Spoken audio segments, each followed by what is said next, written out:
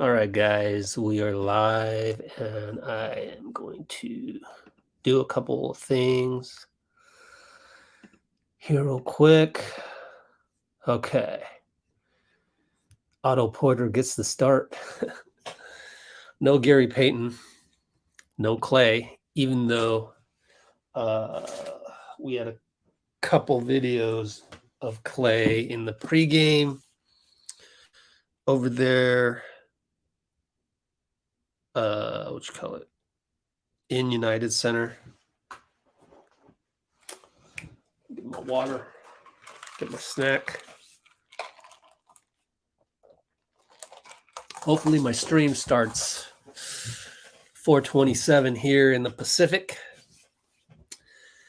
And hopefully you guys join in pretty soon here. I'm going to share my link to the Discord. Let me see. So hang tight, people, hang tight. Discord, where you at? Oh man, I'll put this over here. Discord. Thank goodness I have a good computer here. Knock on wood. Thanks to Lori, one of my paid subscribers. Let's see. Everybody disappeared. I think Anthony,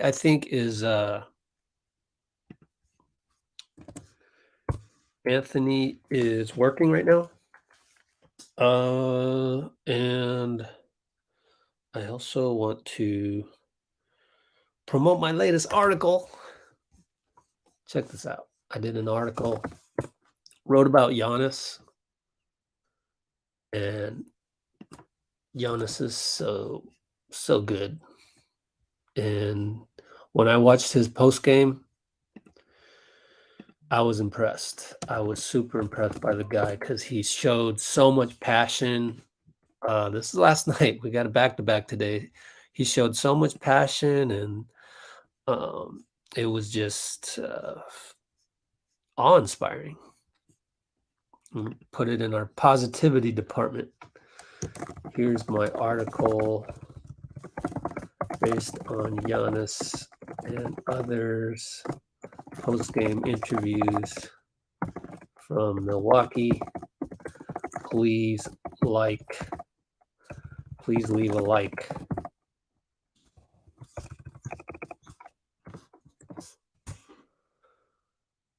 Okay, and I will leave that in the comments as well. Omar Rodriguez, I'm finally getting to the comments. So that's my Giannis Steph article from last night.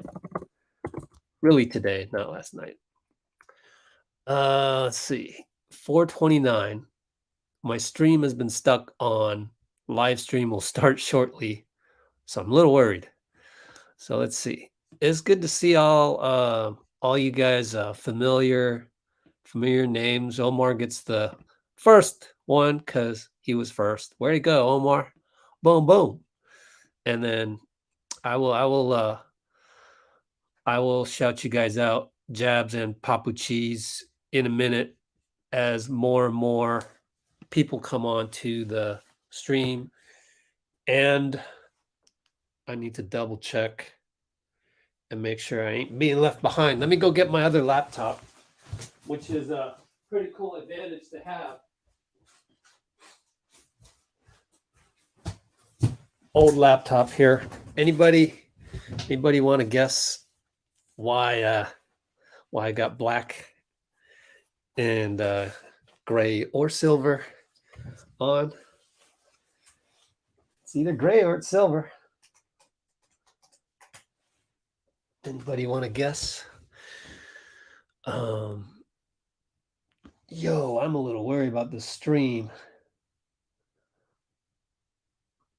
So I am going to get on another stream right here. KV and G Anthony. Okay. I need to invite that that boy. This is so much better than Zoom. Oh, as I said, Zoom needs to consider buying this company ASAP because it's about to take over the world. New technology, no more Zoom. Boom. Okay, so Anthony will come on to the stream. He's actually in Chicago, and I need to check my stream because I'm worried the game's starting without me. My NBC Sports Bay Area stream has been stuck on the live stream will start shortly for the longest time. So I wonder if I accidentally paused it. No, it's live. No, yeah. Refresh. I just had the pregame on, so it should be working. Let's see. Gotta have this as my backup. I paid like $600 to get both of these laptops fixed. You would not believe MacBooks are so, first of all, they're very susceptible to water. So never, ever put anything, that's my tip for the day. Never, ever put anything water-wise near your laptops. I mean, that sounds very basic and stupid, but sometimes you forget. And both of my laptops had water damage at the end of the day. That's what it was. Very, very, very upsetting. But at least I had the Apple Care for one of them and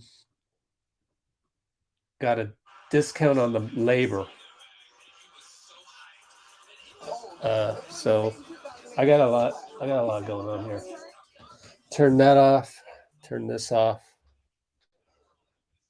Okay. Their TV crew isn't even in Chicago. But I got DeMar DeRozan on my stream over here. It's Mike Breen. Boom, boom. ESPN game. I wonder if the stream on ESPN's faster. I got to try it. So bear with me. Another technical difficulties. Thankfully, difficulties not as bad as yesterday. That was bad. That was really bad. Okay. Yep. Papa Cheese. Go Raiders. I'm not really a Raiders fan. I'm more Niners. But I kind of there's a part of me that obviously roots for the Raiders because of Oakland. NBA courtside by DoorDash. Is that it? Whatever. Bulls number 1 in the East. What a matchup tonight. We haven't talked about it. No Draymond, no Klay. Klay's resting. No GP. He's still hurt. And we got Otto starting in the 4 at the 4 spot. JP's back in the lineup in place of Klay. Let's see. Jabs.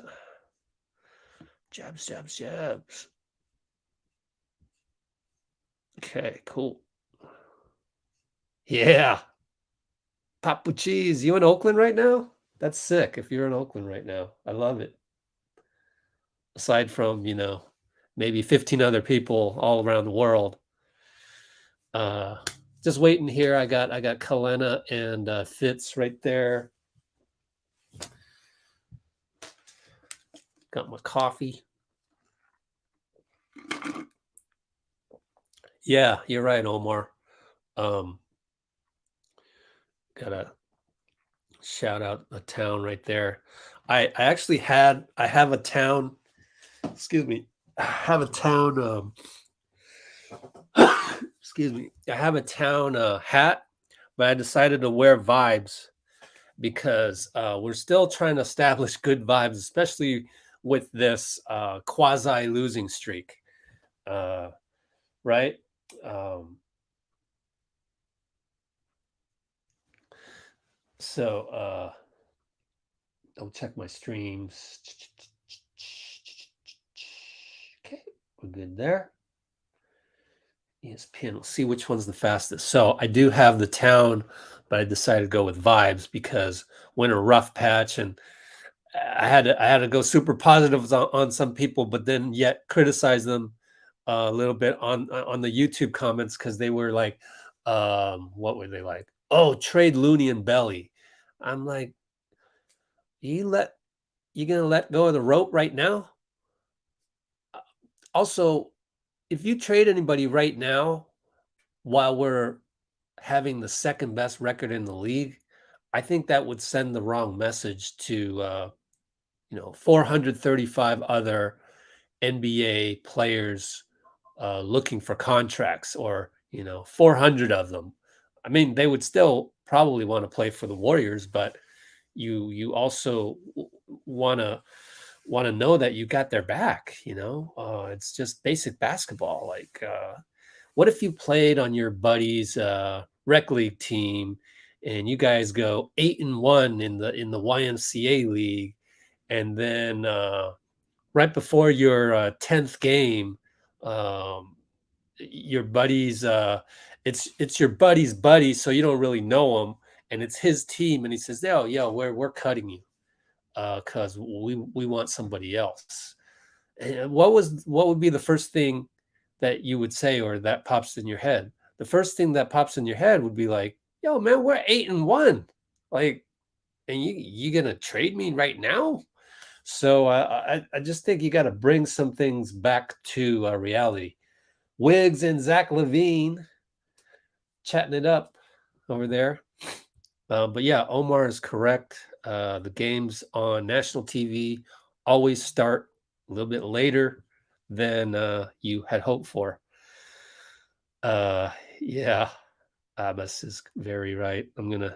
So now everybody so far has been promoted. Everyone's comment has so far, one of them has been highlighted by me here. There's Steph having a good time. Man, my stream is struggling over there because that laptop is from 6 years ago. But Steph is having his usual good time. I look at, there he's dancing. He's dancing in the layup lines. I look at that, and frankly, I don't miss it all that much. I don't miss it all that much. I mean, I'm here in the Bay right now, obviously. I actually, I think it's really cool to be on this live stream on YouTube with only 17 people. Now it's 19. Thank you for the 2 people that just joined. But I don't know. It's just it's a different feeling. And when you're in the arena, it's like going to a concert. And it's like, I don't know.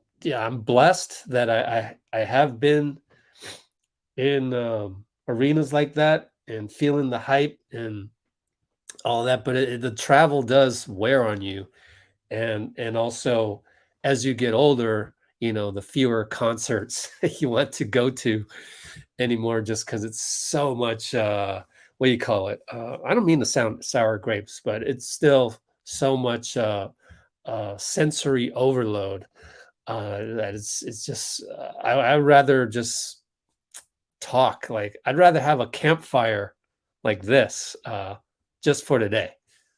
Depends on the day, right? Tomorrow, actually Sunday, I'm headed to Minneapolis, but really tomorrow, because I got to get to the airport at a certain time, and it's like a really odd time of a flight. So it's going to be one of those days where no sleep. And I mean, it's exciting, but also it wears on you, right? So we'll just see. I just decided to go to Minneapolis because I love Target Center, and I did not want to go to Chicago. Apologies to Anthony, He knows this, though. We talked about it. United Center, not easy to get to. And you walk out at night, granted, there's people around and everything, but it's not the best neighborhood. It's sketchy. And like, I just, you know, I'm fortunate to know where the arenas are now. So Minneapolis is actually an underrated road trip. Whereas United Center, you can see the blimp view over there on NBC. You can tell, look at the neighborhood right there. It's just not the best neighborhood. So I don't miss Chicago all that much, to tell you the truth. So I'm glad to be here in this campfire setting. Danny Beck, what's up? All right. I got a boom like that. Speaking of membership, last night I recorded it on my iPhone. I selected a winner of the raffle who I still have all my Klay stuff. Here's the Klay Rubik's Cube. So this is, one of many prizes. And I spent all day doing the videos for the channel with the interviews, because I was really, honestly, I was enthralled by the post game. Like the way Giannis, I just wrote about this on our website. The way Giannis was so passionate about the game, so really honestly passionate about stopping Stephen Curry, which is another factor of why we lost last night. A championship team like that is focused and can execute a game plan, like they can execute a defensive game plan on Steph much better than the Bulls tonight. You'll see. Like the Bulls are a newish team, right? So for them to go, hey, DeMar, you need to be here. Zach, you need to guard this guy, but then you got to be ready when Steph does the dribble handoff and blah, blah, blah. Giannis went through all of that, detailed it. He basically gave the blueprint on how to stop Stephen Curry, which is not a surprise, but to actually execute that in a game, very few teams can do that. I would say the Bucks can do that. The Phoenix Suns, Brooklyn cannot. No, they are not ready for that. Those may be the only two teams. The Lakers, no, they're not there. They don't have the defensive chemistry. So you take it all with a grain of salt. So I'm not mad by that loss last night. I really am not. Plus, it was Giannis, and I love Giannis, man. After that interview that I saw that he gave to reporters, I was like, that's it, man. I'm rooting for the Bucks to go to the finals because I want their best. I don't want, something to happen to, one of the Bucks and then they're, I want the best team, and I want the Warriors to be the best team out of the West at the same time, so that we'll have this epic finals. And if we lose to them, we lose to them. We lost to the best, but man, I love Giannis. So I've been spending all day doing that, kind of getting back to my original thing when I saw Danny Beck's, Danny's comment right here. So I did the raffle last night. I have a winner, but they haven't gotten back to me. But I want to do at least four, maybe five more, because we're, tomorrow's Saturday, and I really, officially started this Sunday, Klay's return. So that's, I should have 6, 7 winners by then. So I need to really catch up. But luckily, this is an East Coast game or Central game, and I'm going to have some time afterwards. And I'm looking forward to doing more raffles tonight after the game. Also, I hit up Dr. Brar again. He released a video on Wiseman. Go check it out. I don't know how to get that to you. Oh, cool. Just got a DM from JP's boy, Raylan Lamar. Had to get out of town quick in a hurry after that, but he's a Bucks fan, obviously from Milwaukee, and if you saw his Instagram story, Raylan was obviously rooting for the Bucks, but that's all right. And I have I have such tremendous respect for the Milwaukee franchise.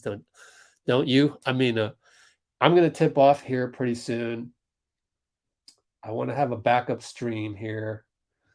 I've just tipped off. Chicago wins the tip. Lonzo with the ball. 11:54, 3, 52, 51, 50 if you want to sync up with me. And sorry to go on a ramble. That means I'm behind on the comments. But anyways, Vucevic back out left side, DeMar. Lonzo launches with the shot clock at 3 and scores, swishes a 3, falling away over Steph. And so they got a little bit of the Bucks mojo right off the bat. Okay, so here we go. Wiggins against DeMar. Otto comes around the Looney screen 3. Good. Now, Otto got the start, right? I'm thinking Otto has a big game because it's that whole factor of playing the team that got rid of you. He used to be on the Bulls. DeMar with a pretty standard DDR mid-range right there. 5-3 Chicago. Wiggins right side. Otto posting up on, I forgot his name. Anyways, Wiggins up top 3. Good. So 5-5. I got to pull up a box score just so I can remember these guys' names. My bad. I wish they had uniform numbers on the box scores. I can't stand the fact that they don't have that. That was Tony Brown Jr. Zach from up top, no good, but we tip it out of bounds. A little too tall there. Otto Wilt Porter. So 14 on the clock. Baseline inbound. I'll get to your comments real soon, people. Real soon. Okay. All right. So backdoor cut. DeMar. He loses it. Gets it to Vooch. Baseline good. Only one missed shot in the whole game so far. That's what, 1, 2, 3, 4, 5 for 6 combined shooting. Wiggins to JP right side. Good. 6 for 7 shooting combined so far. We're up 9-7. Only one missed shot in the whole game so far. Lonzo against Steph. Lonzo with his afro. Left side. DeMar against Wiggins. Fade away. Baseline. No good. Auto rebound. Let's go, guys. JP bringing it up against Zach. So, yeah, we got Lonzo on Steph. Wiggins right side 3 short. DeMar rebound. Let me lean back a little bit because, looking up too much. DeMar to Lonzo corner. Come on. Lonzo hits the corner 3. Okay. Well, it's 10-9. So we come out this like a pickup ball game and just launching and people are making shots. JP, good. Rattles in and out, back in. So now it is 12-10. 12-10, Golden State. Here comes Brown Jr. DeMar back up to Zach. Back out to Vooch. In and out, but Zach gets the rebound. Wiggins on Zach. He tries to pass to a cutter. It was Vooch. Otto steals it. JP finds Looney. Slam dunk. We in there. 14-10. Good start. We finally have a good start. It's been a while. DeMar goes around the screen. Back out to Lonzo. No way. Regression to the mean. That was a brick. Out of bounds. Let's see where we at. Try to get sleep on the plane. Yeah, Omar, I feel you. But it's like an early morning flight, like 5 a.m. And oh my God, Steph lost his shoe. What just happened? Oh. What? Oh, man, I got to turn on I don't know what's going on, but Zach is going to the locker room. Is that a technical? Maybe Zach got hurt and they had to purposely foul Steph or something.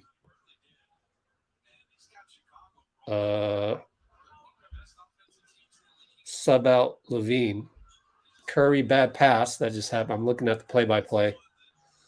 So there's a wild sequence coming up. Damn. Vooch scores. Okay, let's turn that down a bit.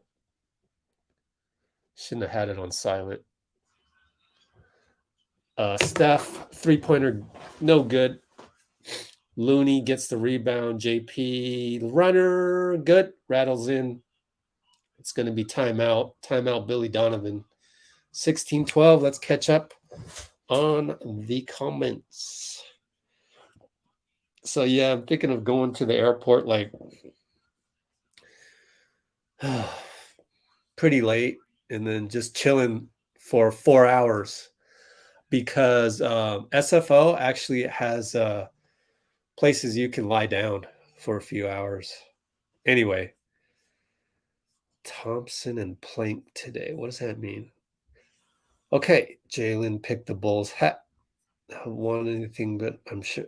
Yeah, Danny, I think just go to, I gotta promote our subscriptions here on the website. So if you subscribe to our website, $5 a month, you get in the drawing, and I think we have 70 something subscribers on the website, and I'm pretty sure I'll have at a minimum a T-shirt for the 70th winner. Let's say, right? Kerr is becoming predictable. Okay, are we here to drag Kerr's name through the sand while they're going through a losing streak? Is that what we're doing? I don't get that. Let's see. We also missed a bunch of shots yesterday, and they were making everything. Yep. Memphis or Utah? What were we talking about there? Anyways. Oh, yeah. All right. So, all right, Vic. If you promise not to just throw additional negativity about Kerr, because Kerr is actually an offensive genius. We don't slander Kerr on Let's Go Warriors. We don't slander anybody. We don't even slander Chioza. So I'm going to do this, but you better stay positive, man. You better stay positive. Klay's minutes probably go up to like 24, according to Slater. So Steve in the pregame said that Klay's minutes would go up by a little bit. Slater tweeted 24. So I don't know if he, after the interview, he went up to Steve and go, "Hey, can I tweet out 24?" I don't know. But we're splitting hairs, right? I mean, 23 doesn't seem like a big jump from 20, so it's probably 24. And Klay said in a couple weeks he should be back to normal minutes, which would be like 34, just like Steph. Okay, everyone should join them. Thank you, Danny. Man, you are my number one supporter right here. Oh man, look at that. Oh man, I have got to screenshot this. This is incredible. Danny. But I'll screenshot it later, and I'm way behind on the comments. So I apologize. Keep commenting. I'll catch up. DeMar left side against Wiggs. I'm at 735, 734, 733. Damn, foul on Wiggs and one. DeMar with the old school Kobe move. And I will screenshot that. And because that's like one of the most awesome comments I've ever seen, I am going to photo this right now and do that. Actually do that. There. So I got the game in the background on the big screen. Danny's comment. Me. Wiggins comes back and one. Let's get this boy in an all-star game. he was last in the second tally. Dosunmu, I like that kid. That kid hustles. He's like a bigger Lou Dort, like a taller, bigger Lou Dort or skinnier also. But those types of players, we were talking about this with Anthony the other day, who might come on later. Oh, Looney offensive rebound, but Wiggs missed another free throw. Anyways, JP for 3, no good. We get a rebound. Otto, good fake. Oh, he missed the layup. So yeah, these guys, like, Otto gets another steal. Here comes Steph against Vooch. Stops and pops. Beautiful. Beautiful. Wow. Behind the back, pull up swish, 3 balls around Steph. That was beautiful. Anyways, we're up 2015. DeMar with the little jumper that falls short, surprisingly. I thought for sure he's going to make that. Here comes Wiggs. Steph set a screen and he's hurt. Oh, bad foul by DeMar. I mean, not on purpose, but probably got Steph in the face. He's struggling. He's shaking it off. I need a backup stream somewhere here.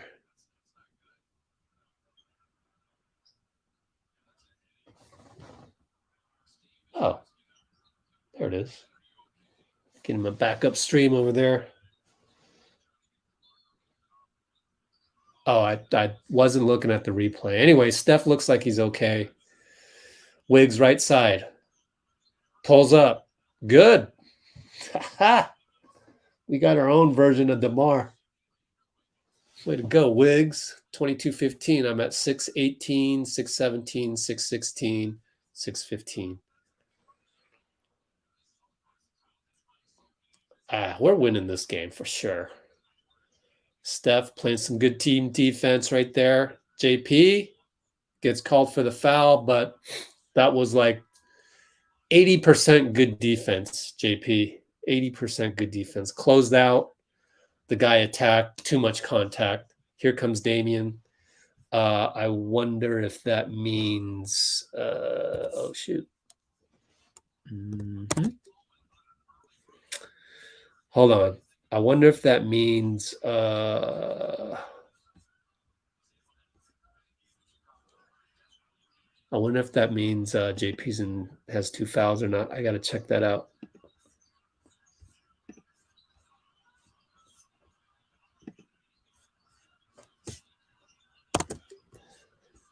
Okay, Damian right side. We're getting some rebounds, offensive rebounds and stuff. Here comes Steph. Went around a curl. No good. Missed it. Jordan Poole, 1 foul. So we're good. We're good on that. It's just for rest because he's basically Andre's in. He's basically our starting 2 guard. So we got to have the rotation right when Steph comes out. And Steph hasn't come out, and we're at 5-15, 5-14, 5-13. So I wonder if he'll play the entire first. All right, Steph doubled right side. Vooch and Lonzo on him. Back to Looney, Andre right side, back to Looney. Hit that. Damn, he hasn't made a 2-pointer in like a week.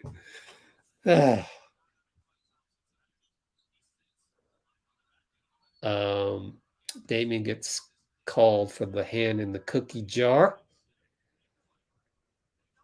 Okay, let's catch up on the comments. Yeah, Zach Levine went out.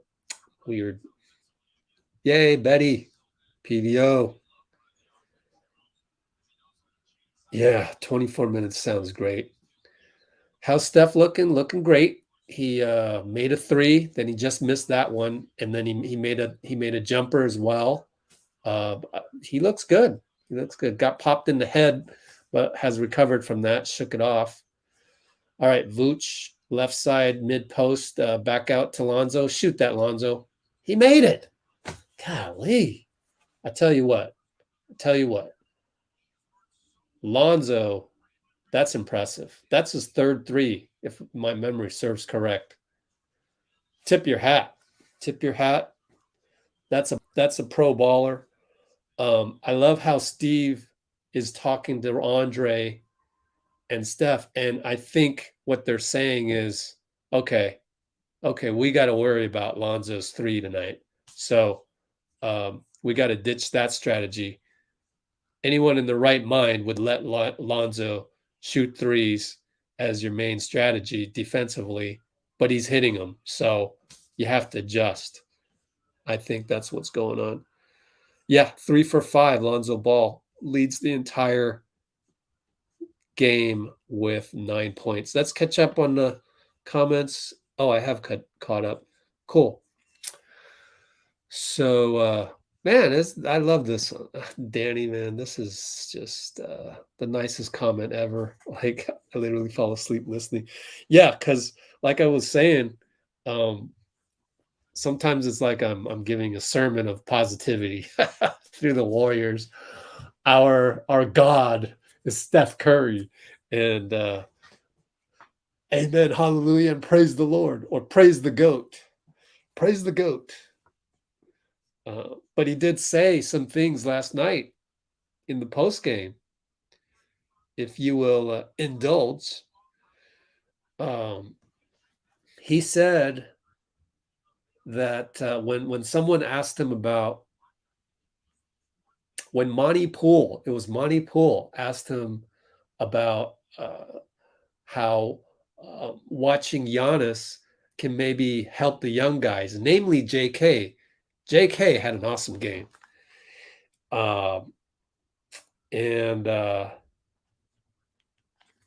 Steph said, well, it's just the work that you put in every day in and day out, and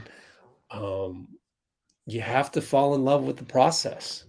If you fall in love with the process, um, you never know when you're going to take that leap. I'm paraphrasing here, but he literally said this. You never know when you're going to.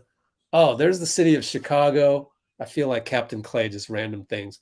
City of Chicago. Anthony is somewhere in that city right there. But anyways, you have to fall in love with the process. You never know when you're going to take that leap.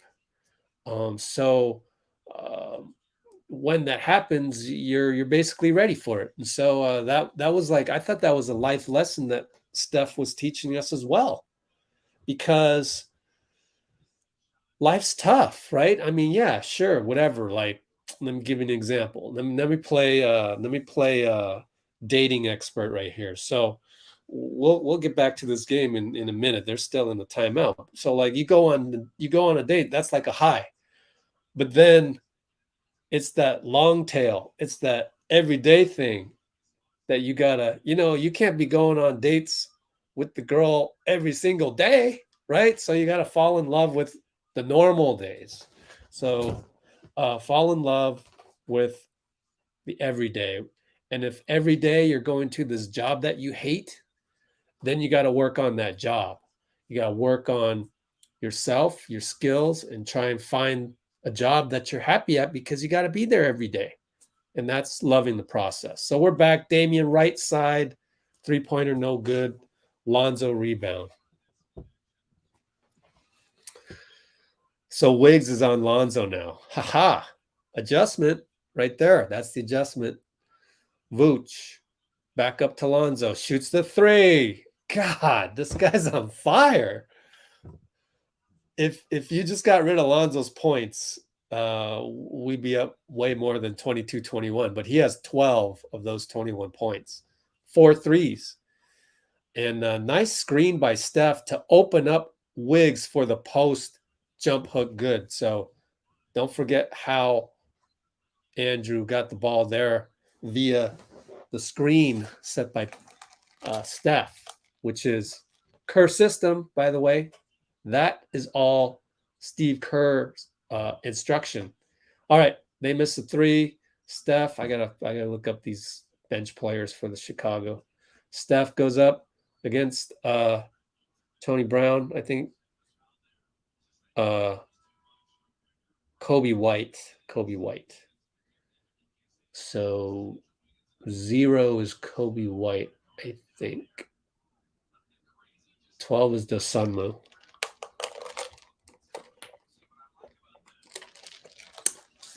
Okay, I'm at 310, 309. No, foul. Off-ball foul on the Sunmu probably against Andre, which will put Andre on the line as they're in the penalty, and they take the opportunity to give Steph a break. So let's look at the lineup. JP back in. JP, Damian Lee, Wiggs, Andre Belly. And Damian makes it 24-21. Let's check the comments real quick. Okay. I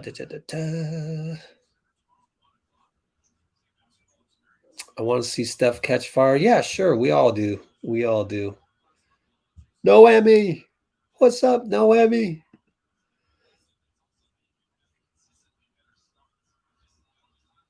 Actually, Steph did make a three.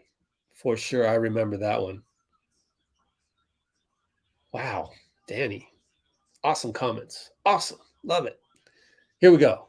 We're up 26-21 as Damian hits both Andre with the long fingers and arms, gets the pass. Man, he's so good. Jeez, man. That's against Lonzo. Lonzo isn't just throwing the ball way up there. JP, no good left side. Rebound. I got to check that guy's name. Dang it. Oh, man. Vooch gets a feed inside. Easy bucket. Play-by-play. Oh, something happens right here. Man, I cheated. Saw the play-by-play. Sorry. Wiggs posts up on Lonzo. Bye-bye. Two-hand slam and one. Oh, all-star. All-star. Alfonso McKinney will come in. Man, we are really behind on this stream. I'm sorry, but that's what. Oh, that was Alfonso McKinney with the rebound earlier. I was like, wait, who is that guy? And it was Alfonso McKinney. 28, duh. It's number 28. He just looks so different. He looks different in a Bulls jersey. So weird to see Zoe. Alfonso McKinney in a Bulls jersey. Anyways, does Sunmu right side, McKinney rebound, smash. Damian is discussing with Andre what the hell happened there. Let's just assume whatever Andre says is what should have happened. Here comes Poole. Missed it. Pretty good hesitation move, but he hasn't really mastered that just yet. Here's McKinney downhill. No good. Gets the call on Wiggs. How many on Wiggs? Better check that. I can't look at the play-by-play anymore because it's spoiling my view of this. 141 to go. Wiggins has 2 fouls. Don't foul anymore. Okay. What's good? What's good? Kicks. 20 people on the chat now. Okay.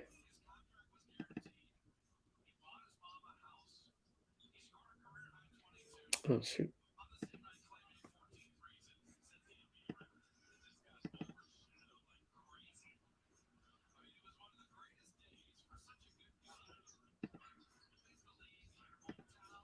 Oh, yeah. Fitz is talking about how Alfonso, I forgot what he did, but it was the same night that Klay hit 14 threes in that building right there. Andre with the 3. So we're up 32-26, but we got to keep this up because this is dangerously close. Who the heck is that guy? Bradley. Tony Bradley. Center. Way to try and get a shot off there, Andre. Versus McKinney. McKinney still got a role in this league.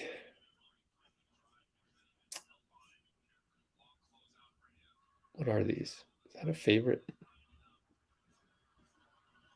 I don't even know what that is. Oh, okay.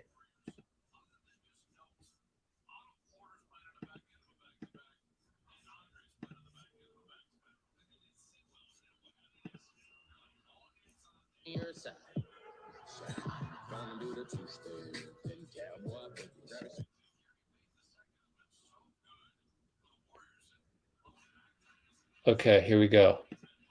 Makes both 54, 53, 52, 51, 50, 49. Wow. Andre got his hand on a DeMar pass, but then DeMar goes in to slam it. JK was there to disrupt it, ended up getting called for the foul. Good to see JK in there.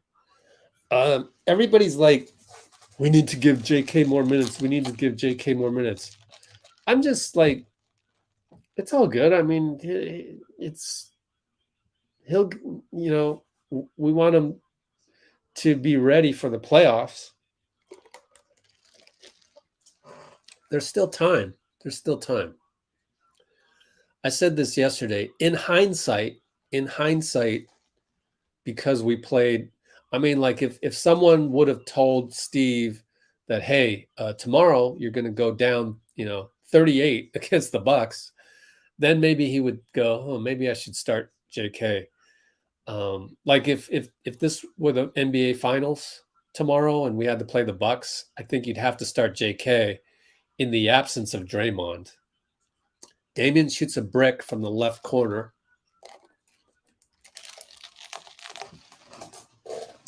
Here comes DeMar. Ooh, little razzle dazzle, and he just lost the ball. So even the greats do that. Like, you don't expect DeMar to do that, and he just gave us the ball, basically a free steal for I think it was Andre. And now we're up 6. JK pick to Andre. JP pops out via pick by Belly, by the way. So he pops out. That's good. And we're going to be up by 9. Pretty good defense there by Damian to disrupt it more. And we're up 9 after 1 quarter. Way to go, guys. Way to go.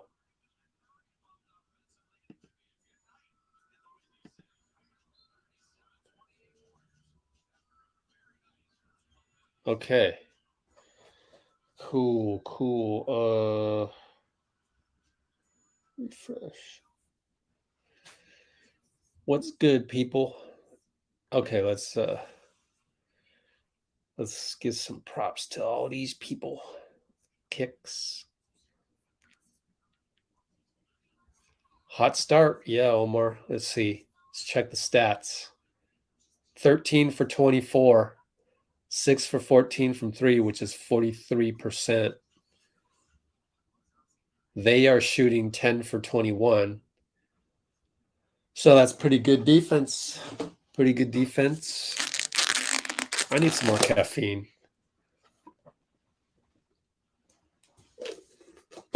Have you noticed various Starbucks, at least in the San Francisco area, have been cutting their hours, or you can't even do mobile orders ahead anymore? Do you know why? I found out why.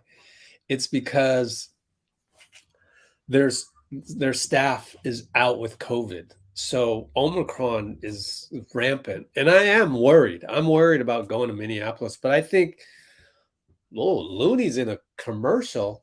Hold up. What is that? Oh, Fit Aid. So I'm a tad bit worried, but I'm gonna double mask on the plane and anywhere that has a lot of people. Target Center. One of the things that came out yesterday or 2 days ago was that the Timberwolves are now requiring everyone to mask up for Target Center. I'm like, thank goodness, because this is getting out of hand. Man, my stream isn't working on the backup. I'm trying to stream on ESPN, see if I get a better feed than my main TV which is connected to my Chromebook, so it's streaming. That's the thing I like about Chromebook, is that all of them come with HDMI cables, so you can stream straight to your TV. You can't do that with a Mac. I hate that. I don't know why. So little technology tidbit there for you. 1 turnover only. That's good. That's a good benchmark, and it is on Steph. One turnover only. I like that one. That's a good one. Um, oh man, Omar. Okay, hope you're doing better.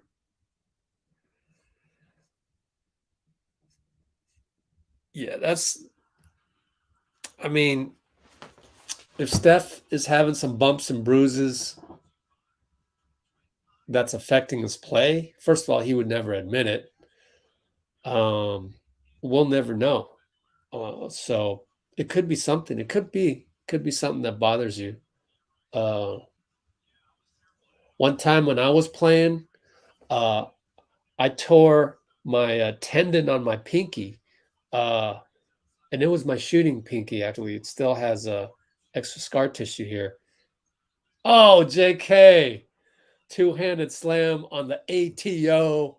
Oh man, that was beautiful, beautiful. Steph set the pick. Uh, look, I need to look at that again because that's Kerr genius, man. That's taking advantage of Steve's. I mean, that's taking advantage of Steph's gravity. Here we go. Replay. Kuminga picks DeMar like that. Here comes Steph for the. Okay, yeah, yeah. Because what's going to happen right there is number 0, Kobe White. He's not leaving. So what Kerr did there was he picked on Kobe White. He's like, this isn't Chris Middleton, right? This is Kobe White, which is why I told you the Bucks can execute their defense a whole lot better than the Bulls. DeMar pulls up for a DeMar mid-range right there. We're up 8, 39-31 with 11-20, 11-19, 18. Kuminga gets the step again, layup. So now Steve has to play him a lot tonight, right? So for those of you who want immediate minutes for JK, that's great. Uh, I'm okay either way. Like if JK is not playing, then we got this entire team. It's not like guys don't deserve to play. You know, I really think the full squad, everybody deserves to play. There's not enough minutes to go around, such as for Moody. So Damian gets the offensive rebound, and Kobe White's been beaten twice. I wonder if he gets subbed out. Anyways, Warriors up 43-31. Everyone very happy with these results. I was going back to that dunk out of the timeout, out of the end of the quarter. Uh, so Steph picks DeMar. Uh, Kobe White has been told, you must stay on Steph every step of the way. So that's just that's a genius play call, in my opinion. All right. Boom.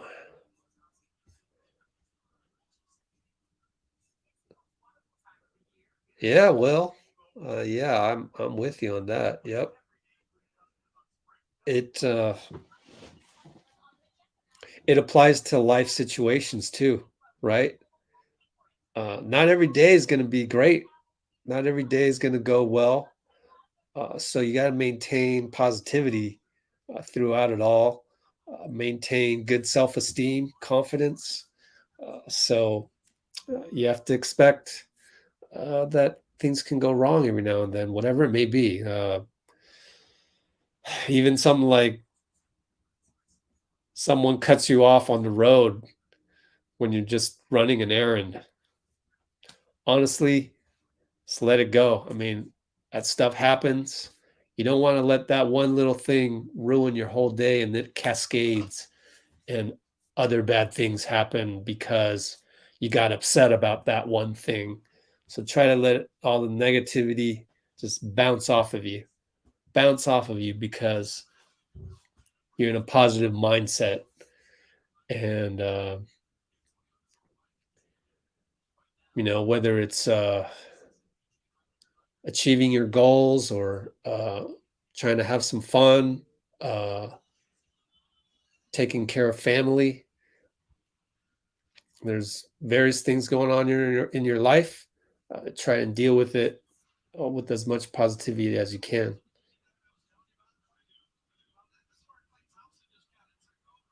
So they're showing the 14 threes by Klay. I was in the building there. You know, the only thing I remember was in the hallway where there was Scottie Pippen, there was Klay. I don't even remember where I sat. I believe it was nosebleeds. So, Zach has had 13 threes in a game. Wow. Yeah, so that's what I remember from the 14 threes, just him in the hallway and bumping into Scottie Pippen, bumping into Will Perdue. Yeah, JK and Steph are playing off of each other. MJ, yay! MJ showed up. Thank you, MJ. Oddly, MJ, no relation to the famous other MJ Chicago player. Okay, DeMar left side against Kuminga. Kuminga, great job of what? They're gonna call him for a foul? Oh, I'd love to see the replay on that. JK wants to see the replay. He's got 2 fouls. That doesn't matter. Just keep playing him.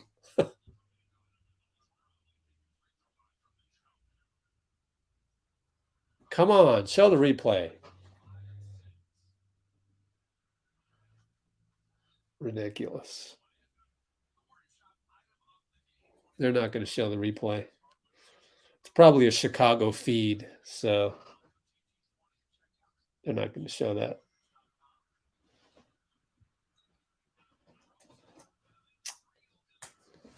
Okay, Andre brings it up. Steph off the ball. Comes up, gets it. Fade away against Lonzo. Good. Swish. God, he does that so easily. He's very MJ-esque, honestly. Very Jordan-esque on that play. Andre with another steal. JK, here he comes. Finds Steph. Good. Here we go. Here we go. Warrior basketball is back, my friends. 9:40 to go. 9:39, 9:38 if you want to sync up. Oh, yeah. We are up 15, 48-33. DeMar left side. JK throws it all the way over to Dosunmu. No good. Belly rebound. I don't get I don't get all the trade belly things. It's like, who are you going to trade him for? Anyways, Steph gets the ball from Andre, dribbles around. Oh, draws the foul on Lonzo, and he's hurt. The hand, but he gets up. He gets up because he hates it when people focus on injuries of him. So trust me, he's getting up there as soon as possible to not make it an issue, but it's very painful. I don't even know if I want to watch this. I'm glad we couldn't really see, because I say that because knock on wood. Um, oh no. Okay, he just missed a free throw pretty badly short. I'm seriously worried. The reason why I'm worried is because I have broken my wrist on a fall, but my fall was backwards. I guess that one was backwards too, but it was my fall was way worse. Like I landed on my wrist, like to try and break my fall. Anyways, let's see how the second one goes. He swishes it, but he's in pain. He's in pain. I'm seriously worried about this. Oh God. Like like he's not going to shoot a logo three next time down, right? I mean, really worried about this. Man, I would call timeout. I would call timeout, have it looked at. I just Oh, man. I'm worried. I'm so worried I can't do the play-by-play. Andre gets another steal. Hall of Fame pass behind the back to Damian. Unbelievable. The bench is like this. Even Andre loves it. He's like, oh my gosh. But I'm still worried about Steph. The problem is I've broken my wrist. Another steal. No, Andre won't get the steal. Deflection. He's everywhere. He's everywhere. Everyone on the bench is impressed. Everyone on the bench is impressed with that. JK comes out. I guess it's a timeout. Who called the timeout? Let's look at the play-by-play. I'm still worried about Steph. Chicago timeout. Because Andre's everywhere and Donovan's like, can we just get a pass to go from A to B? But yeah, a little bit worried.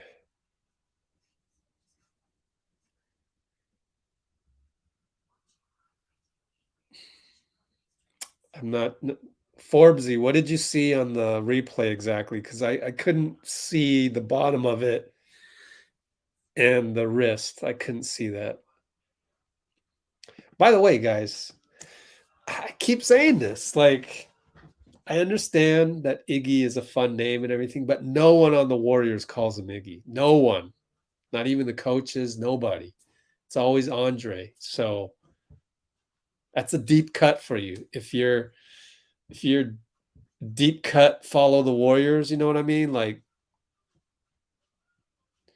obsessively close to the Warriors, you know that he actually doesn't like Iggy. It's Andre. So FYI, FYI. I'm not saying I'm not blaming your passion or anything. I'm just saying like the guys who know, they know. Like nobody on the squad calls him Iggy. FYI. But anyways, yeah, it looked like he almost landed on it. Buckled a tiny bit. Oh gosh. I hope you're I'm gonna highlight that comment. I hope you're saying exactly what you saw. I hope you're not exaggerating. Let me put it that way. Putting my trust in you on that. But I am quite worried about that. I am quite worried about that. Yeah, so let's go through some of these comments. Yep, MMC. I totally agree. That's Twitter is the worst. Everyone becomes a head coach on Twitter and they create this false hate. That's the part I don't like. Because someone can say something about Kerr, and if we can have a frank discussion about that, that would be cool. But then on Twitter, you can't have frank discussions with anybody because they went on the app to be outraged in the first place. So they're in the zone, the outrage zone, and you can't really do anything about that. And so that's why I've given up on Twitter entirely. Anastasia, what's up? I got your email in terms of sending positive vibes to JP. I haven't had time yet. Eventually I'll have time. Maybe as I'm on the plane or on the flight to Minneapolis. Oh, here we go with the replay. Oh gosh, I don't want to watch this. Oh, so we got foul. I mean, not foul. Alonzo hit his wrist like that. I don't, the good news on that, if that is the reason for the wrist, then that's more of a sprain. When the wrist hits the floor and the reason for the wrist problem is the floor, then you got potential problems. But if his wrist is hurting from a hand on hand slap like that from Lonzo, I'm actually happy about that because I don't think you can break your wrist when it's hand on hand. You can, if like me, when I was 19 years old, you get undercut and you have to break your fall, and my wrist broke my fall and I broke my wrist. Anyways, they miss again. They're see, now the Bulls are like what we were yesterday, just not feeling confident. Look at the crossover by JK. Oh, gets the call. Oh. I'm telling you. Steve knows because Draymond said he wants. I wonder what JK and Steve were talking about. Maybe there was an angle to pass to somebody in the corner. Okay, so maybe Steve's like, hey, maybe you want to think about passing that to Andre. And JK had to say, well, I saw the bucket. Okay, so that drive right there by JK was another example of him basically making something out of nothing. Where else have you seen that?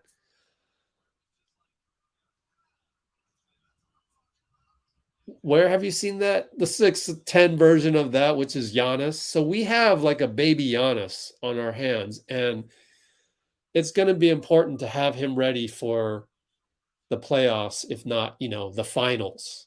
I think Draymond is correct. He said that a few weeks ago. Look at that defense on DeMar. All he has to do is go like this because he's 6'8" with a super long reach. Oh my gosh. Wow. We're seeing like future greatness evolve before our eyes, people. This is exciting. Wiggins with another all-star move, just the casual, let me nonchalant the banker on you. We're up 21, just like that. That's how this NBA game in 2022 can really change on you. Here's Anthony's on. What's up, Anthony? What's up? What's up? Let's do this. Yeah, I like Wow, that. I this is like neat. it. I love this, man. This is way better than Zoom. I like this. Oh, So wait. What's happening? Oh, we are taking over. We are starting to dominate, but Vooch scores right there. So I'm at 6:18. me What's too. happening? Timeout. Oh, okay. So Steve just called a Popovich timeout where it's like, oh, we scored a 2-0 run. Timeout on you. I love that. I love that. Let's Don't mind check me. the you I'm got about the to eat my cereal. cereal. Okay. Give me one Let's second. check the comments. Andre is nice. Oh yeah, he I is. heard Zach Man, Levine got Andre is hurt. like Hall of Fame evidence right there tonight. Hall of Fame evidence. Send this tape to Springfield. I heard Zach So Levine. Forbesy, you're wrong.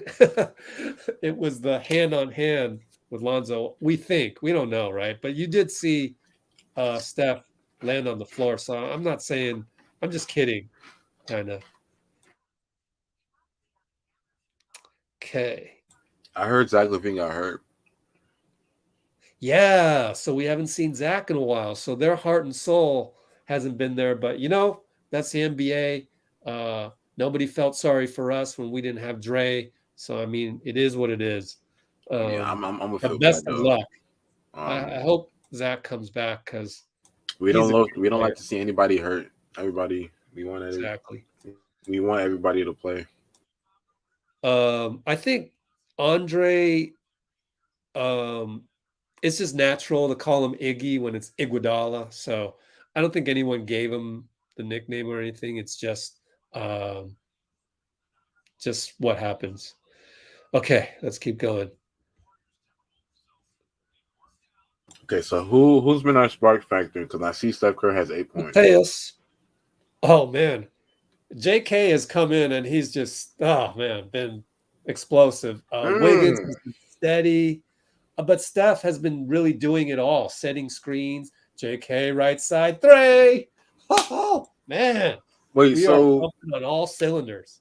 so who's been our 5-2 who's been lead, our spark factor? To 5-2. we're up by like this much, so who's going off? Oh, Everybody, honestly, Andre's getting steals. JK, let's go. I'll oh my go. gosh, we are on fire, and JK is earning so many minutes. Oh man, but I think the reason why he didn't play as much last night is you'll see Moody and JK. You'll see Moody and JK play more against the younger teams because that's where you can like really kind of like do some damage because they're younger too. And we get a free steal. JP to Wiggs. JK reverse layup. Oh man. He's so happy. Look at JK. He's happy. Oh man.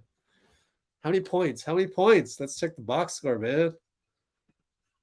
Okay, Vooch dunk. Okay. It's all good. It's all good. JK has 12 points. He's leading. No. Wiggs has 14. JP has 11. Steph only has 8 points. Only. Oh my goodness. But JK, 12 points in 9.5 minutes. 5 of 6 from the field. Oh my goodness. Oh my goodness. JP doing some crazy stuff, but it was late shot clock. So Looney saves the day with the rebound. Shot clock winding down. What a pass. Way to go, JP. Finds JK. Standstill three. No good from the corner. Here comes Lonzo. Left side goes by Otto. Oh, man. Late call. But I think it was a foul. It was just a late call. And quite frankly, excellent move by Lonzo.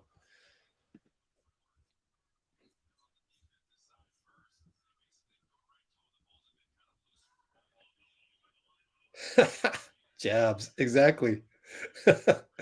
We're making fun of Twitter right here. It's all good. Baby KD. That's Loney. Can you zoom out the cameras? What does that mean? Oh my God! I'm sorry, I'm ahead of you. I can't sync up. JP. Yeah, way to it's go, so nasty. JP. JP layup. I'm at 348, 347. I'm like 341. I can't really stop. Bad pass by Lonzo. Steph with the free steal, and he fouls. Okay, so let's see. Can you zoom out the cameras? What does that mean? Let me know, Omar. Anyways, JK splash. Levine is out for the game. Too bad.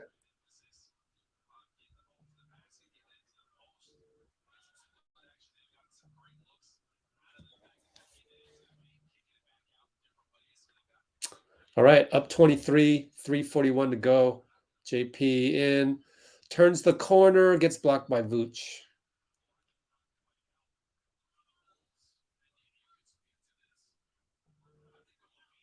How's Vooch been playing lately, Anthony? Pretty good. I don't know. I haven't seen so much of this game, but Oh, like in general, yeah. Otto uh, pull up, 2 points. he had a slow stretch, coming to the season, but I think he's picked it up. DeMar DeRozan. DeMar down the lane, good. Right past Wiggs. We're up 23 still. Get my water. Okay. Comes JP. Wiggs pick and roll. Looney another pick. Back to Looney. Back to Wiggs. Mid post. Vooch is behind him though. Oh, he steps back. Pull up. That was interesting. Okay. Nobody was under the hoop. It's one of those scratch your head Wiggins offensive sequences. But anyways, we got the rebound. Here we go. JP to Wiggs, wide open as Vooch is late, coming back, and that's a three. Wiggs, despite me harping on that bad possession, overall he's playing great, and he leads with 17 points, 7 of 9, 2 for 3 from 3. In my opinion, a no-brainer for the All-Star team. Honestly, like it's a no-brainer. Like if Wiggins doesn't make the All-Star team, something is wrong. Otto 3, right side, no good. DeMar right side on Wiggs, dribble handoff. Dosun move back up. Downhill goes I forget who that is. Kobe White? No, he's 7. That's Kobe White. Can't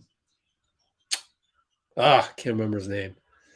Otto to JP off a screen, jumper good. So look we're doing those mid-range jumpers that everybody said we ought to do. So there you go. We're doing it.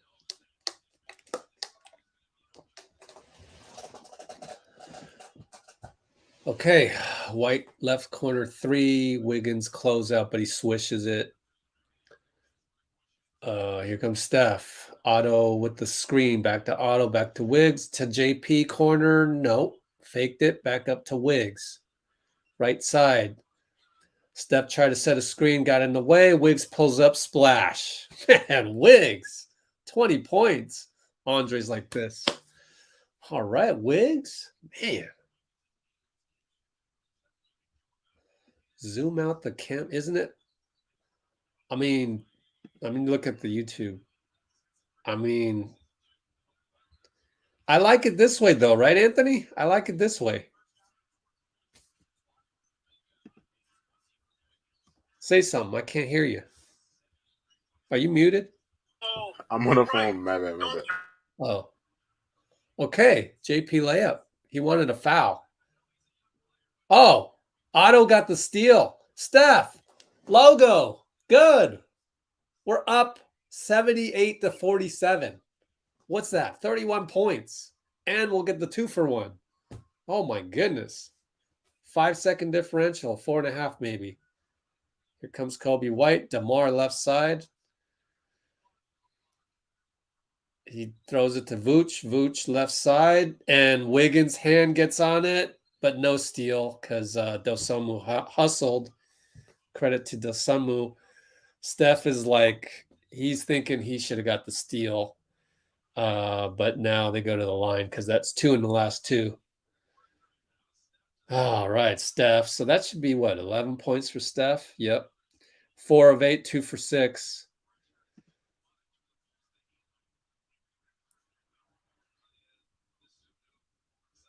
I don't know. What do you like? I like this version better. Everybody let us know. I like this version better for well, Anthony's a little busy right now, but I like this version better rather than the zoom out. I don't know. JP. Oh, air ball, right corner. So we're going to go up 31 at halftime, 78 points scored. Yeah. Not only that, JYNARA2 fly. Everybody's playing well. Like everyone, even Damian. Damian's playing well, like everyone. So once we get Anthony back on here, whenever you can, Anthony, let me know which version you like better. Omar likes this version. I like this version. I like that. I like that. I like this one better. I know, me too. Yeah, it's whatever they want, you know. Here we go with the Jalen Rose. I'm on the phone right now, so I'm gonna just be mute. I don't even care what Jalen Rose says, you know. Don't even care. I can't wait to put like our logo around here and stuff. And matter of fact, I'm gonna try and get some help on that. Comments. Ooh, banners. How come I can't? Oh, that is so weird. Okay. Cool, man. This is cool. Theme bubble. We have a classic theme right here. Bubble or classic. Ooh, I like classic better. Then there's minimal. Nah. Block. What the hell is that? Block. No, let's go with classic. I like that. I like that. Now you can if I do this, you need to get your profile pic here so that it'll show up bigger on our thing. Pretty cool, yeah? I need to put a logo. Oh, upload logo. Let's see how this works. I have no idea what I'm doing. Contains logo. Where's our logo? Jesus, I don't even know what our logo is. Maybe this logo. What do I do with this? Oh, haha! Look at that. Got our logo right there. LGW overlay, StreamYard overlay. Ew, that one looks crappy. Oh, I see. I see live with. Okay.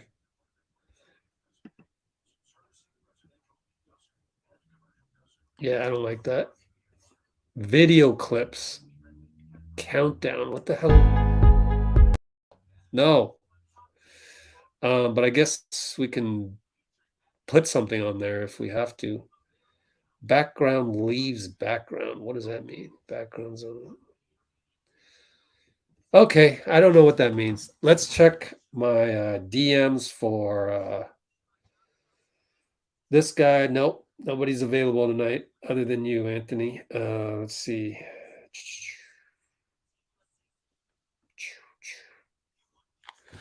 All right.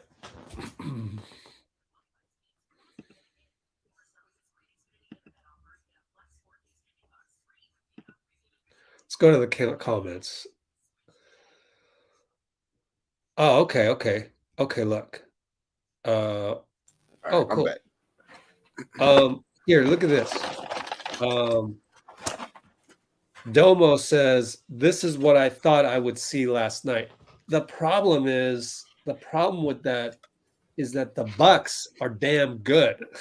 That's the problem. And if you go look at on our channel, I have Mike Budenholzer and Giannis talking about their game plan on Steph, and it really was like they executed that game plan to a T. So you have to really just tip your hat to the Bucks. I mean, yeah, we had some turnovers in the beginning and we missed shots. So if we didn't have the turnovers and we didn't miss shots the way the Bucks were making shots out of the gate last night, then the rest of the game becomes different. But all in all, I mean, I really am not mad with the performance because the Bucks just played so well. It was like they impressed me. Like the way Giannis played. I mean, Giannis is trying to get downhill, and we have nobody to guard him other than if we had to do it all over again, then you would obviously start Kuminga on him, right? Um, so we didn't really have anybody, no Draymond there to play the five because Giannis started at the five. So last night it was just kind of an aberration, and everybody's saying it, on the team. Steph, it's part of an 82 game season. You're going to run into a game like that where they're just hitting everything and you're hitting nothing. So that's what happened last night. So today, younger team, newer team, less chemistry, probably very difficult to execute a game plan to a T. They just haven't been around long enough to track Steph. Like they had the one play that started the second quarter, which I think is a genius Kerr play. Like I said, talked about it earlier. Steph goes to set a pick on DeMar, who is covering JK. Kobe White is covering Steph. He wouldn't know any better. He doesn't know that this play is actually a gravity play on Steph. Whereas a guy like Chris Middleton, his spidey senses would be tingling. He'd be going like, oh, Yeah. wait a minute. He's using Steph's gravity. Let me shade a little bit to show on JK so he doesn't drive right past DeMar and me. But Kobe White doesn't. Kobe White's nowhere near Chris Middleton.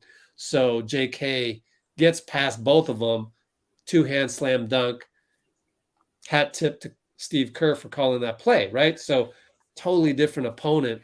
And I think we all really ought to just give our respects to the Bucks. I wrote about this about an hour before tip off. I want to see the Bucks in the finals again They were because fun. That was fun to watch they last are night. that impressive to me. And Giannis in the post game, he's slapping his hand on the table. We did this, that, and the other thing. We gotta build good habits. And man, your team just blew out the Warriors. And you're talking about how your Bucks need to do this, that, and the other thing. That's impressive to me. That's like a Hall of Fame player. I tip my hat, and I really, really, really want to see Warriors against Bucks in the finals. So that's my diatribe on that. And Uh, Domo, I appreciate you putting that. I appreciate you saying that because it helped me kind of go on that diatribe. Go ahead, Anthony. yeah, I mean, I didn't watch the game at all yesterday. Oh, I didn't good for see you. I didn't see any highlights or anything. All I know is the Warriors are down 38-77 at halftime. That's all I know.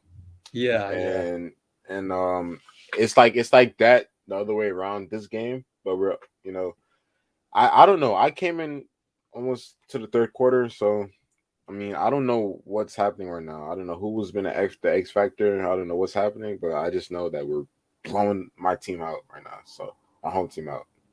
Yeah, we So were due, man. We were due. man, and also man, like I was on the phone. So my coworker is like a diehard Bulls fan. Like he literally called me two minutes ago, and he was just screaming at me. I'm like, I told you, man. I told you what would happen, man. I told Look you. at Percy's. Look at Percy's profile, man. Percy, what's up? Man, He looking beautiful drippy. profile pic, He Percy. looking drippy. Anyways, you're right. Yeah, Kuminga should get more playing time. I think if any of you guys are upset at Steve for not playing him as much, I think you don't have to worry as much because Draymond said a few weeks ago that he expects JK to be a factor in the playoffs. He said Draymond was like, I'm paraphrasing here, we're going to need this guy in the playoffs, and that's pretty evident. Plus the fact we got blown by the Bucks with Giannis being able to go downhill anytime he wanted. But possibly the only good thing that happened last night was J.K. came in the game when it was a blowout. They cut the lead down to 19. Budenholzer decided to bring back Giannis and Chris Middleton, so J.K. had to cover Giannis, and he did a great job. So it's like, okay, this kid, stepped up, uh, hustled his butt off in a blowout, uh, cut the lead almost in half. We still got blown out, but he hustled. And look at this game tonight. I think I'll be upset now if JK doesn't play as much. If JK keeps playing rookie minutes, then okay, I'm on board with you guys. He needs to play more rookie minutes, but I think you guys can feel confident that Draymond is also on your side for that. Just don't be like too whiny about it. Well, but we'll have to get the explanation from Steve if he keeps playing JK the rookie minutes, right? So I expect Slater to get on Steve for that. So I think we turned a corner now, and we're approaching the All-Star break, and only good things. I think we keep seeing good things from JK, man. Also, yeah, you're right, Matthew. Iguodala, send this tape to the Hall of Fame. I mean, geez, especially the behind the back full court pass. That was how many people can do that in the NBA, right? Uh, no more than 10 guys can do that, right? Man. Oh, Moody is in G League.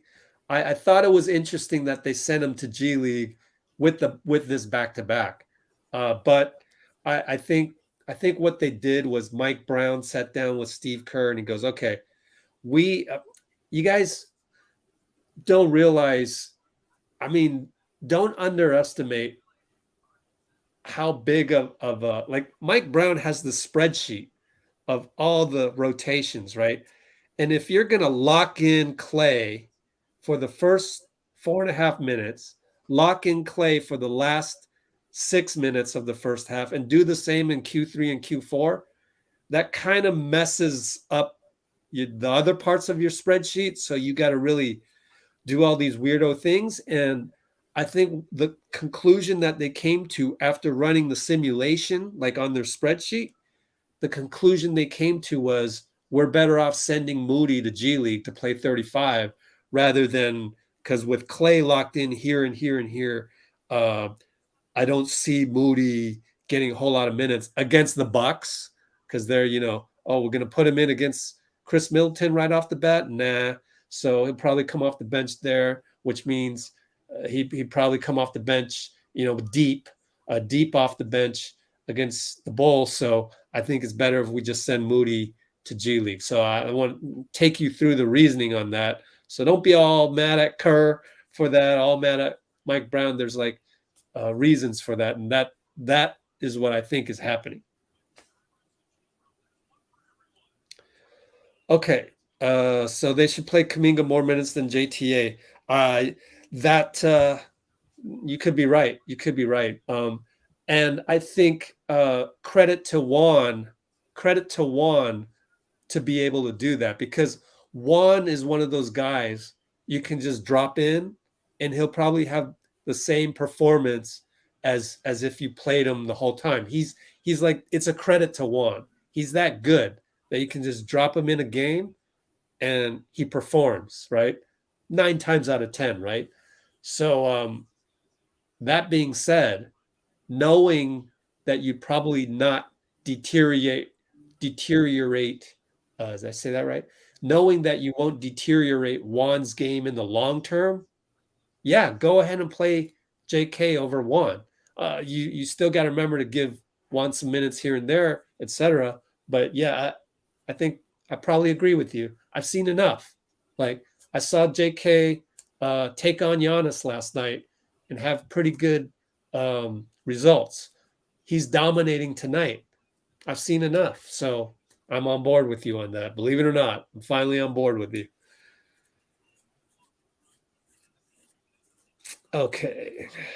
What else we got?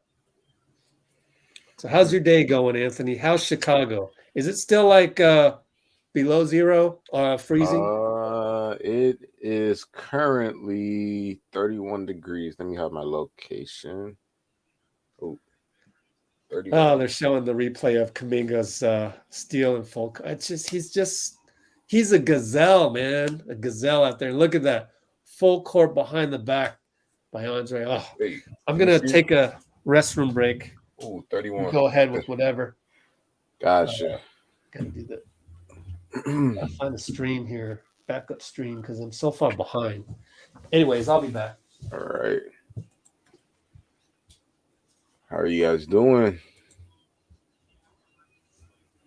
I just got off of work not too long ago. I don't know anything that's happening right now. But all I know is that we're blowing them out right now. So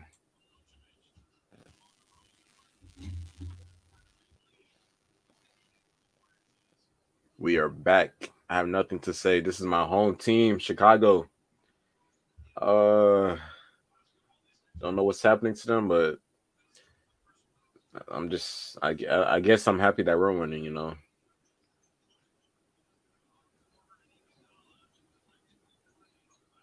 Otto takes up a widely contested shot.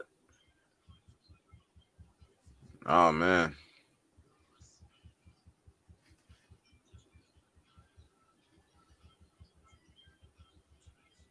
The marvelous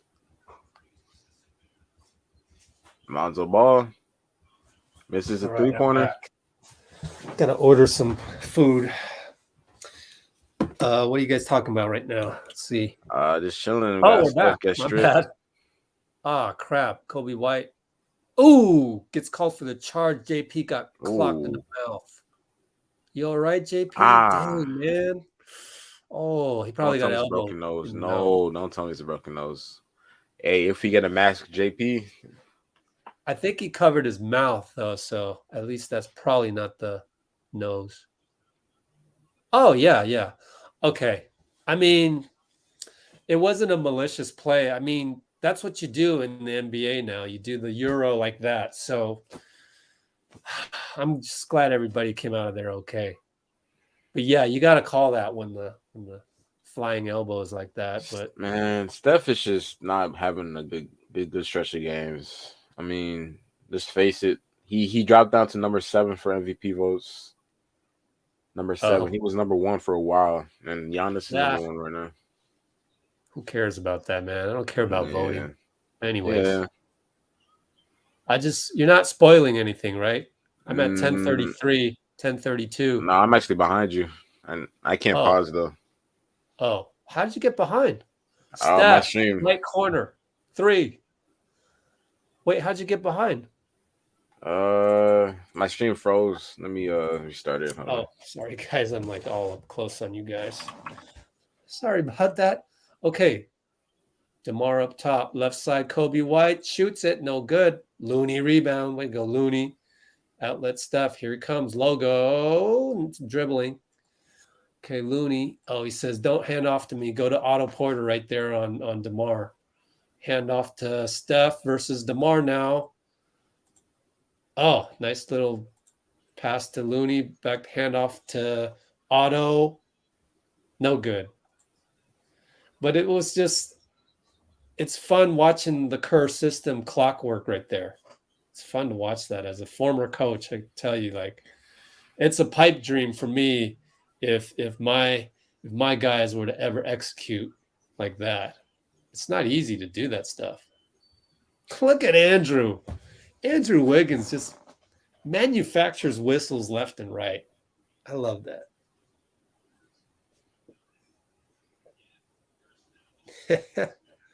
Oh, was that a look away three by Steph? I wasn't paying attention. Where are you, Jabs?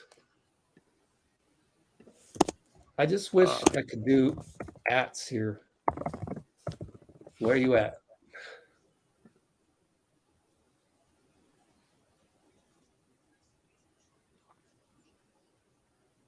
I remember when Otto used to play for Chicago.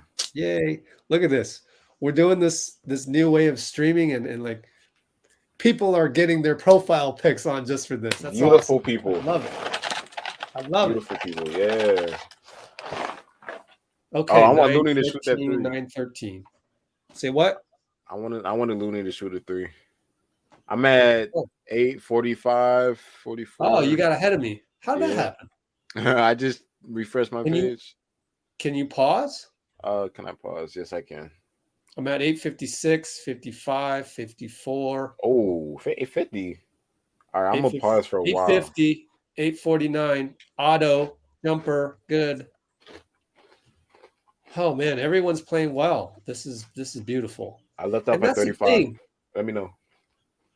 Say what? I'm at 35. Let me know. Now. 34, 33, 33, 30. Perfect. We're synced. Vooch hit a 3. I'll bet you my stream's gonna suck.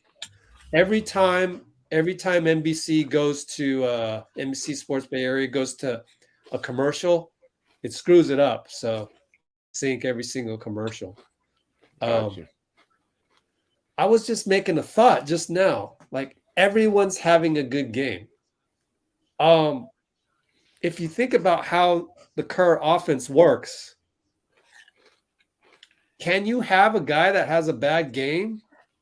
Like, if he's having a bad game, he kind of gets hidden, right? Like, have I discovered something about Kerr's system that almost prevents a guy from having a bad game? It's interesting. I don't know. Yeah. I want to work on that. Just the way that it works, all the dribble handoffs and all this. I mean, if you're not cutting hard, then yeah, maybe you're having a bad game. But as long as you cut hard and you're reading and reacting, even if you're not scoring any points, you probably have a good game. That's good defense by Looney. Vooch with the jump hook. So, by the way, Juan is out of the rotation. So it's interesting. Oh, that's a good block. But you can't have guys play every single game. It's not going to work. But then the system tech on JP. Oh, JP getting a tech? Who was the guy? Lori in our Discord was saying JP never argues. Lori, he just got attacked. I think Lori might be watching. I'm not sure. Man, we used to have offensive McKinney. Man. It's great to see him having a chance. Yeah, it's cool to see Zoe.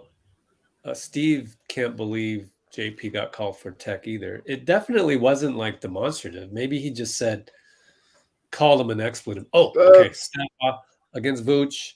Oh, what a little dump. Dump to Looney. Let's go. Looney is slow motion. He's the power.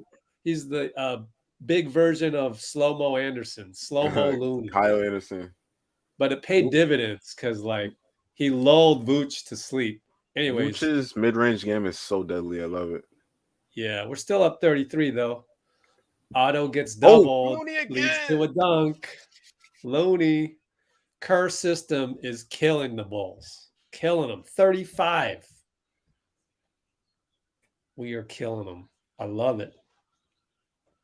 Steph is guarding Alfonso.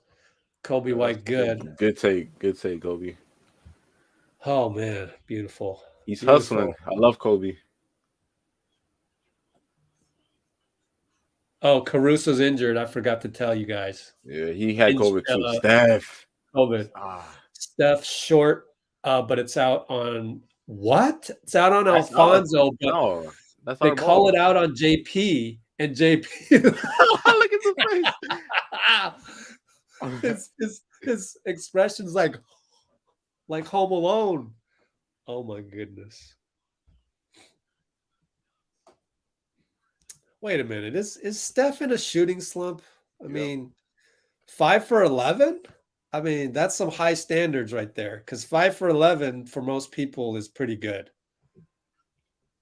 So it comes down to the narrative. Like, okay, Mike Dieppe, his narrative is that Steph is in the shooting slump, but it's actually arguable for today because for some people, it's not all that bad.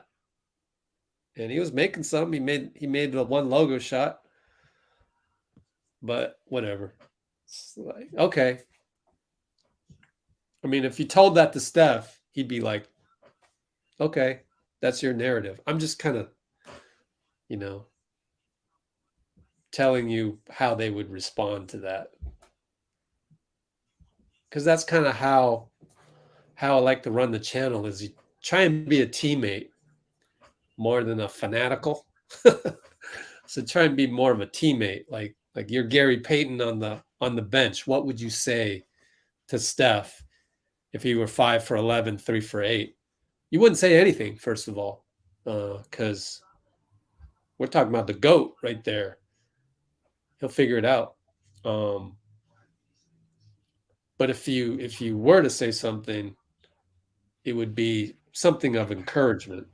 So that's what I'm trying to do more so these days on this channel, which is totally different than anywhere else. Okay, let's see. Hey, Dulo's going to be happy about this. Warriors acquire, or actually reacquire, Ja'Cory McLaughlin in a Wait, what? trade. They traded Wait, when was this? earlier today. Just Wait, got who the do we email trade? from Santa Cruz. Doesn't say. Doesn't say. So Wait, so he's gonna be two-way, right? no, we got Quindaries on a two-way, Okay. but we have call-up rights. So someone would have to sign Ja'Cory to a two-way if they really wanted him that badly. But we didn't trade anybody? It didn't specify.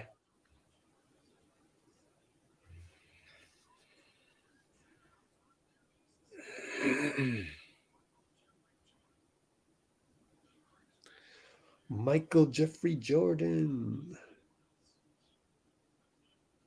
Otto got 5 steals. Dang. Okay. Really? They must have missed one. Should be to Andre. No, but I do recall a lot of steals by Otto. So okay, but NBA scorekeepers, they tend to screw that up sometimes. But whatever. We're doing his own. Yeah, you gotta dice it up a little bit sometimes. McKinney missed Vooch with the tip. Lonzo to DeMar. Lamar is so Ends deadly. around JP. Goes back Kobe. to Kobe. Runner, good. Not bad, Kobe. Not bad. I love Kobe.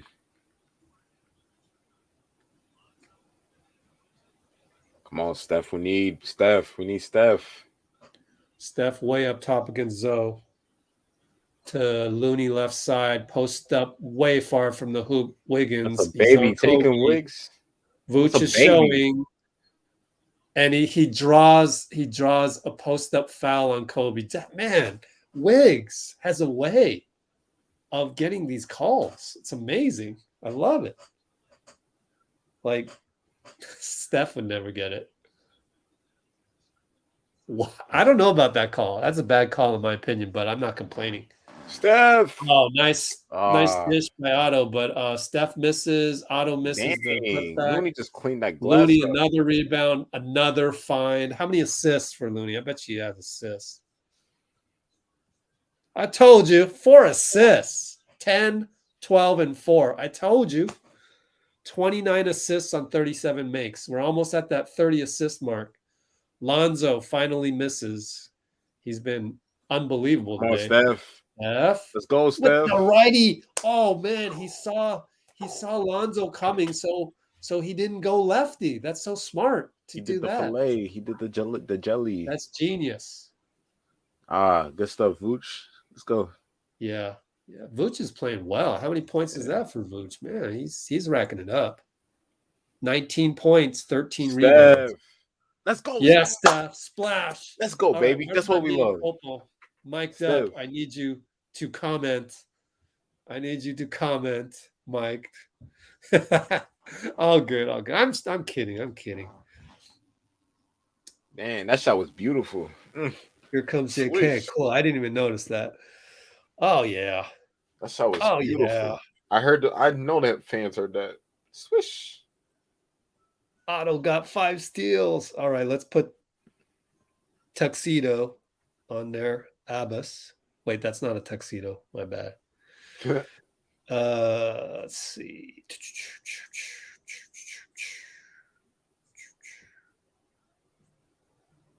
I mean, that's the thing is I don't worry about Steph. I just really don't unless it's an injury. Unless he goes 11 straight games like Klay had the slump of 11 games. He goes 11 straight games of 40% or less. Okay, I like this. Maybe I'll wonder, but I just don't doubt him. Go ahead. I like this. I have the timeout. Oh, what you looking at? I'm on MSC Chicago. I don't know. It's like these guys banging on buckets. Oh, Klay is taking the day off because it's a back-to-back. Yep. Let's pump up Omar. What is that, Omar? What the hell is that? Is that a car? Yeah, that's Lamborghini. Oh, okay. Yeah. You know who has a Lamborghini? Pop quiz. Who on the Warriors has a Lamborghini? Wait. No. Go. Comment. Who on the Warriors has a Lamborghini? No one. Wrong answer. It has to be no. It cannot be one of the newer guys. Let's get comments. Let's go comments. I know they're about 20 seconds behind the actual. Steph doesn't have a Lambo. Steph is not like that. Well, we'll do that as 1B. What car does Steph like to drive? But we'll get to that. He has a G-Wagon, I know for sure. Not Dre. Yeah, they all have G-Wagons. They all do. Dre, Andre, and Steph, they all have that. But no, it's whoever has a Lambo has not been mentioned yet. Forbesy wins. JK has a Lamborghini with what money? Come on. SUV Lamborghini. Lamborghini. The Lamb truck, man. Yeah. What do you call that one? Lamborghini what? Lamborghini Urus. Yeah. How do you spell that? URUS. Urus. Yeah. Thank you. It's Italian. People say Urus, but it's Urus. Ooh, I'm getting the expert Expert commentary from Anthony. But yeah, JK has a Udis. Lambo Udis. Ah. I just know this because he posted a lot from the Lambo on his Instagram story. I'm like, with what money? That's like a During the summer. $200,000 car, man. Exactly, right. But I mean, that's what kids do. They spend their first six figures on that Lambo that they've always wanted. You got to scratch that I itch. know, Get it but out like, the way. I don't think has he made $1 million at least.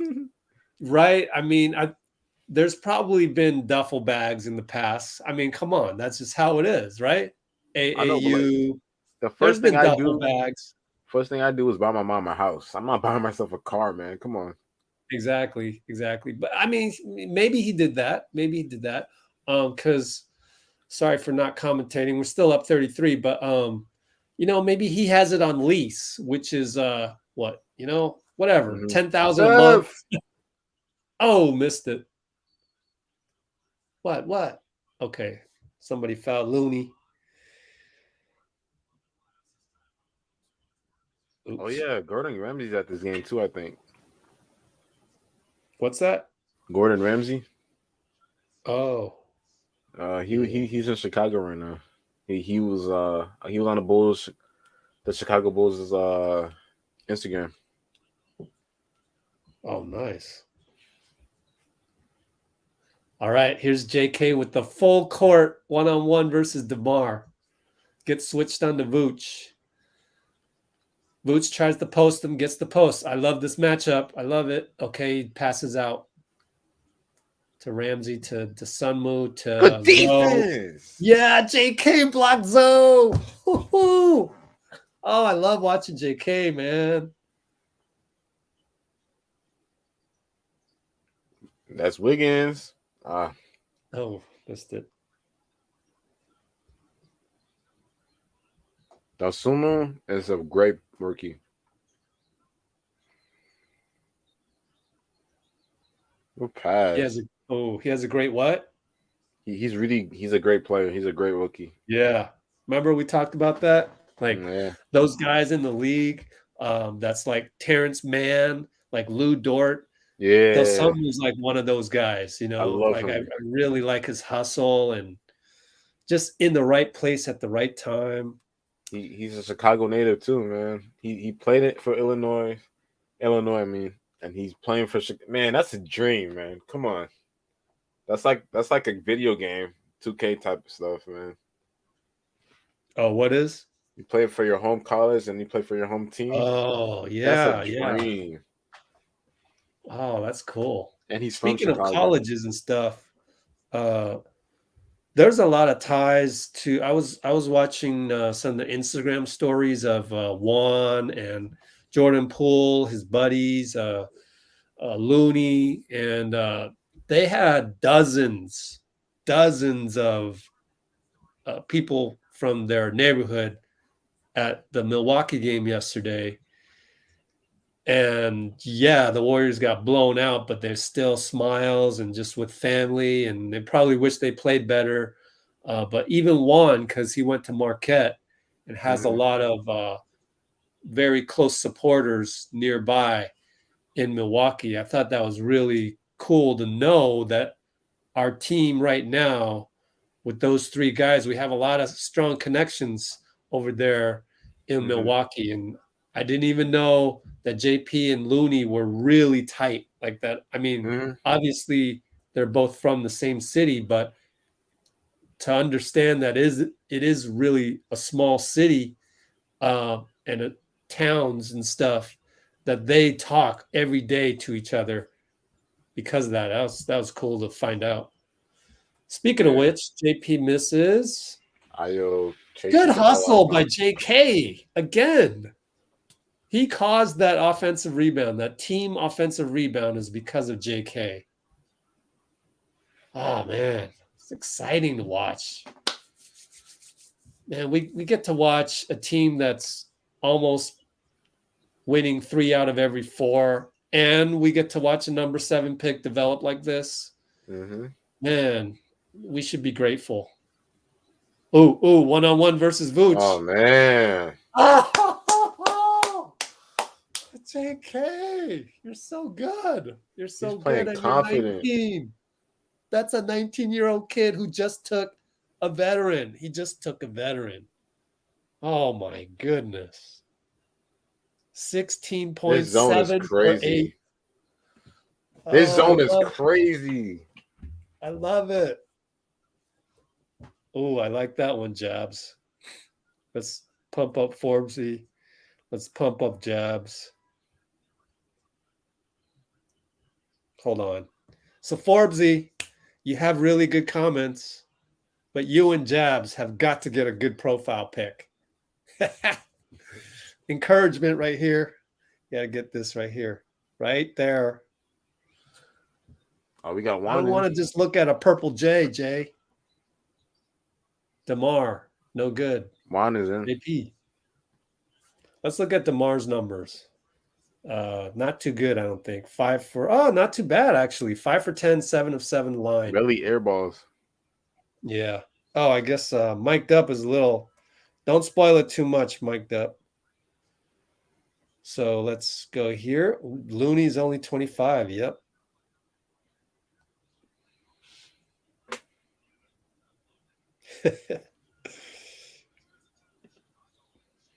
AK. AK. Back up. Kobe White bucket. No good. JK rebound. How many rebounds for Oh, JK? look at JK bringing it up. Look at him. 2 rebounds. Oh, Juan's in there. See, that's good of Oh, Steve to find some minutes for Juan. Belly down the Billy. lane. Good. Gets in there. Let's We're go. still up. I can't even count that. 36. Oh, wow. We're up 36. Give Steph some rest. Oh, I know his numbers aren't there, but don't care about no MVP voting and ladder. Don't worry about that. Don't worry about it. It'll take care of itself. We need Steph to get some rest. JP, splash, right corner. That's good for JP. He hasn't been shooting all that well, I don't think. 8 for 19. Wow, JP has a quiet 22. I had no idea he had 22. Belly rebound. I like the fact Belly's getting some stats. 5 rebounds, 4 assists for Belly. You don't trade that. Who else can do that at that level? oh, Veteran level. JP. And 1. Dosunmu a little too aggressive. He should have did the little Steph Curry. 1, 2, 3, 4. He should have did a little Steph Curry thing. Come on. Yep, could have done this. He said 1, 2, 3. He should have did a Steph Curry. Wow, it's good to look at Vooch. Vooch is like, ugh. We are dominating this game. It's beautiful. We deserve this, people. We deserve it. Do we even need to play Enjoy Steph it. anymore? Bask in it. I wouldn't. It's a back-to-back. I don't know. We'll see. I mean, I could be wrong. Maybe just get in a little rhythm because he is JK. Oh, hammer. Fly. Oh my goodness. Glide, young fella. Don't foul. And he doesn't foul. He's just, oh my goodness. Look at Steve Kerr talking to him. He says, "You did it. You did it. You're doing a great job." He's just kidding with them. You know, Steve wanted to go up to him. I think this is what actually happened, and wanted to like pretend he was gonna tell him something serious, like overcoach him. But he didn't. He just laughed and he let him enjoy it. Oh man. I'm gonna do the Duncan race. 9. Whoa, what was that? There's the Duncan race that Chicago always does. Like if I don't know how to explain it. So you get like a donut, coffee, or like something else. What was it? They race. Mic'd up. You're too dark right there. Sees the moon. Got the moon there. Oh, I know. Continue wearing those. Let's talk football. Let's talk football. What do you think about the Raiders as a third party observer, Anthony? What about the Raiders tomorrow at Cincinnati? I got the Raiders. Yeah, cool, man. I like these new NFL playoffs, don't you? I like them. Uh, 7 teams gives more people a chance. You don't like them, I guess. uh, I don't know. I don't really follow the NFL as closely. me I either. just, I don't analyze it too much. But then sometimes I find myself criticizing the team as I would, as I would as would casual fans of the Warriors and stuff. And then I have to remember, oh, that's because I don't know the team as well. Like the more you know the team and can humanize them and can understand where they're coming from and understand the context, especially with Steve Kerr, I think it's a more enjoyable experience if you can get closer to the team. I don't have the time to go through all that stuff, follow the right people for 49ers or Raiders, because there's Warriors news coming down the pipeline every minute. So I don't really have time for that, but I wish I did. And I think, um, especially like with our channel right here, um, that's what I'm trying to do is try to make that experience more informational and knowledgeable. And when you make learning part of your experience, that makes it better, right? I mean, in anything in life, when you make learning a part of your fandom or a part of your anything, friendship, a part of your business, where you work. Sometimes where you work, no chance to learn anything there. I get that. But if you can find a place where you're learning, when you meet up with family, you learn more about those people, So I think that goes a long way for really having a more uh, enriching experience of whatever you're a fan of. So that's my advice for people. And we got Chioza now in the game, so everybody gets minutes tonight.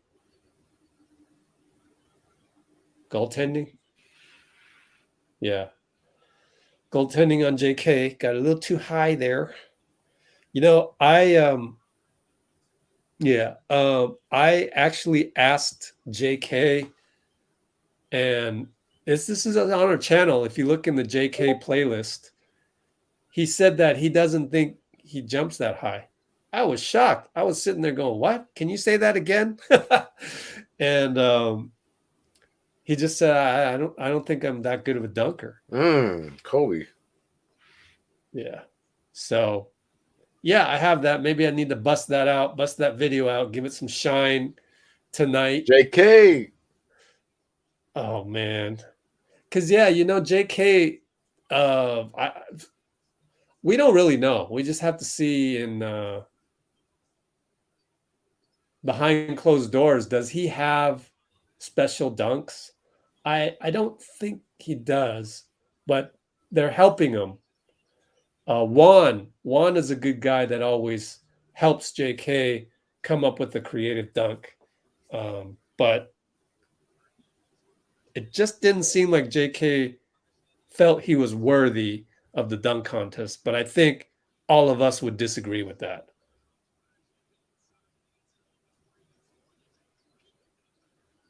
Man, he gets downhill so easily. So pass. Juan misses a three.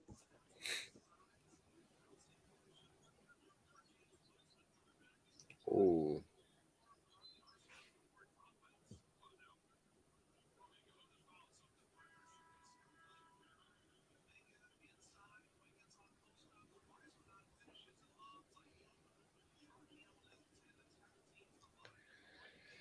That's amazing. 2 turnovers. That's amazing.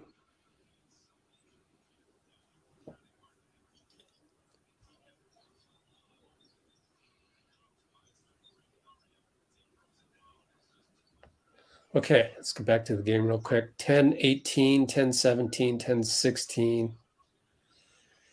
They're working the ball around. The Sun Moon, no good over JK. I wonder what JK's individual stats are. Someone on Twitter will hopefully post that because I don't think many people have scored on him tonight. He looks tired. He's got his hands on his knees in the corner there as Damian gets a bucket. Good to see everybody getting buckets tonight.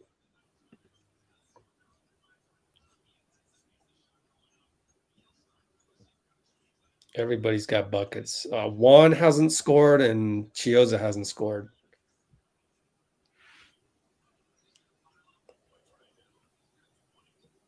Steph's going to fall short of 20 points. He has 19. But we have three other guys with 20.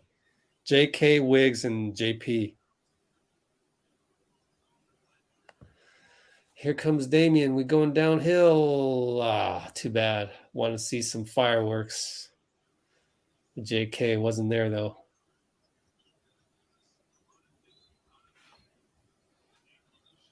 Chioza messes up. We're still up 37.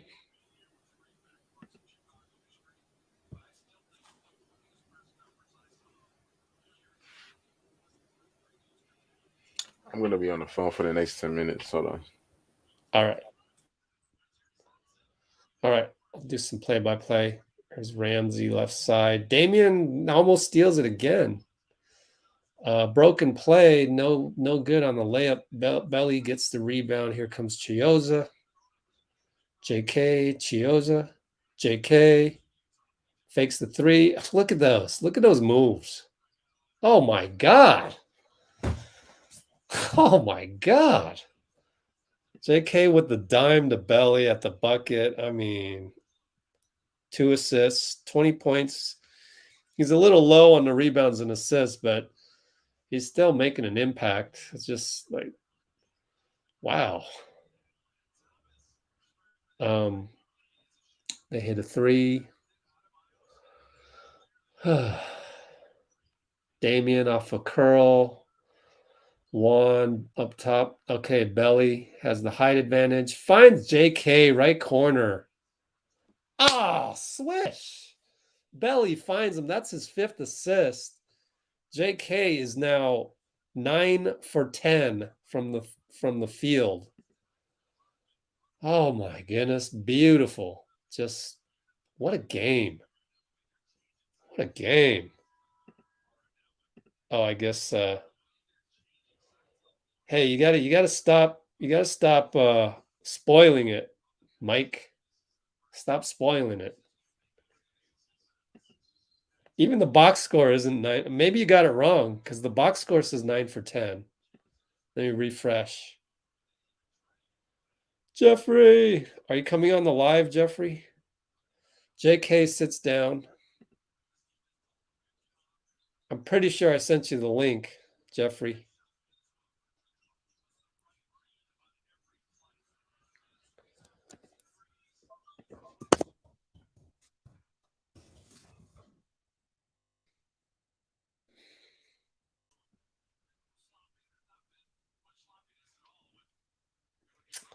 Okay. Papa Cheese 8. No plans except just watching it, which is a plan in and of itself. Because if I'm doing that, then I'm not doing Warriors. Or I guess I can try to multitask. It's hard though. I want to just enjoy the game. And way to go, Juan. Made something out of nothing in traffic. Layup good. So we're up 40. Wait, 23 plus 18 is 41. We're up 41. Man, I'm doing my weird math. Like I should just subtract. That's an easy subtraction, but Damian threw it away to his buddy, Juan.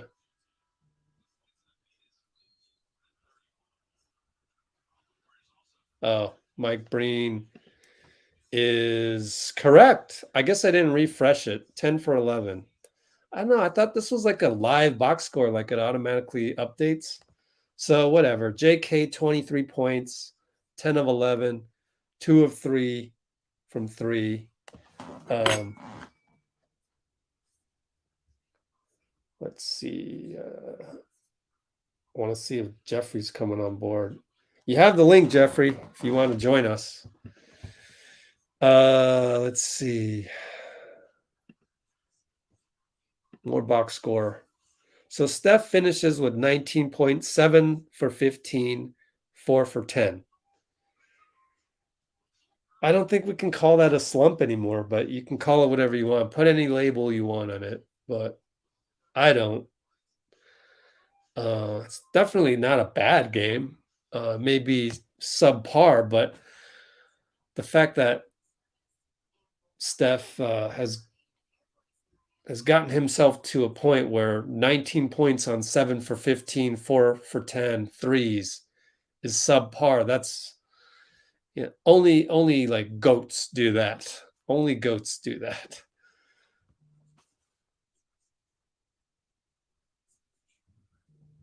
Wiggins, 21 points, 8 for 11. Man, our field goal percentage is 56.5%.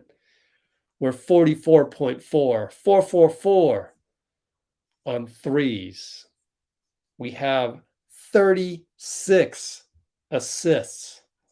36 assists on 48 buckets. Otto Porter, 4 for 9 from the field. Otto Porter has a 9.76 line. What a way to basically take the place of Draymond, and you come in and produce Draymond-like numbers and 5 steals. So he has, it's too bad he didn't have like 5 blocks, because that would be a rare quintuple nickel. But he does have a quadruple nickel, which is incredible. 1, 2, 3. Yeah. 9.765.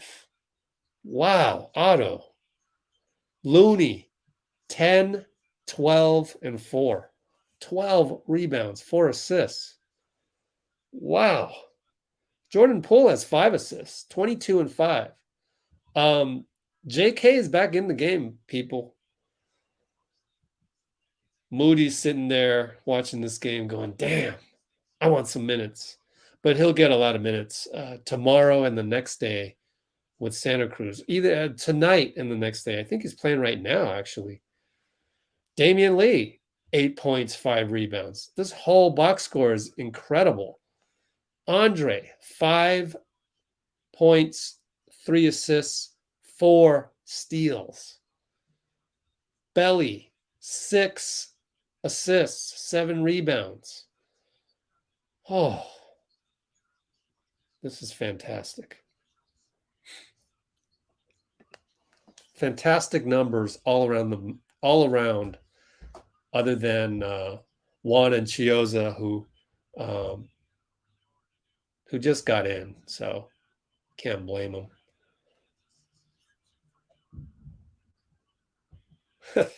I like that, Ms. Toe. Mizta. Yay, Pacino.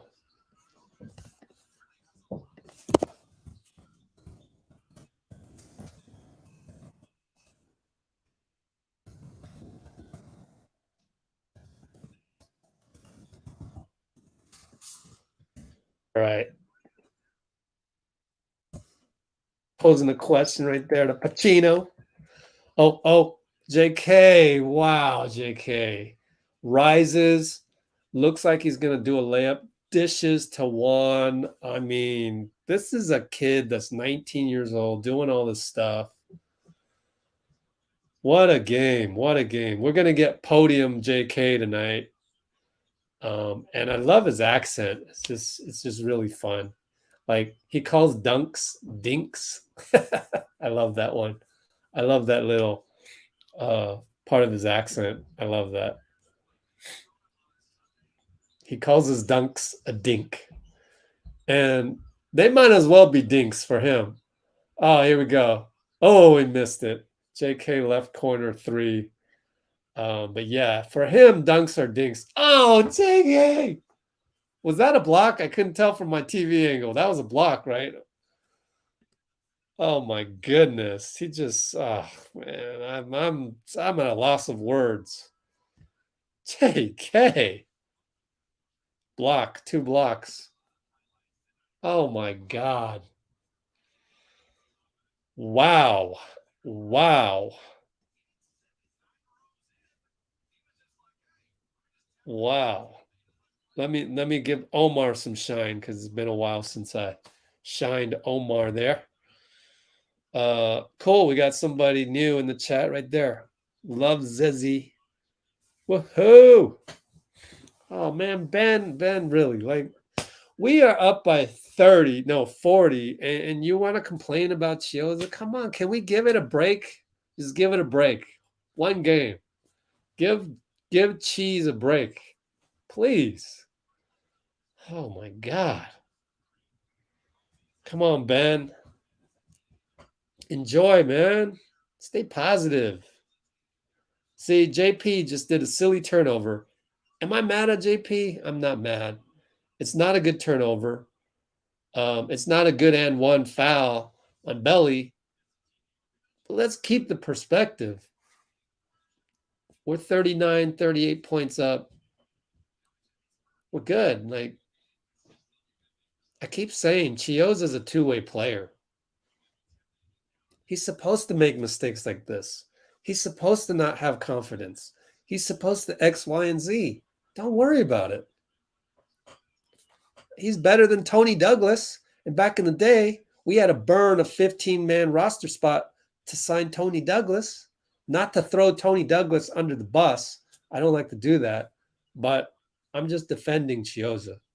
It's like, here's this guy, two-way contract. There's an assist. Belly hits a 3. Two-way contract. He's not even supposed to have a two-way contract. Hustled his butt off in Brooklyn. Kenny Atkinson remembers him. Lucky for him, Kenny gets a job at the Warriors. Lucky for Chiozza, he gets a contract, two-way contract with the same Warriors. He gets to play underneath Steph. He gets to watch Steph every day. And look at the positives. Like, you're complaining about Chiozza. Like, man, that's the definition of nitpick. You're expecting everybody to play like, a Hall of Fame player or something. Like, he's not even a regular contract player. Give the man a break. I guess they're saying Steph went to the locker room to have that hand looked at. Damian manufactures a foul. 3:22 to go.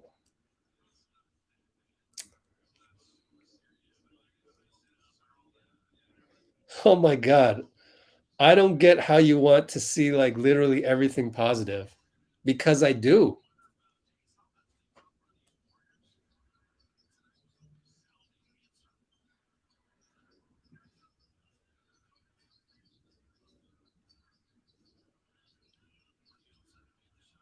Chiozza just hit a 3. Where's your mea culpa, Ben? Say something, Ben. Say something, Ben. No, I took that. Ben, it sounded like a complaint. It really did. So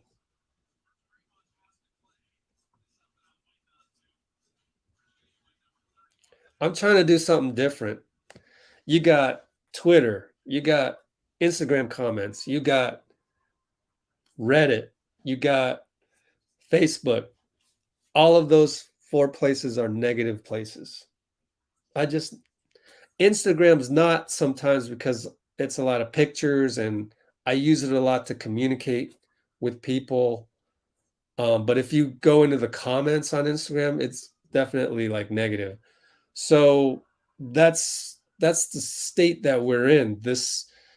People have invented these commenting platforms found ways to make money off of them. Kudos to you, Jack Dorsey. Kudos to you, Mark Zuckerberg. Kudos to the guy who invented Reddit. Kudos to the guy who invented whatever, YouTube itself. But I'm trying to do something different where the people who aren't always complaining about something, they have a place to go, because everywhere they turn, it's negative. I mean, I keep saying this every single time. You're right. If if our world is destroying the ozone layer, that tells me right now that the evil is greater than the good right now. Now we can still try everything we can to flip that. But see what I mean? Like, I'm just trying to flip that. I'm just one of those ordinary guys trying to just keep it positive. So that's why I encourage you. I encourage you to be positive on here. I'm not taking away your freedom of speech unless, like yesterday, who was it yesterday? Man, there was a guy on here yesterday that was just kept going, kept going. He had like 50 comments. And on the 50th one, I finally had to time him out for good, because it was just like a cancer at that point. So, you know, that's what I'm trying to do here is like, look at that bench. Andrew and JP and Looney smiling and just having that joy. Look at Steph. He's just rocking to the beat right now, putting his shoe back on, laughing as Otto says something. You know, a lot of people don't realize Otto has really good chemistry with everybody. He's always joking around with people. To us on the court, he's like a machine, man. He just produces. But there's a human side of him then. And that's why I think Otto's coming back. You know, I think all these guys are coming back. No matter what happens, give it one more shot, you know, and 2-year window is pretty standard in the NBA. So I'm confident that people will come back. So that's my rant on positivity. Just try it, man. Just try it. Try looking at the glass half full. Try looking at the positive sides of stuff. Ooh, look, is that a big red mark on JP? Anyways, give it a try, and you might find that you like that better. Okay. So how was your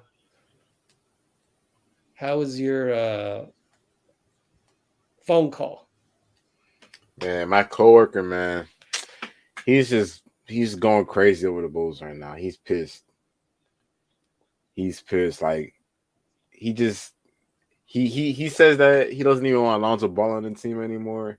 He don't even want Donsumu on the team anymore. He's letting go of the rope. That's what like literally.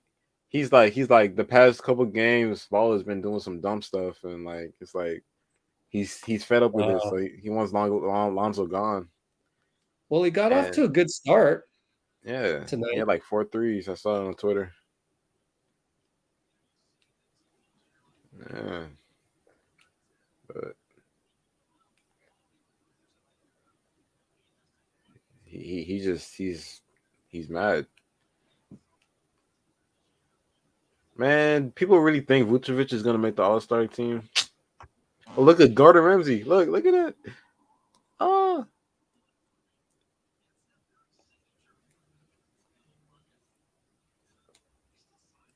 I love Gordon Ramsay.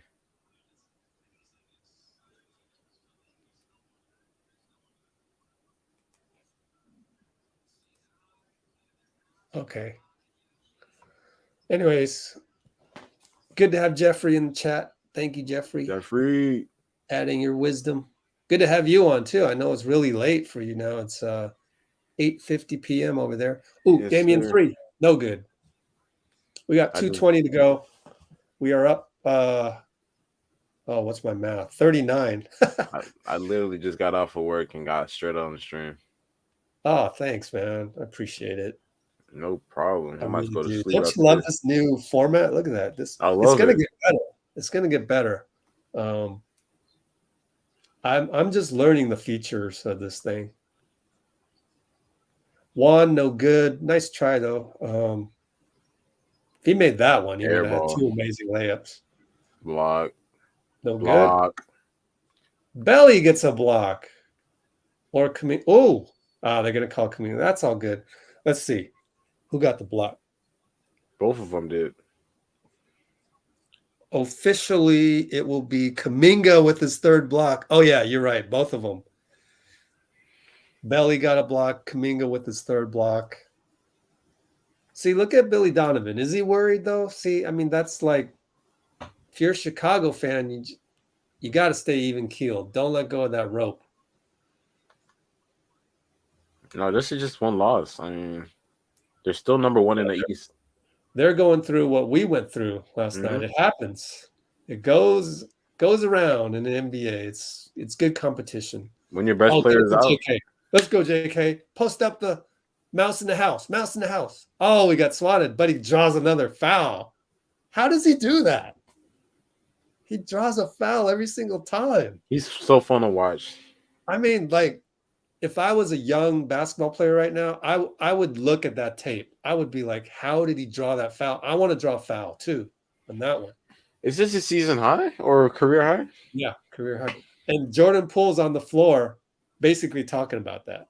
Made a fake. Wow. I'm so impressed. I'm so happy. I'm so happy. The future that he holds, man. Yeah, get in there. That free throw barely trickles in, but everything going right. Love it. It's amazing. JK.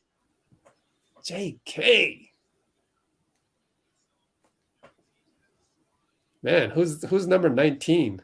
I don't know. He's a random. All right, Ellie gets the rebound. Here we go. JK downhill. Come on, JK, pull it. I know you want him. Oh man. Nah.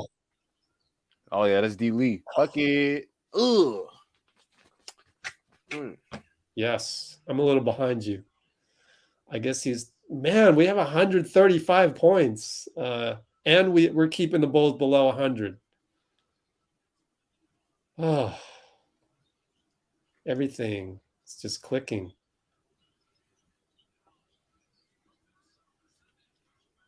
I want him to keep playing. I just want to see JK every single time.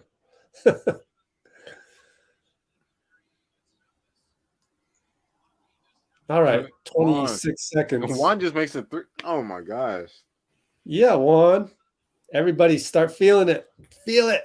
So everybody made a bucket. Everybody scored. I wonder if he knew that. Oh, Juan had already scored. My bad. So Chioz's 3 put him on the board. Juan has 7 points. I forgot his layup earlier.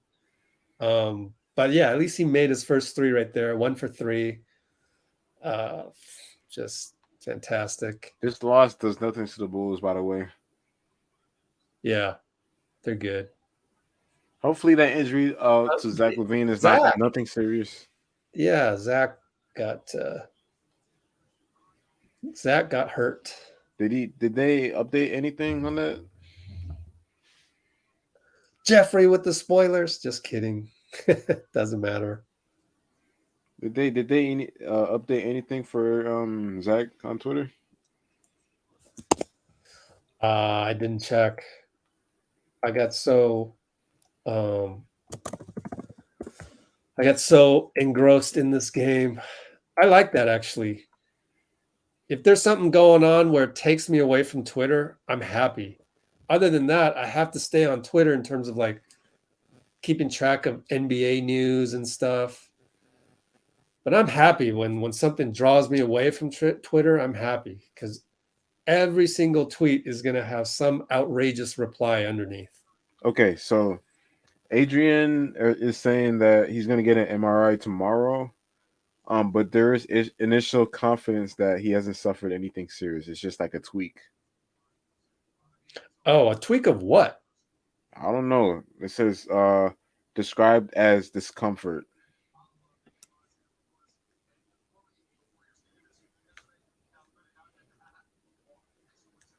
He left United Center walking fine. That's good. 7 turnovers. Wow. Way to go, guys. We're going to stay here because They're gonna do. I found it a lot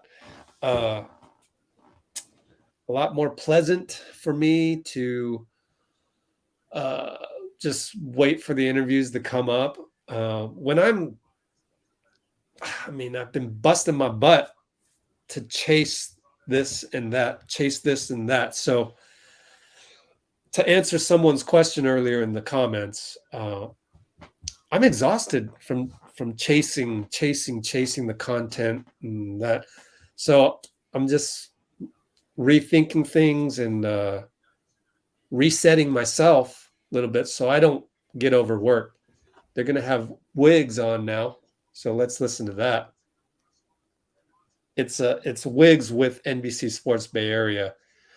Chris Mullen, Monty Poole, Bonte Hill, and Wiggs is about to talk. He hasn't talked yet. Okay, here we go. It was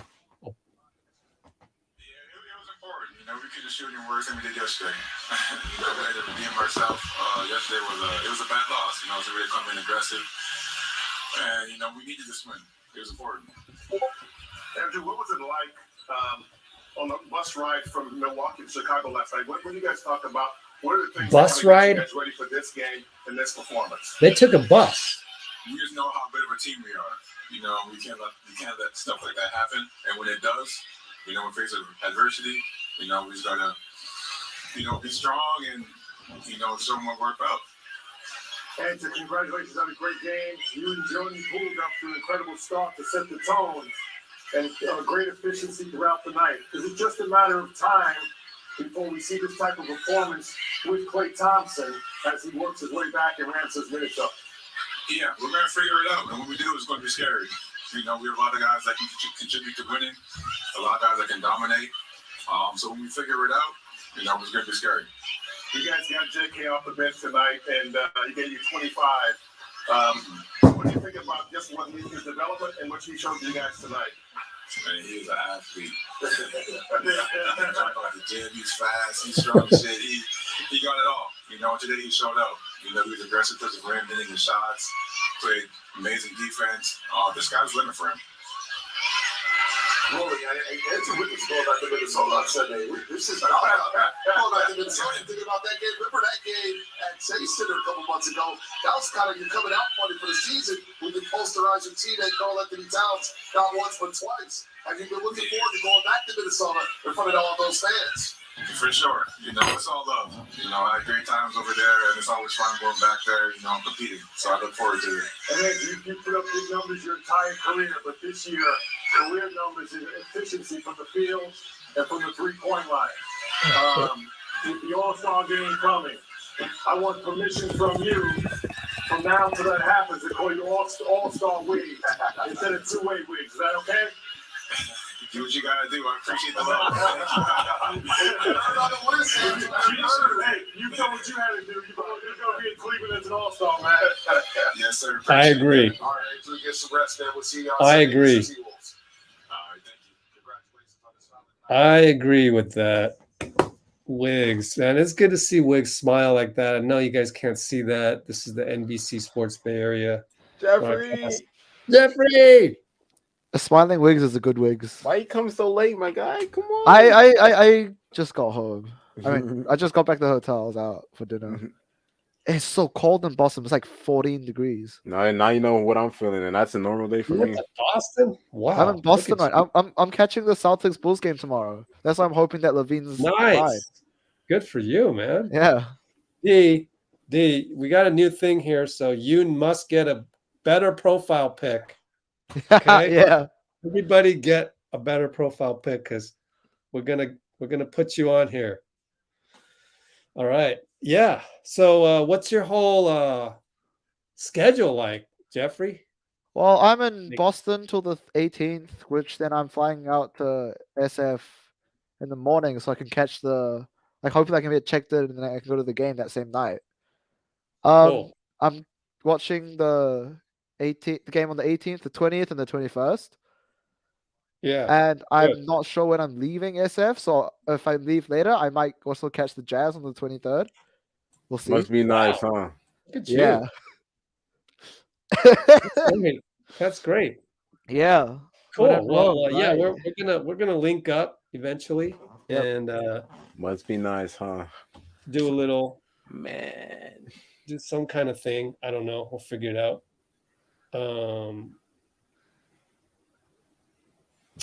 Okay, yeah. So let's see. Jonathan Kuminga finished with 25. Wow. Man. Beautiful. We needed him. Buckets. We need him to play. We need him in our rotation more often. Oops, I asked Jabs where he was earlier, but I didn't see the reply. Where are you, Jabs?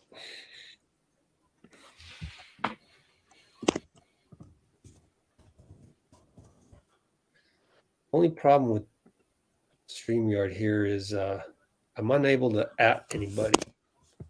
Huh. Oh, I know. Maybe I do this. Reply? No, that doesn't work. I just have the YouTube chat open so I can add people as well. Yeah. Then I have to go to another window. True. Oh, Ottawa. Okay, cool. My uncle is in Ottawa. Let's see. Edith. Oh, yeah, Edith. Klay had the day off because it's a back-to-back. We had 3 players with 20 plus. And then Yeah, and Steph with 19. yeah, So 6 with double digits. Otto Porter. Oh my god. 9765. yeah, What are you, Draymond? talked about that. We have the same brain, Jeffrey. Bielitsa 6'11'7". Oh Yeah. Iguodala I know. 5'3'4" with 4 steals and a block. Yep. Wow, everyone's Everybody did their thing, and I like Kuminga it. had 3 blocks. Yeah, Yep. he had beautiful blocks. Was one of them the one that went way out to like the 3-point line in the Mm, fourth? Was that a block? Or was that a kick out? It was like the first thing I saw, but I didn't really see it. Next person with the nice profile pic automatically pump you right here. Okay, Andre. Next time, get a good profile pic right here. Right here. But next person with a good profile pic, I'll just put you on there. Jeffrey's got a picture of a seagull. What's up with Yeah. that? I mean, I took that photo. So. Hey, pool dude. All right, cool. JP. All right. Cool. I like that. That's good enough. Anything. Yep. JK is a beast. All right. So, yeah, I'm just going to sit back and wait for these tweets to come in terms of like what Steve Kerr is saying, but also I have NBC Sports Bay Area right here, and I can just turn on the volume very high so you can hear it. You know, I have ESPN, so right now I can see that Stephen A. Smith is saying something. Oh. My sound's off, so you know. Just because I'm in the States now, which means that my league pass doesn't work for televised games, which is like really annoying because it means I can't see NBC Sports Bay Area. Because that was like the one good thing that I could, because the Warriors feed is always NBC, SBA.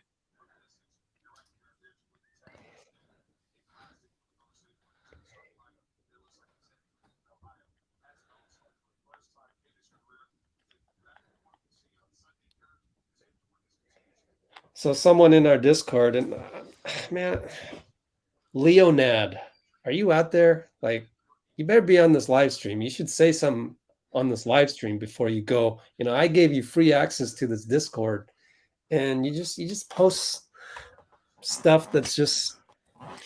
There's a whole lot of other people posting better comments in our YouTube chat than you. But anyways, I want to address this. Why did they release the news about James Wiseman? And it wasn't a release of the news. Slater used his sources to find out. Why did the Warriors not tell anyone about Wiseman's cleanup surgery?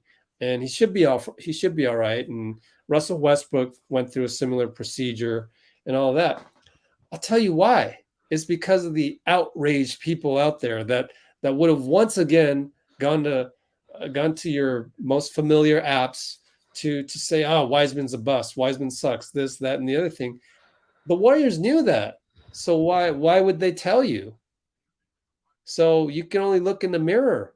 You look in the mirror and say, hey, we're not going to tell you because you get too outraged over things. So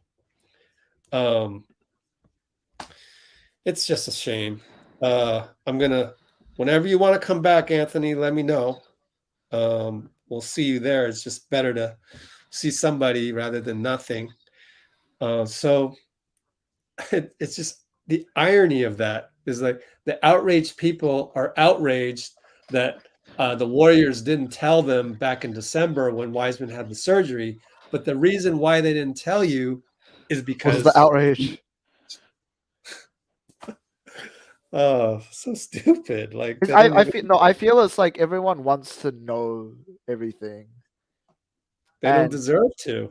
you know, Then like that's the reason why they don't deserve to. on some level, fans feel entitled to know the ins and outs of the organization, but at the same time, in order to, it's a privilege to understand that you need to respond accordingly, of which fans Yeah. don't necessarily do.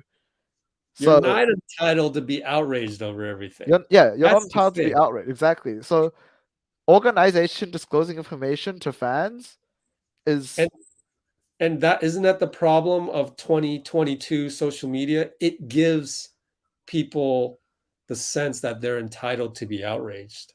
And I mean, yeah, freedom of speech in a way you are. I just think it's just kind of weak to just dump all your negativity on free apps and tweet and comment and just dump.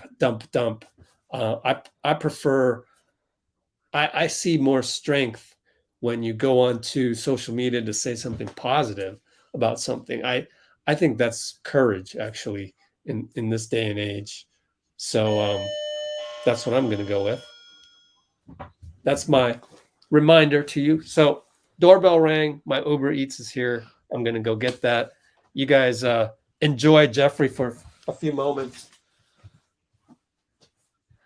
Warriors better get some help for James because Looney and Bielitsa in it. I mean, Rich, Youngin.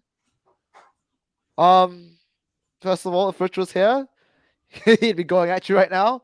I'm not gonna. I'm just gonna say Bielitsa was 6, 11, and 7. Looney had an 18 rebound game just like a few games ago. So I think that's the help with those guys are the help that we need for Wiseman. In fact, I don't feel like we need more help than that. The fact that Looney and Bielitsa, mostly just Looney, and is able to summon to the center role at its current state, and we have the winning record in the league. Now imagine we add Wiseman to the roster, and then we have an even better player to deal with dominant bigs instead of just having to rely on Draymond, which is exactly what we've been doing this whole time. So I disagree with your comment that we need some That help. means I'm going to disagree. No, now, Rich, I did all the explaining for you. Oh, good. What happened? Oh well, Oh, I see. Yeah, you would have gone off on him, but I kind of I broke it that's down. fine. I broke it down and said he's wrong. Did you talk about the problem I a lot of probably times have. is you don't offer the actual solution. Not even in this case, we don't even need a solution. Like Yeah. having Looney as backup center is having Looney either as backup center, depending on if we're playing a big like DeAndre Ayton, Looney would be a backup center because I feel Wiseman when he's fully healthy could start against a dominant big. If we're not playing against a dominant big, then it's the opposite. Looney will start and Wiseman can come in with the bench. And so in both situations there, having only Looney, I can see where you mean like, oh, that's not enough because you can't always rely on Draymond to go play center role and like play ball denial because ball denial alone is hard to play and not that easy. But having Looney as a backup is like very good. This is a guy who's won championships.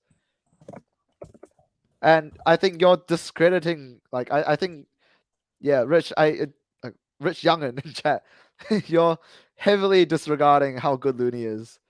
Because he's good at what he does. That's an easy litmus test. If you're like, I mean, don't take this personal. I'm just saying you're a casual Warriors fan, you don't realize how important Looney is I to the don't. franchise. I don't even. Steve I has can't said even that think millions of when. times. I can't even think of a moment where Looney was a liability to us. Well, I mean, he's not athletic, which was He's something not. that Yeah, but the thing is, it's like somebody said in YouTube tonight, yesterday. if Oh, he's anything, not he's just athletic. neutral. And you know, my answer to that was you saying Looney is not athletic isn't a hot take. It's But not he a doesn't need to revelation. be athletic to play in our system. If Again, he were, he says if- here Looney wouldn't be playing for any other team beside the Warriors. Well, Gary Payton wouldn't be exactly. playing for any other team. Juan wouldn't be playing for You any just, other team. Like you don't have to be a good player on every you know, team Rich, to be good. You just have to be a good player in a system. And I'm Looney is sad good in the that system. this guy's name has the same name as me. I'm sad, but Yeah. Looney Yeah. wouldn't be playing for you. You just gave us the You solution. can't say that you're a fan of the game and you're a historian, and while also saying that like Looney wouldn't be playing for any other team, therefore he shouldn't be on the Warriors. Like that makes no sense. Like the Warriors Neither was. elevate Warriors Now elevate you got players like personal. Looney. Rich Young, and you can't do personal attacks like that. So you're timed out. If you do Like- that again, I'll block you permanently. And that's just because you got personal there. None of y'all can dribble a basketball. If I had both my Achilles heels at 100%, you wouldn't stand no chance against me. I don't End need of to know how story. to dribble a ball to know how to criticize a game. That's not how it works. It does help, but like Thank you, the you pool think dude. Tom Thibodeau's gonna be dribbling on the court and trying to dunk? Do you see it? Yeah, or Billy Donovan. Oh, Steve Yeah. Kerr right here. Let's go. Oh, that orange ball that we play with went into the orange ring when it stayed in and it went through the net that's hanging from that orange ring. So that's what happened. We took care of the ball too. I mean, right away, we were locked in. We didn't make mistakes turning it over, which didn't allow them to get out in transition. So even though they were making shots early, we weren't giving up easy stuff, and we had control of the game, because we were executing offensively and knocking down shots. I mean, last night. Oh yeah, for sure. I mean, he's had some good nights. The Christmas Day game was great. But this was his best overall game. He showed the whole package in terms of his passing, his defense, knocked down a couple threes, and obviously just an explosive athlete, and really had a great night. We won't be like this for him every night. But are you searching for like a breakthrough moment with him where he can, if he sort of can become? Good question, Slater. I think we're in the early stages of his development, and we're just trying to help him through that process. When you're a young guy like JK and you're brand new to the league, there's so much to absorb, and so much that you don't know, and we're just trying to help him learn all that and not overwhelm him. But also push him and prod him when we don't feel he's pushing himself. It's a little bit of a delicate balance, but we're trying, to make it all make sense with Santa Cruz here, off day, 3-on-3, work in the weight room, extra shots. He's learning what this is all about, and. So he's obviously making strides, and a night like this validates that. From a team strategy standpoint, just how good did it feel to get this kind of a lopsided win? Yeah, I mean, we kind of needed it after losing 4 of the last 5, and last night's blowout. We came out pretty determined, and obviously they were. Behind the 8 ball almost immediately when Zach got injured. I mean, that changed everything. With Caruso out already, them missing both Zach and Caruso. That's a huge part of their team, and with us, really clicking and knocking down shots, we were able to take control. I'm going to ask you this pregame, and I thought, nah, it's not going to apply, but what's the psychology of playing from a huge hole or with a big lead in the second half of a blowout game like this? The psychology last night was we have to account well for ourselves. We have to show in the second half what we're about, which is we're going to compete, and who knows what's going to happen, but we're going to compete. We're going to stay with it, and it obviously didn't matter in terms of the win and the loss, but we won the second half last night by 20 points, and you might say, well, who cares? You were down by 72 at halftime or whatever it was, but that mattered, and I think that the way we played the second half, the way our guys kept fighting, set a good tone coming into tonight's game, and so you just want your team to keep fighting and executing when you're down like that, and then when you're up, you don't want to let your guard down. The biggest thing when you have a big lead is to take care of the ball and to take care of the little things. You just don't want to turn the ball over and give up offensive rebounds and foul. You just want to stay solid. Is it a little victory when you prompt that other team that had a big lead to bring starters back? I actually said that to Mike Budenholzer last night. We were both standing near half court and put Giannis back in around the 10-minute mark of the fourth quarter. I think they were up 21. I said, you can't put him back in. I said, we've already, sat all of our guys. And I think he said, you guys keep making all these threes, I said, well, this is our one victory of the night. We made you put Giannis back in. Exactly. And, so we had a good chuckle over that, but it's, you just want to keep competing. That's the biggest thing. And so I liked the way our guys responded last night. It's humiliating, to feel that.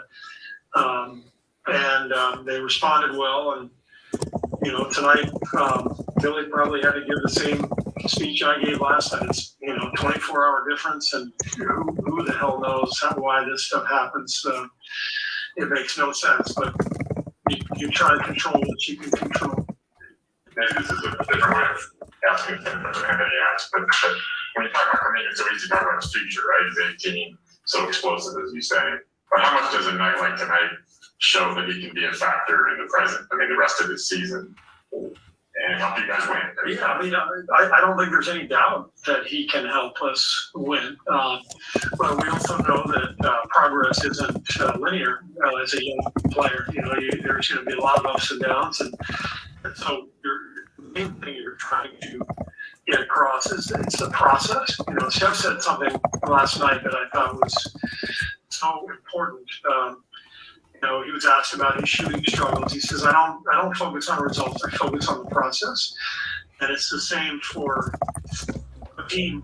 As a coach, you have to focus on the process. And as long as our process is good and our guys are competing and we keep pushing forward, then you're able to weather the storm. And so for JK, we're trying to teach him about the process and how important every single day is. Every time we play him in Santa Cruz, every practice, every 3-on-3, it's all important. And the great thing for JK is he's got these incredible mentors with Andre and Draymond and Steph, Otto, who have been through it, and they're all really trying to help him out. We all want the same thing for JK, and he's a young guy, so it's going to be up and down. But this was a great night for him. I'm really happy for him. Without too much of the X's and O's, what allowed him? Was he looking to attack more? What allowed him to start getting that group today? It looked like he was trying to try more. The only thing that we've really been emphasizing is running more hard, using his gifts, both ways, like sprint the floor hard every time. When I was at Phoenix as GM, we had Sean Marion, who was one of the best athletes in the league. And every night he would just run the floor hard. And he wasn't the greatest 3-point shooter. He wasn't the greatest passer. He wasn't the greatest ball handler, but he was an all-star because he just played hard. And he, by running the floor, all kinds of good stuff would happen. And that's the first step for JK, is to understand his gifts are so unique athletically. They jump out even in an NBA game. You guys see it. I mean, it's sort of stunning when he explodes to the rim. So taking advantage of those gifts now allows him to build a foundation, and then as he goes, his shooting will improve, his understanding of the game will improve, overall skill level will improve. But what I liked about the last 2 nights is it's the hardest I've seen him run the floor on consecutive nights. All right. Good stuff. What do you guys want to talk about? That's a lot. Oh, I like the one. This one's good. I like that, Michael. So, Zach LaVine, they say he was going to get an MRI tomorrow, but they're pushing it to tonight. They might have it tonight. And they said that he was able to walk in his own power. So I think that's a good thing because it's not that serious. But he most definitely is hurt. He just, can't really play, Yep. But I mean, hopefully it's nothing serious, You saw Klay Thompson walk and shoot 2 free throws before, he went back. Yeah, but Klay Thompson's different. Yeah. Klay is not cutting like he used to? Really? Really? You've cut the tape of Klay and you've noticed he's not cutting like he used to? Really? What? No. I think his issues was just stuff getting up. a shot off. Making stuff up. He's just trying to put shots up. He just came back. I don't even understand that one. He's trying to get back in the rhythm. What's the genesis of that comment? Yeah, I'm just gonna agree to disagree here. Yeah, exactly. Yeah, did you not see Klay's dunk? Yeah, exactly. The night he came back, he dunked on He cut with the ball in his hand, then he rose and slammed it through. You could say that maybe he's not playing enough off ball, as in if he gets the ball, he's gonna try to take the shot instead of running the plays. But that's just how you get it back in rhythm. Give it time, we'll be fine. Klay dribbling too much. That I kind of do agree, but at the same time, he needs to find his rhythm before anything. We're trying to get old Klay back. Yeah, let him dribble as much as he wants until he feels comfortable. He feels comfortable, and then when he feels comfortable, he'll go back to playing as he would. It's a normal thing. It's very easy for players to come back to just shy away from the ball, and that's the last thing we want. Yeah. So I mean, good point, Eric. But then again, don't get too hard on Wiggs or anybody else or the rest of the Warriors. They're playing their game. Like we've been saying, when Mike Brown needs to lock these cells in his rotation spreadsheet, where that's Klay with 4 minutes, which hopefully will increase to 5, and then that's Klay second quarter, last 7 minutes, and then lock Klay over here. I mean, everyone has to adjust around his physical development coming back from the Achilles. So it's not easy. It's just you just got to give it some time, and we got to get Klay back to 100%, and then we got to integrate, and then we got to integrate Dre back after the road trip as well. So there's a lot of moving parts. So you're gonna have to be patient because it's not gonna be pretty at some junctures. Yeah, Klay. I mean, remember the first bucket Klay had? He basically modified the play for himself. So yeah, I wouldn't worry about over the play. Don't worry about that. Klay will be fine with whatever offense you got out there, and they'll get used to him. You see, JP missed him. Even Steph, the play, Klay was jumping up and down like he was wide open. Steph pulled up. So even Stephen Curry has to get used to the fact that Klay is on the floor with him. And you forget every now and then, just a tiny little millisecond. Yeah, Klay So, was yeah. really unhappy, but I mean, every Oh. every teammate argues. I wouldn't say unhappy. He was just exuberant. He's so No. excited. He was- He's like, oh yeah, man, we're coming down like Splash Brothers downhill in transition. I remember this. I remember this 2 years ago. And he didn't get the ball, and he's like, it wasn't so much unhappiness as it was just so excited to play and be in that moment. I think that's my opinion on that. Yeah. Let's see who else we got coming here. Okay, little 49ers stuff. Oh, Debo Samuel, Trent Williams named first team all pro. Cool. Wait, did they finalize the All-Star team? All pro? NFL? I don't know. I don't follow NFL close enough to know that. I think they did. I think I read an article somewhere about it, even though I just don't follow. Mm.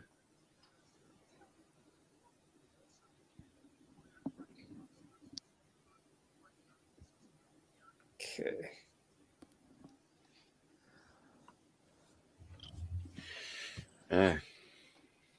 Well, let's see. Steph. Younger siblings in the NBA tend to be better.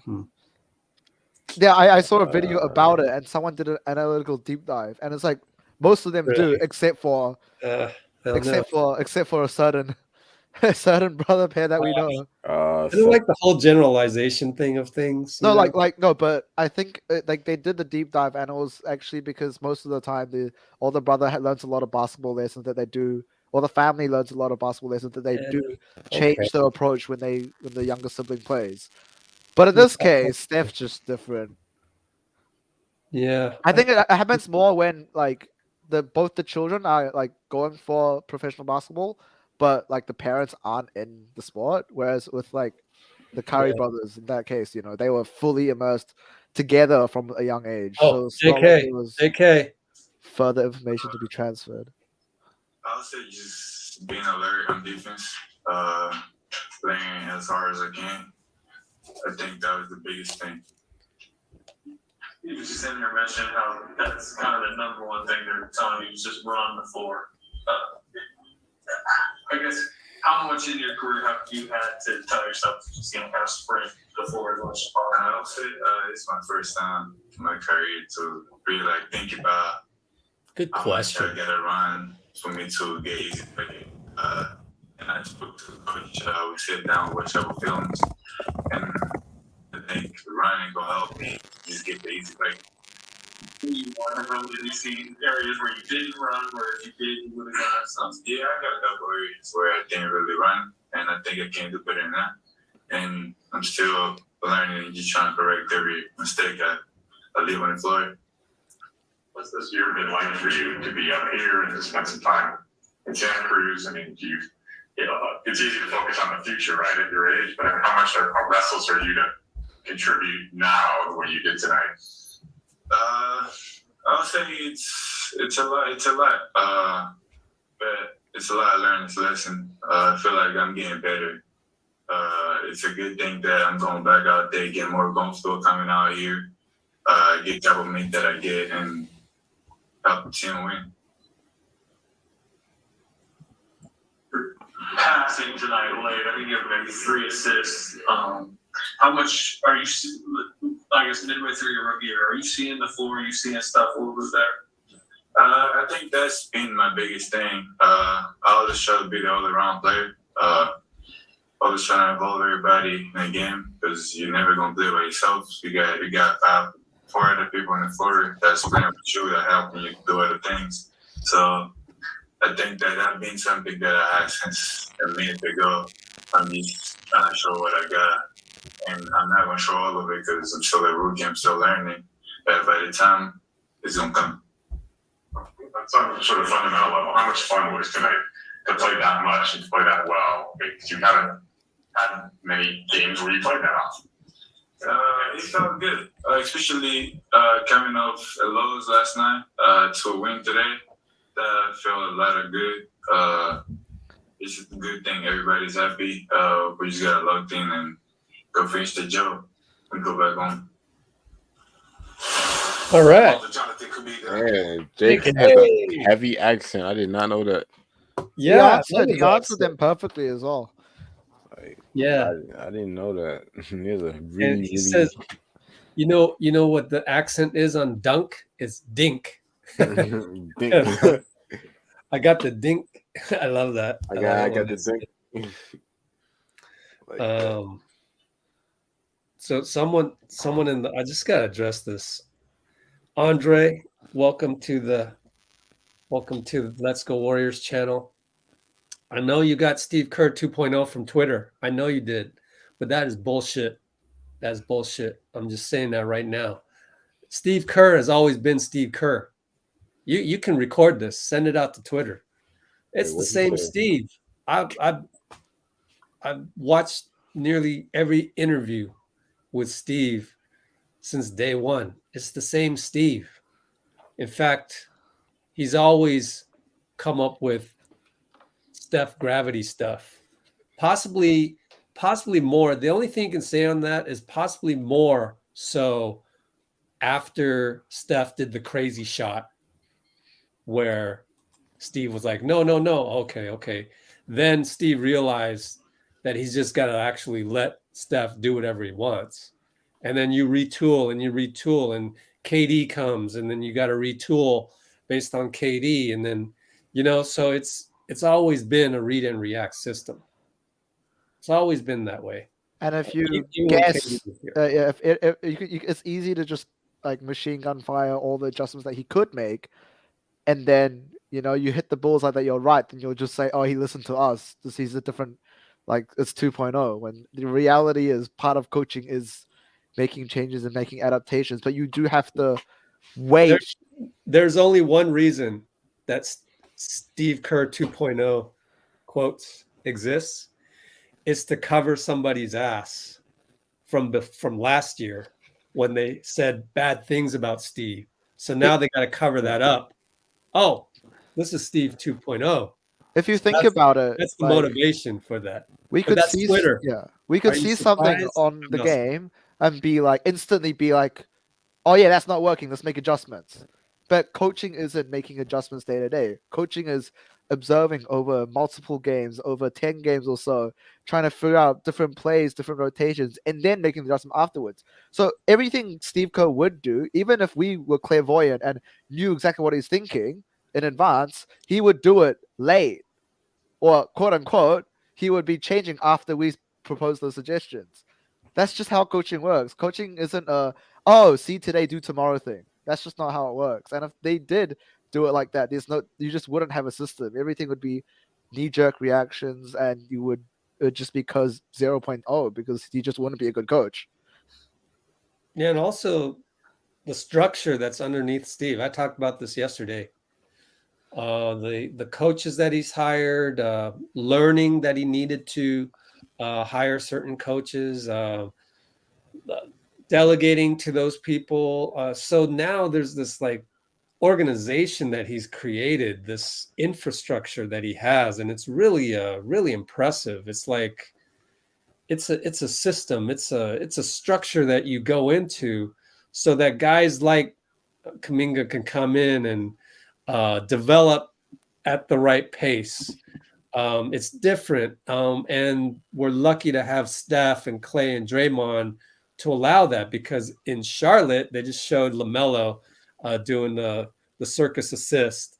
In Charlotte, Michael Jordan's just got to throw LaMelo out there because that's all they've got.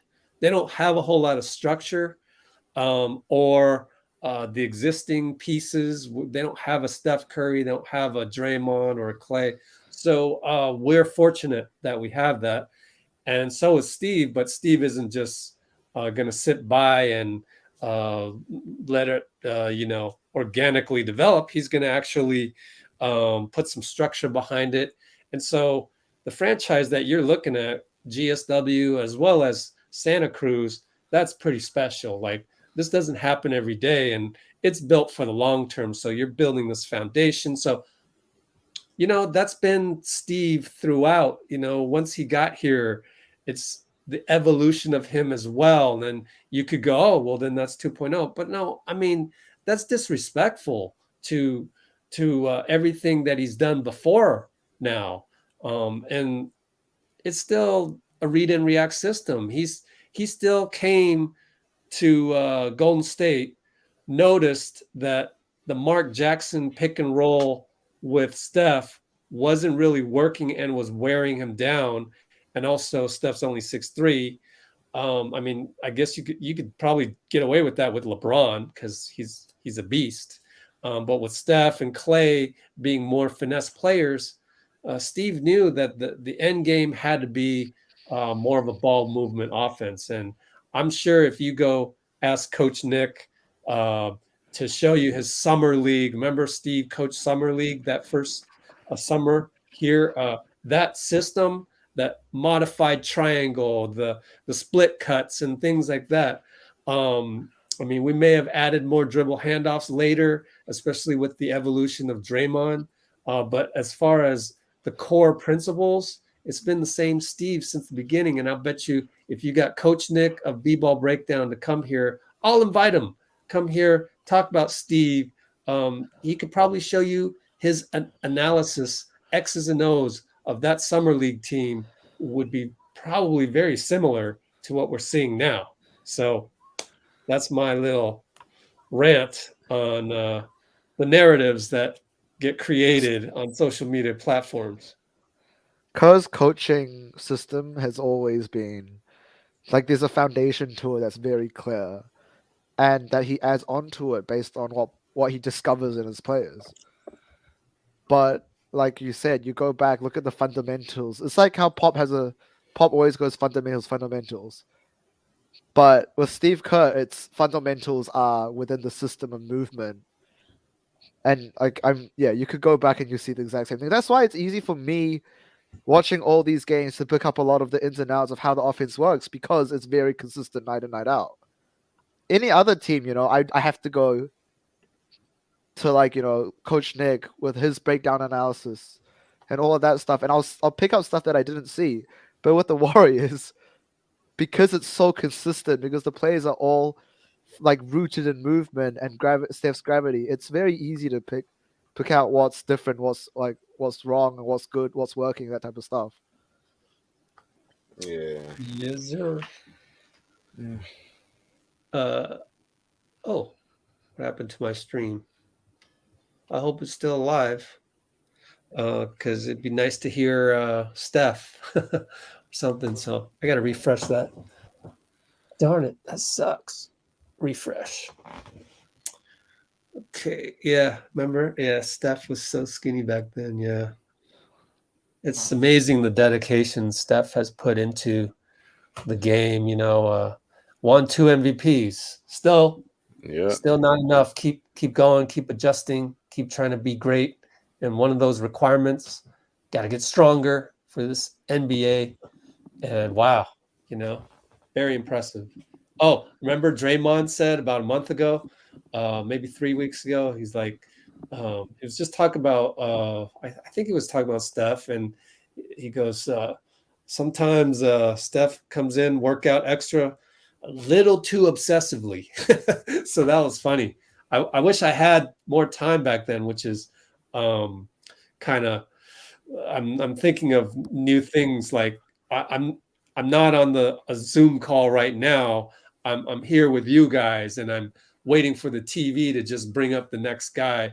That's a lot less strain on me, and that gives me the ability to report on things like Draymond saying something funny like that about Steph, which I wasn't able to do back then. So not a whole lot of people know that Draymond said that, and I think it was a great quote. I loved it. Let's see. Let's just all right, cool, Andre. Good profile pic. Boom. All right, it's good having Anthony on here. Usually East Coast time. It's About 7:40 9:40. p.m. here, so 9:40 for you. So not that Yes, late. sir. So glad to have you in a Yes, sir. situation where you're not falling asleep. I am like 75% awake. Yeah, working hard, man. Working Yes, hard. sir. Yes, sir. Oh, Trying. nice. Brazil. Cool, man. Oh, I like that. I like that. Oh, JP. Here we go. Yeah, we get a lot of stops. I think in the first half we had only 2 turnovers, and it was a big difference tonight. What got you going personally early on?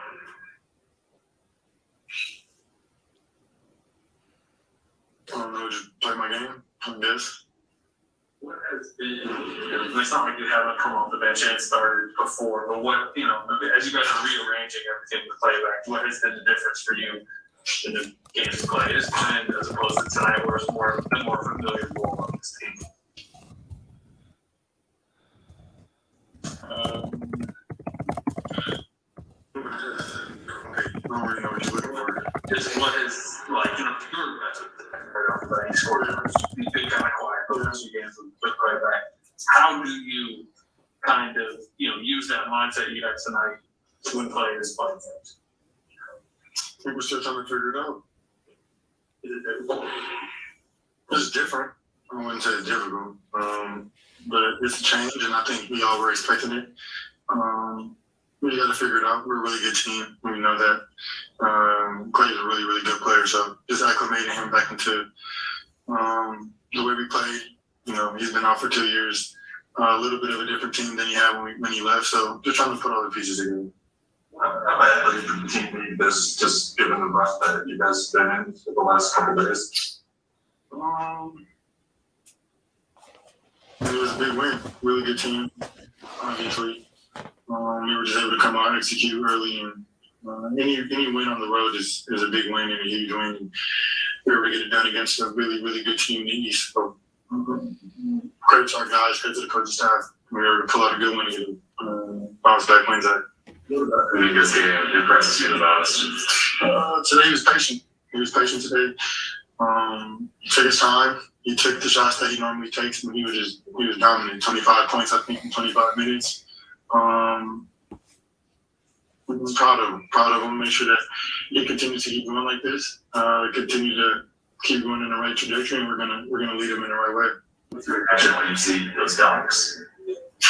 I normally ask him 1 out of 10, 10 being like 100% perfect jump, 1 being not good jump at all. On some of his dunks, how does he feel? And all of his dunks, he said he hasn't even been close to it. So keep your eyes out. As soon as he said he got a 10, I'm going to tell you. Okay. Jordan Poole. That's cool. He's always interesting. He got the podium belt out. He had a fun. Yeah. What do you think, guys? JK in the dunk contest. I said earlier, I asked him that, and he said he didn't think he deserved it. Wow. He doesn't think he's a good dunker. He can dunk. Wait, but I don't think if he thinks what he's doing right now isn't good dunking, what Yeah. if he actually does try to get good at dunking? Yeah, that goes along the lines of what JP just said too, right? It's like, Wait oh, a I still minute. haven't gotten a 10 yet. Wow. So, yeah. Who knows? Oh, okay. Any updates on GP2? Not that I know of. Have you guys seen any tweets? Wait, what happened to GP2? Oh, tightness in his back. Based on like what happens to Wiggs last year, it should just be I think a week or so, and nothing more serious than that. Hopefully, I'm like, I did not see him on the floor today. no, he didn't play today.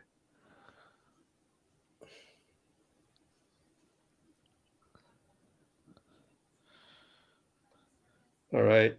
Someone asked JK about playing in the house that Michael Jordan built. Just said, oh, it's special to me. It's my first time playing in this gym. Means a lot for me to come here and play. Watched a lot of MJ highlights. So there's that.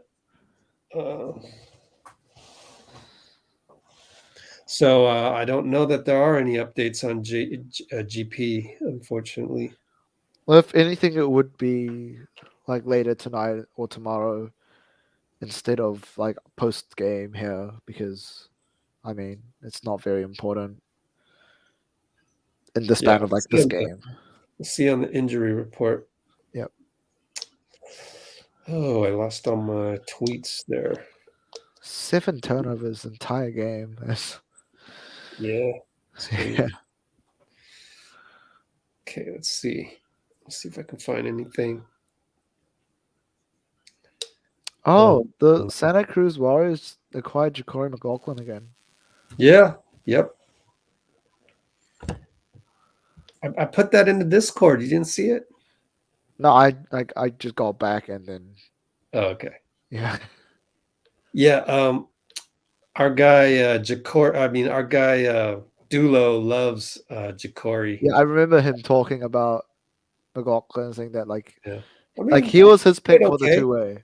Played okay on the summer league team. Yeah. Because Dulo does a lot of scouting beyond just like, like G League and NBA games. That's like he knows so much. Forgot to post these in our Discord. Damn.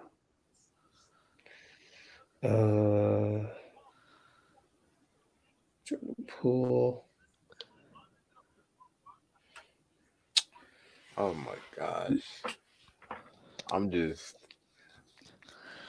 literally going through all my old pictures. I'm like, what changed? I'm like, what happened? It changed for good or changed for bad? Oh, good, for good. Most likely for good. Man, I was like, man, I was. Oh my God.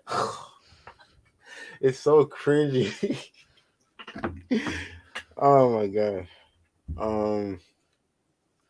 I just, for this game, I don't have anything else to say. I mean, I didn't really watch the first half, so. Can you imagine being an NBA player and then you go see pictures because they like pictures of when you were like a fresh player immortalized. I And saw those exact thoughts that you have just now. They would have that, but like Oh my it's plastered everywhere. Like I saw an old picture of Zach. Like Levine imagine the how game. like Alfred Payton thinks about all the pictures of him with his like. Oh my hat God, that little. Ugh. I don't know? like that, but like you think he still think like he thinks it's like that's a vibe, or does he think it's bad? I think he outgrew it. I think his mind told him to just cut it off. But I saw a picture of Zach Levine. He was like a twig when he came into the league, but then like you saw him, you see how much muscle he has now. Like so does Steph Curry too. Moody scored 32 in a loss. Oh, yeah, lost by 5, but good. he scored 9 of his last 11 shots. That's good. Yeah, I'm not worried about that loss though. he started like cold, like 2 of 9, I think, and then 9 of 11 to finish.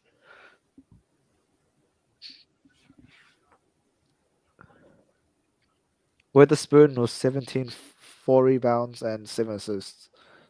That's good. That's decent stats.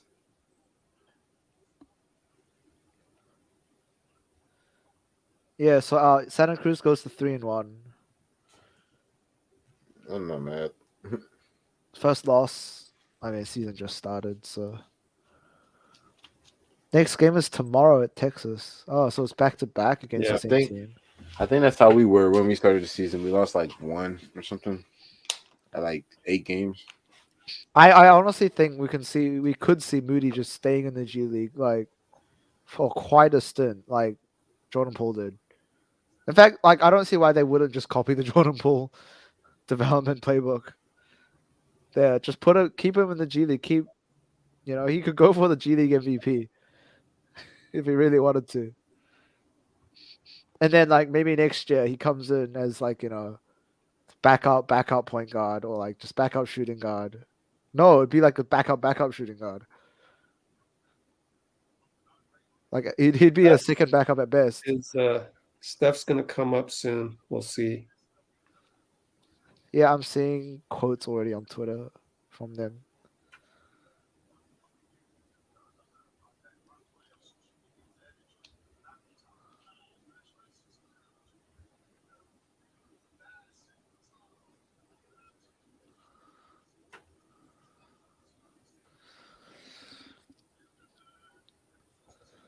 Okay. Got 24 people.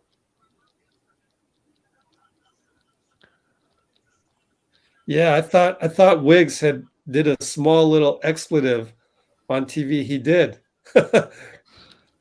He said he's strong as shit.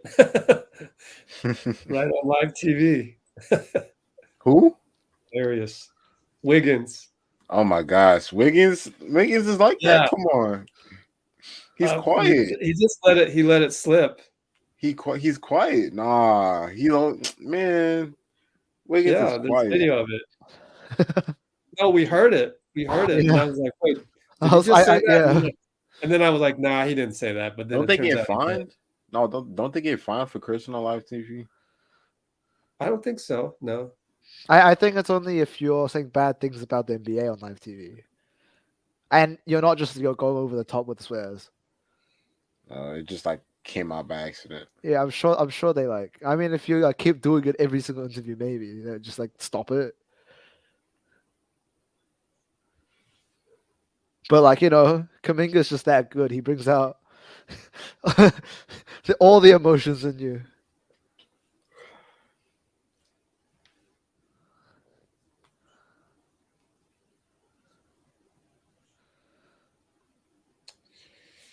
Okay. What else we got? Anything?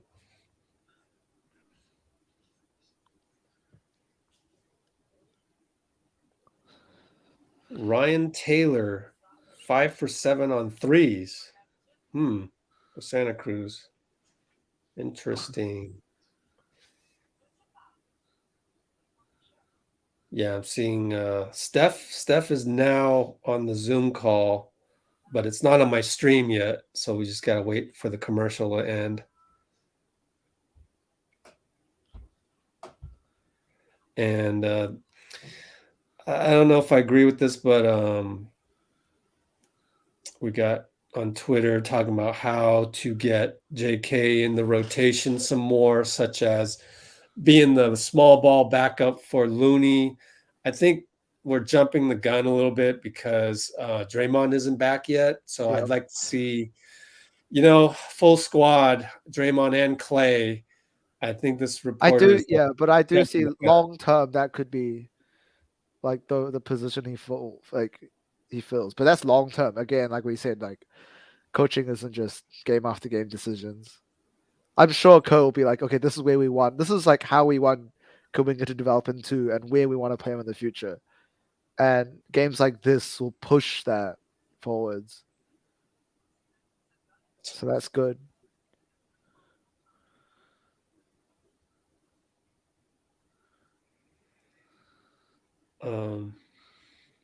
So I don't know. I don't know if my stream is still good or not. Let me refresh. Weird. It just goes away every now and then. Their website is trash. Then I got to go to the standard, whatever, car commercial.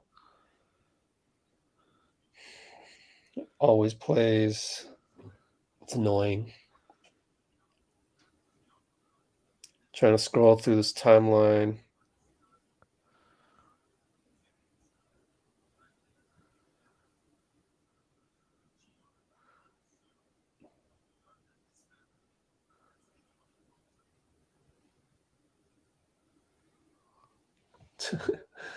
Really? Okay, yeah, it's your live stream will resume shortly. Somebody's asking on Twitter. They didn't see the game. Okay, so yeah, Steph is still. That's a long interview, so I see what's happening is I'm seeing tweets come up, NBC is waiting until that's over with so they can process it for the TV camera and run it through TV. So they got to wait until it's done. But yeah, here's a good one that we can discuss. How the hell did Kuminga go 10 for 12? I'll tell you how. I was just about to say that, man. He went 83% from the field. 83. Because he gets downhill. He wasn't taking jumpers. He has the ability to make a couple dribbles, get you off balance, and then athletically just go right by you. Either finish or get fouled. Very Giannis-like. And then he posted up a couple times and got the foul that way. He's just physical dominance, basically. I'm excited for his future. His future is going to be so good. The funnier thing is he's 83%, but the 2 misses that he had, both 3-pointers, which means every single time he went downhill, points. That's 100%. Yeah. Good point.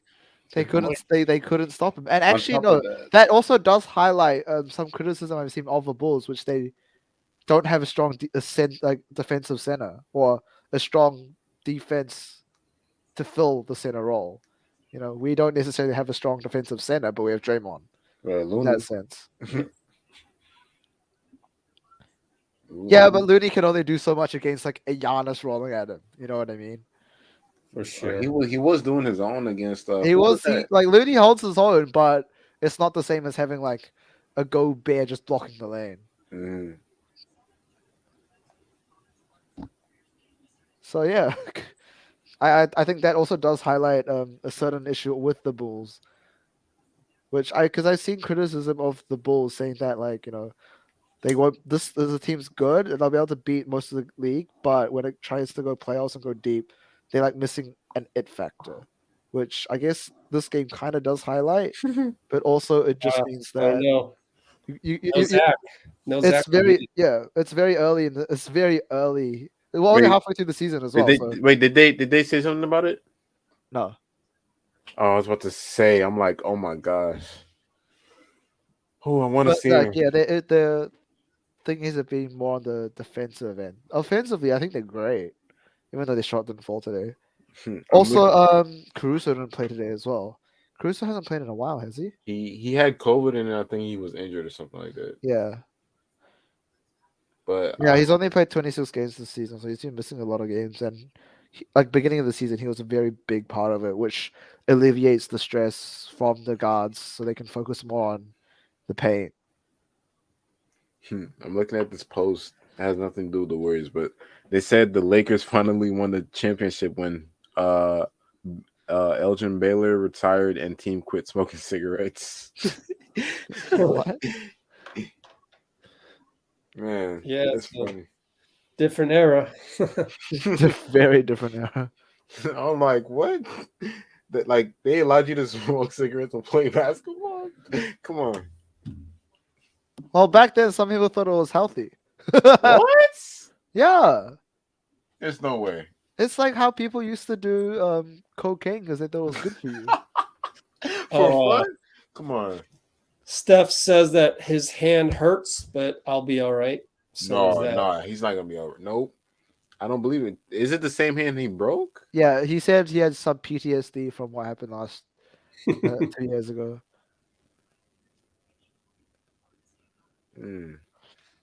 So how do you repair like a broken, like the one he broke? Like how do you repair that? You like that one? You literally just had to rest it. He had a pin in there. Yeah, a pin to make sure that it heals correctly, and then rest so that it just goes back. And afterwards, you're gonna have to do rehab on the muscles in your arm and your hand that atrophied while you were resting them for so long. Do you think he's been doing that for the past 2 years? I mean, if anything, I trust that him and his coaching staff and his training staff and all those guys will do the right thing. Because I've always wondered it, like, man, like he broke his shooting hand. Yeah, you do bump into it. He bumped it today, so we'll see. It also could just be, the nerves because, you will be more aware of that when you have had injuries there before. Like I walked a lot yesterday, and then when I got in bed, my ankle, which I previously injured, like fractured, felt weird. But then like when I started walking again today, it was completely fine. Hmm. Like it's just in my head because paranoia. I had I think I had a fracture first, and then it healed, and then after that I had like a grade 3 sprain that I thought I treated like it was grade 2. So I like started putting weight on it way like 5 weeks before I should have, and then that didn't help. So now like I'm just scared of my left ankle. Yeah. Doesn't help that I've been walking like 15,000 steps in the last 2 days. I saw what they did to Paul George when he broke his leg. They put like rods in his leg. Yep. Something like that. And I'm like, ouch, that hurts. Yep. I mean, you don't feel it. Like the actual like injury itself hurts more than putting the rods in.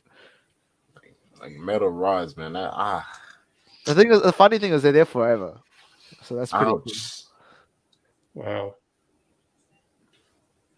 And I actually do think that if you have like a certain amount, when you go through airport checkpoints, they like beep, and you have I to. was just thinking about that. I'm like, what? They're like, Yeah, you actually do have to explain. They're like, oh yeah, because then Yeah, they'll but- do that. They'll do that one thing all over you, and then like go over your leg.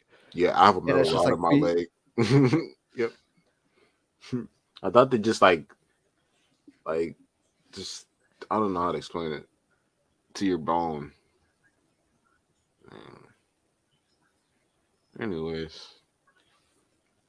everybody on the Warriors is somewhat healthy, so I'm happy about that. Yeah, but Yeah, no quick Draymond. pans. Quick pan says, I wish Kerr finds ways to give JK more minutes. He brings pain off so we may need him in playoffs. Yeah, come playoff time, I'm sure if he keeps playing like this, he will have more minutes. Like it's just, you don't give him you don't start him the next game because he played really well this game. That's, just give it time.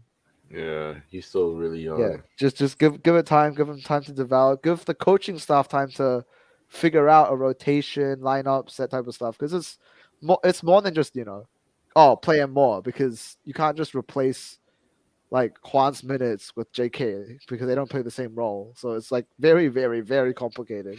I think Juan's role is like he's more of like a playmaker. He's more like He's off a the bench Draymond, basically. he's like a small replace Draymond. So like we don't really have another player who's just like, oh yeah, that's Jonathan Kuminga's role and we put him in. Yeah, like Jonathan, he's Yeah, just like all around. it's very different, and that's why it's gonna be really hard and a lot of work, a lot of like spreadsheet time, a lot of like sitting in front of a desk looking at papers, like adjusting minutes that like Mike Brown and like the coaching staff Watching a lot have of to work film. out. Yeah. So yeah, just in due time. I don't think that's it's a worry that he's not getting more minutes now, because that's just not how it works. It's his first season, so I mean, they have a lot of time to. Like with like Jordan Poole and Klay, you kind of can just like slide Klay into Jordan Poole's minutes, kinda, because it's except for like when he's initiating like the second unit as the primary ball handler. But when like Jordan Poole's playing shooting guard with the starting lineup, you can slide Klay into that and substitute those minutes directly. But when it comes to pushing Jordan Poole into the more bench minutes, then you have to readjust that, and it's just it's a nightmare. I can picture the spreadsheets, and it's a nightmare. I wonder if there's software for it. I wonder if they have software for it. Yeah, Is it just manual? Because could there be like you put in certain lineups that like you want these players to play together, and then like it just puts out like a predetermined thing, and then you adjust it accordingly after. Kind of like how like 2K does it, where it has its own predefined like shooting lineups and that type of stuff. But instead of like it telling you what to do, you're telling it like what final lineups. Here we go, Steph. Finally. No, just like we didn't feel yesterday coming. It's always Rich, you might want to put me off because I'm on the toilet, so I won't be on cam. remind yourself who you are. Don't lose confidence. Never get too high. Never get too low. Just come with the right intentions, the right effort, the right attitude. And, if you're a good team, good things usually happen, and you can usually bounce back. So I just like the way we just responded. It was great. The shots went down early. I know Zach went out, early in the game, but our defensive pressure and energy was solid. We only had 2 turnovers at halftime, which is what we've been talking about as of late. And then, from there, it's just a welling of confidence from everybody. So you love to see it, and you want to maintain it as long as we can. As striking as it is to see Kuminga jump and see how quick he is there also something about just the grace, the smoothness? I mean, just being near the court today for the first time watching him, he seems like just the way he moves, you can see he's different than other young players. Yeah, he's explosive, and he has a knack to kind of just get wherever he wants to on the floor. And when he's decisive, he is tough. Not a lot of other guys can stay in front of him, and then he's finding different ways to finish, being confident to shoot the ball when he has an open shot. He made some really good passes tonight as well that were decisive. One was in transition to me. He made another pass on a drive, kicking to the corner. So those are the balances that he has to figure out when he gets more minutes to keep attacking the rim, put pressure on the paint. If he has room to finish, go after it. If he has an open shot, shoot it. And if not, find the open guy. Because eventually he'll start to see a little bit more attention. Really confident. Honestly, do you like that inverted play call where you set the screen for him? I mean, it does seem you guys don't use it a ton, but it seems to give him a clear lane for a dunk almost every time. And a lot of that is just figuring out how teams are going to guard me, and if you're going to react to the ball or stay with me. I don't want to overdo it, but I always enjoy setting good screens because these teams are gonna tell the guy that's matched up with me not to leave me ever, and that's gonna create open looks. And you have a guy like him who can turn the corner. Wiggs have done it a couple times too, where they turn the corner and they're at the rim in 2 dribbles, and it's hard to guard. So me and Wiggs got one where I set one for him, and he kicked it back to me for a 3 in the third quarter. Just good options to have to switch it up a little bit, have a different look if I want to get a lot of attention. We're obviously prioritizing Kuminga's development when he's only 18. Long term, you can sort of imagine how good he might be. But right now, for this season, with you guys dealing with some injuries and some uncertainty, I mean, how much can he help and make a difference here the rest of the way? That'll show itself. I mean, it's kind of hard to predict, but it's also on him to maintain focus on what's going to get, make him better, whether he's playing 25 minutes, whether he's in the G League, whether he's coming in for 5 minutes. The effort that he showed tonight was amazing, and he needs to do that every time he has an opportunity to play, because every rep he gets is important for his development, for his confidence, developing a skill set. And his game is interesting because you can kind of throw him out there with pretty much any lineup for the most part, and he can do what he does. It's just effort and intensity at the end of the day for him, because he is so athletic. He has unbelievable upside, but what he does well, it comes and it shines when he's playing hard. Is there? All right. Making a really good point there, Dalton. All of the ways that the Warriors can. Okay. So that's Steph. Where did Jeffrey go? He went to the bathroom. Oh, okay. Let's see. Yeah, so I'll get around to that, Anastasia. My bad. I didn't charge my phone.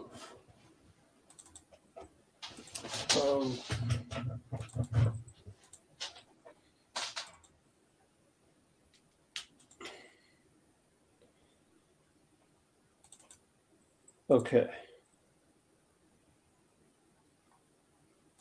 So yeah, it's good when they win. There's not a whole lot to talk about.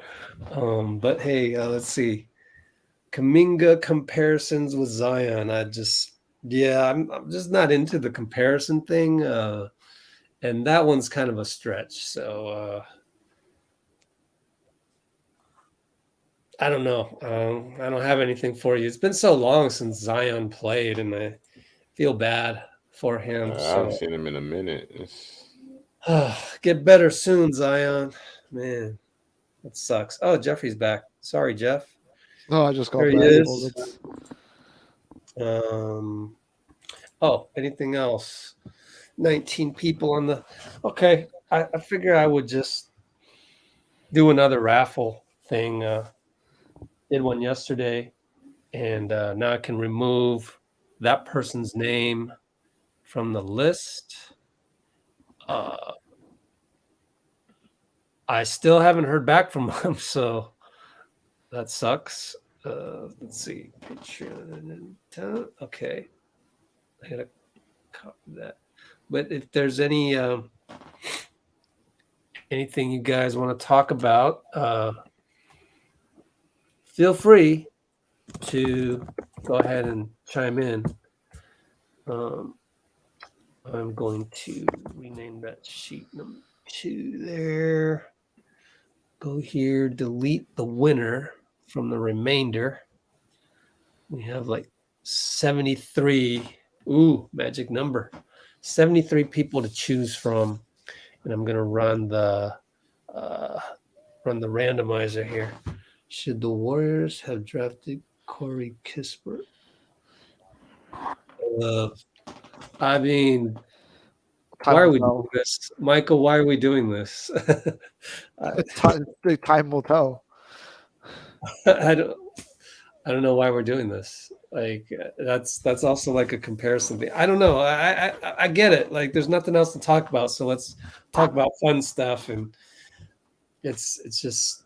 Has Corey been playing in the G League, or is it just in the Wizards? Whatever I say is going to end up throwing Moody under the bus. So I'm not going to say anything because I don't want to throw him under the bus. I actually like him. So I'm not worried about Kispert. I'm not worried about this, that. So far, I like Moody, and I like him in a vacuum, and that's that. In the Warriors, the vacuum that is the Warriors. I don't need to go look over here at somebody else's front lawn to see if their grass is greener. I'm happy with Moody where he is, so I don't need to compare. I actually think I expected Corey Kispert to be playing better in the NBA than he is right now, just because he was by the end of his tenure at Gonzaga. He's a 4-year player at Gonzaga. Like, he's coming out fully like very like developed, and he was like at shooting over like 44% or something like that from 3. Like, he was playing solid minutes, and then playing like being a very good like floor like a genuinely good all-rounded player. So I was thinking that like that type of play would translate over to the NBA a bit better than it is right now. But I think he's just not hitting his shots right now, and he's just been kind of a non-factor. I don't even really care. I literally don't. All I know is that he cost Kuzma a triple-double. That was funny. All right. Because Kuzma needed one more rebound, and then Corey Kispert took it.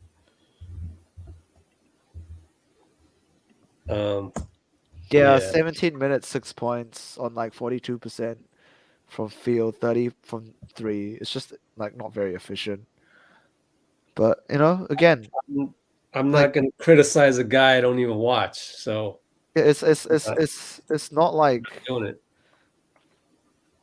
At the best, it'd be like, oh, it's like it could be an even sort. At the worst, it's like, why would you even bother? Oh, there's got to be something else to talk about. Yes, yeah, I don't think there. Anyways, here we go. I'm on random.org. I'm gonna do this drawing. I really am, because at least to stay on pace with the one per day. So what we do is, first of all, videotape you guys Klay Actually, that's Anthony. Go to random.org, and what you do is you first roll the dice.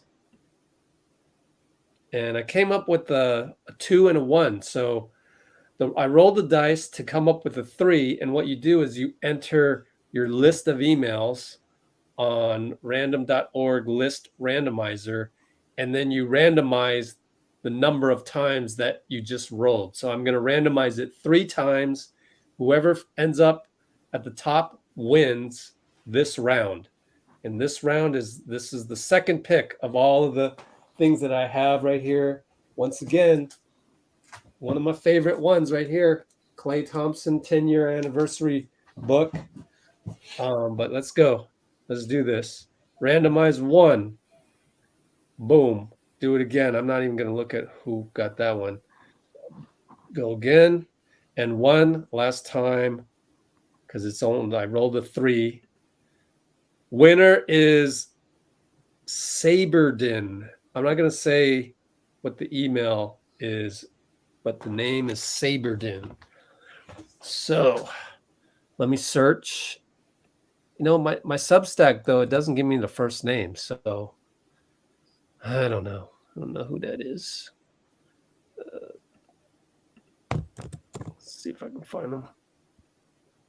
I'm glad it's somebody I don't really know, because I feel guilty if I knew who they were and be like rigged. But no, Saberdin wins. So I'm going to email Saberdin right now.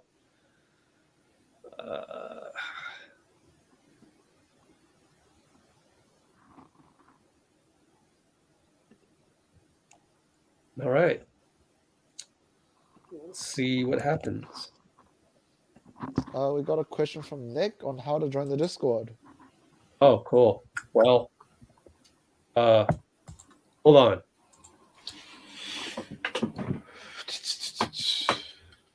I am 82% awake. 82%. I'm really like right Oops, there. I forgot to write an article about this. Bam. Sorry. Let's see.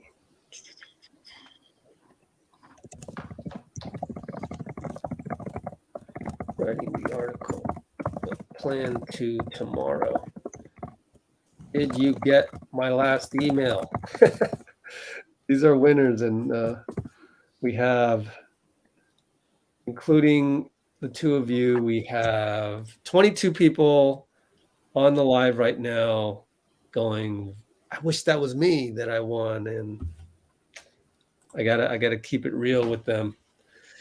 That paying money every month, and they deserve to have a raffle ticket. Okay, Nick. Hey, Nick, you emailed me, right? I'm slow on the emails, as Anastasia knows. I'm very slow on the emails. So did you email me, Nick? Hit me up.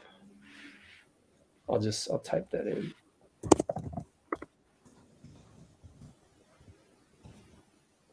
I'm just going to take this directly from your about page on LetsGoWarriors.com. Oh, what? About Discord access. Not recent. Oh, there you go. Yeah. To be active. Oh, it's already activated. My bad. Yeah, some things are outdated. Oh, Nick emailed me. Okay, cool. So I got to find your email. Search Nick. Oh, gosh. Did you email me? Oh, there you are. Oh, yeah. Okay. Yeah, I gotta get on that. But I also am trying to get my arms around everything. Like I said, not gonna necessarily be at every game, definitely not being at every visiting game. The travel is brutal. It's brutal. So like I would rather be post game, I would rather be here talking with you guys. It's weird. Yesterday we had like 40 some people. We only have 19 right now. But it's still pretty cool to be with you guys all around the world. Chicago, Boston, right there, and it's just less pressure. It's like feels better to cover the Warriors this way because I'm going to get around to the Zoom calls anyway, and I'd kind of rather do that when I have more energy, like I did this morning for all the Milwaukee stuff.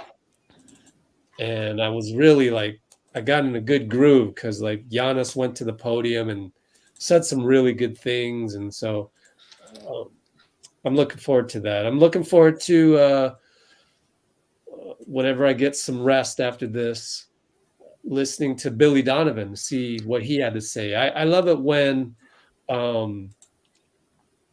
other coaches have good things to say about the Warriors. And maybe he says something about Jonathan Kuminga. We don't know. So, and then also all of these, like we just heard Steph, but we didn't hear the entirety of it. And what I do is I like to actually transcribe everything. I'm crazy. I like to do that actually because it really is makes you a student of the game.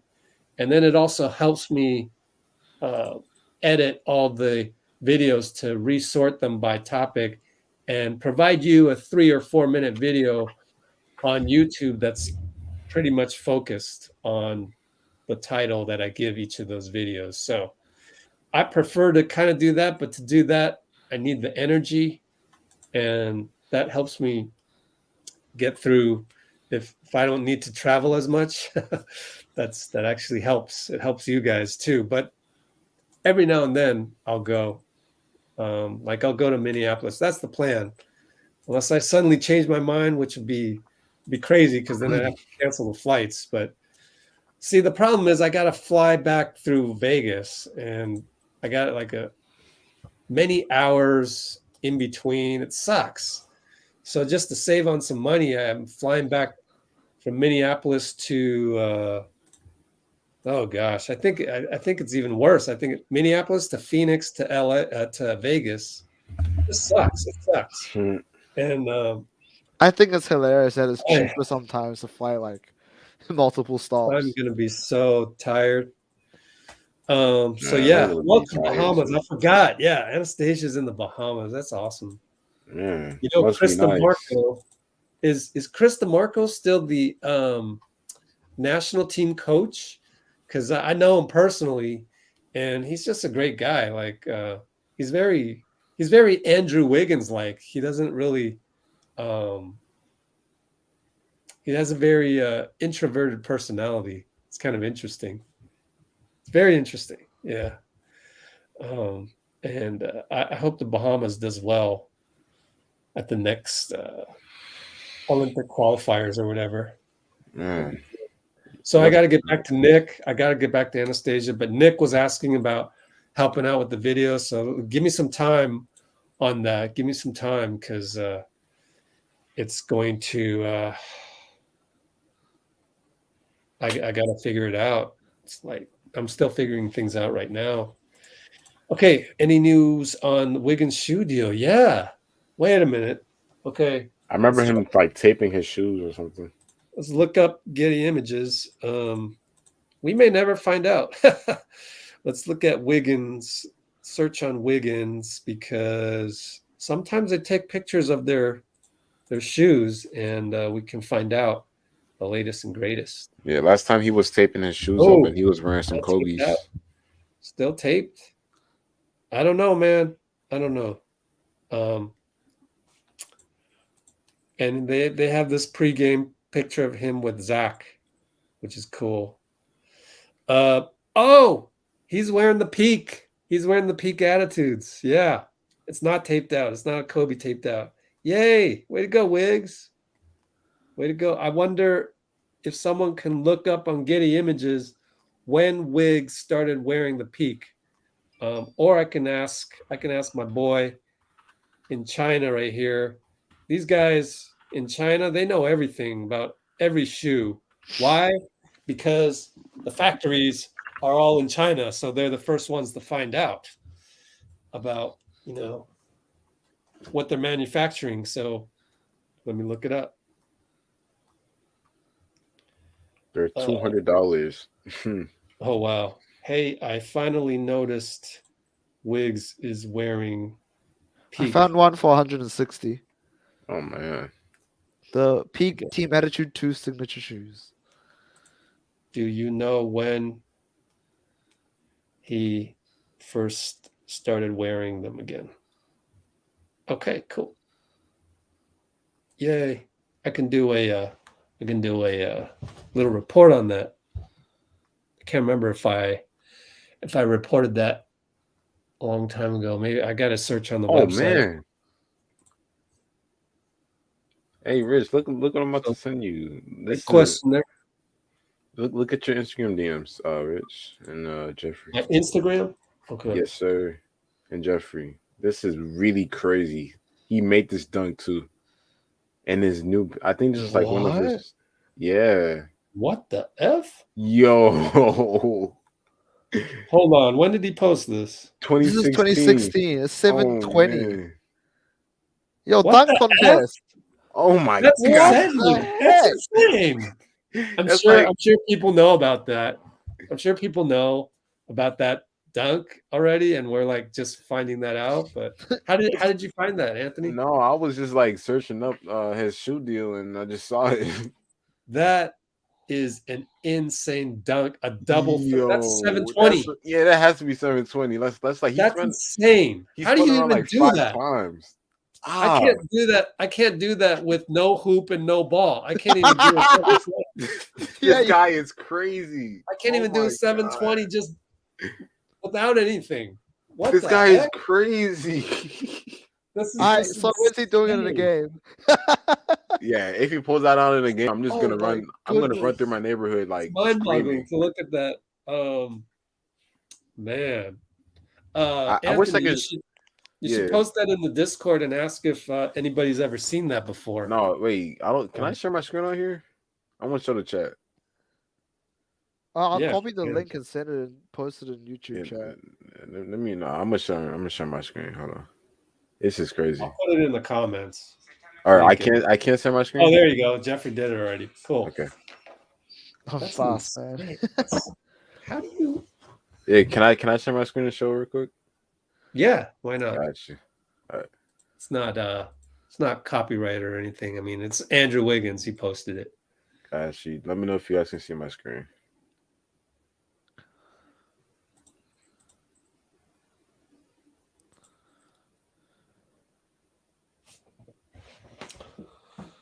Yeah, can you guys see my screen? No. Oh, I see. I got to activate it. My bad. There we go. All right, there you go. So look at this is the little dunk he was doing. This is crazy. Oh my gosh. This is so crazy. What? That's like why is it just why does the clip stop right when he dunks? Yeah, why is because that? 2016. People didn't know how to social media gosh. then. That is crazy. I'm looking at the comments right now, and like they only have like 1 like each on all the comments. Oh my goodness, this is crazy. This 17 people were looking at this like not too long ago. Come on, man, that's crazy. It's mind-boggling. All right, time to make this hit the. Go through the social medias again. Oh wow! How did I get? Wow. I like this though. I love this. I love this. StreamYard. It's cool. Okay. What else we got? Are there any more interviews coming up or not? No, I think that's it. Everyone, please splash the like button. All right, so we got Minnesota coming up. What's their current injury report? Anybody know? Yep.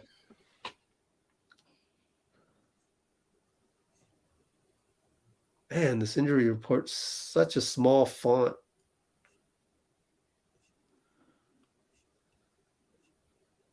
Did they even play tonight? Search on Timber.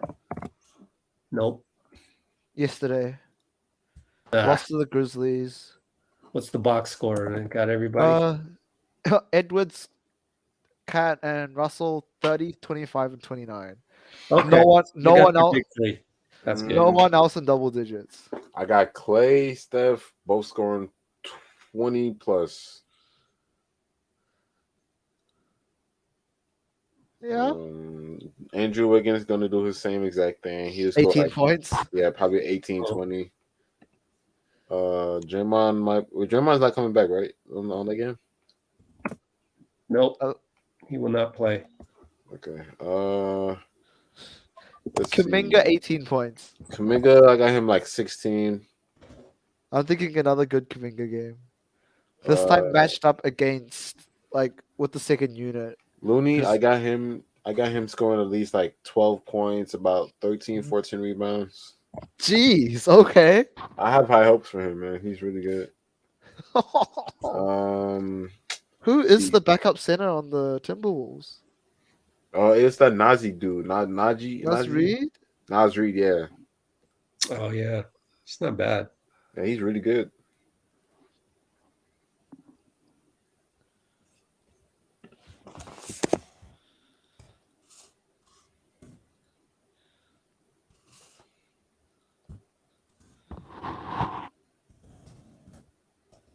Is that what's happening on I Twitch? don't know. I feel like they overplay the starters minutes. It's like almost as if Thibodeau's still there.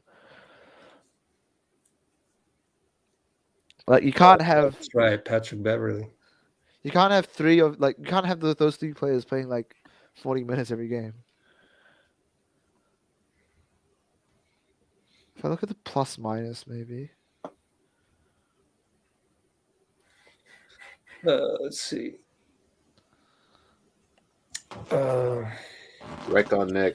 I think you're 100% right. Like Kerr is designing all these plays, and they're our players are just getting their open shots. They're just not making them. So that has nothing to do with Steve Kerr. Yep. That's I told you guys. Like I used to be a coach, and it's like I look at player performance first. Like if Juan goes in there like at Memphis and he throws the ball away 3 times, why is that on Kerr? You know, it has nothing to do with Kerr. If the play designed for a player, and that player gets an open shot and he misses it, that has nothing to do with Kerr. Yeah, so I think that's universal though, whether it's Kerr. I mean, unless it's who's going to blame the coach? I mean, unless it's Kevon Looney taking those threes, then so maybe it's a different story. Yeah, Steve Kerr's not going to design a play for Looney to get a wide open three. Yeah. You know, he can get a wide open three any play he wants. Like, come on. Like this whole time, Looney can probably shoot threes. Just we have to follow the game plan. Yeah, what happened to Dwight Howard, Andre Drummond, and JaVale McGee? Were they all shooting threes in off season? Were they all posting clips of them hitting like 10 threes? Like they were just they were like, oh yeah, I got this now. And then when the season came around, they get wide open shots. They don't shoot those, man. Oh well, they're not in systems that allow for that. Especially exactly the Laker guys. Exactly. Like Dwight Howard shoots a 3-pointer, he's gonna be benched the whole game. Like if they have like a 40-point lead, why not? But Jeff Van Gundy said it in the broadcast today. He watched the game yesterday and Golden State had plenty of open shots they didn't make. Yeah. I mean, I can say blaming the players, but I mean, you can't blame the players because they're trying their hardest, but not every shot goes in. So no, the thing is we have good shooters. Like over the season, like they might miss a lot now, but then over the season they'll end up still shooting like 40%. Yeah, for sure. So that's not a problem. For sure. Yeah, I was gonna say Justin Jackson. Like what? No, Jaren Jackson hasn't been hitting shots this season, has he? I mean, again, but if he does, the Grizzlies are like far, like gonna go far up the rankings in the West. Well, yeah, even though they're already third. Like he's not shooting it well this season, and they're already third. Like if Jaren Jackson Jr. starts hitting his threes, like yikes. But here's the problem. Again, all you got to do is look at salary cap tables, and if you saw that somewhere, reconnect where somebody was wanting Looney to be Jaren Jackson Jr. No, I think he's just saying that he could like if he developed a 3-point shot, he would become Jaren Or Jackson. reconnect is saying that he heard it, people wanting Looney to be like JJJ. First of all, it's not even the same salary scale. I mean, pretty much now you're going to get guys that are worth what their contract is. So, 90% of the time. So I've noticed JJJ that actually is making, because GMs are good now. Yeah, exactly. And the salary cap isn't constantly exploding as well. JJJ is a $25 million player. So that's all you got to tell them. Reconnect. Just go, yo, did you check the salary cap table? Because how much is JJJ making? And then go look at it. Oh, 25 million. Man, you're comparing an apple with an orange right here. On some level, like, we could all wish that Lily becomes that player, but if he becomes that player, he leaves. So right, that's the same thing. Yeah. Exactly.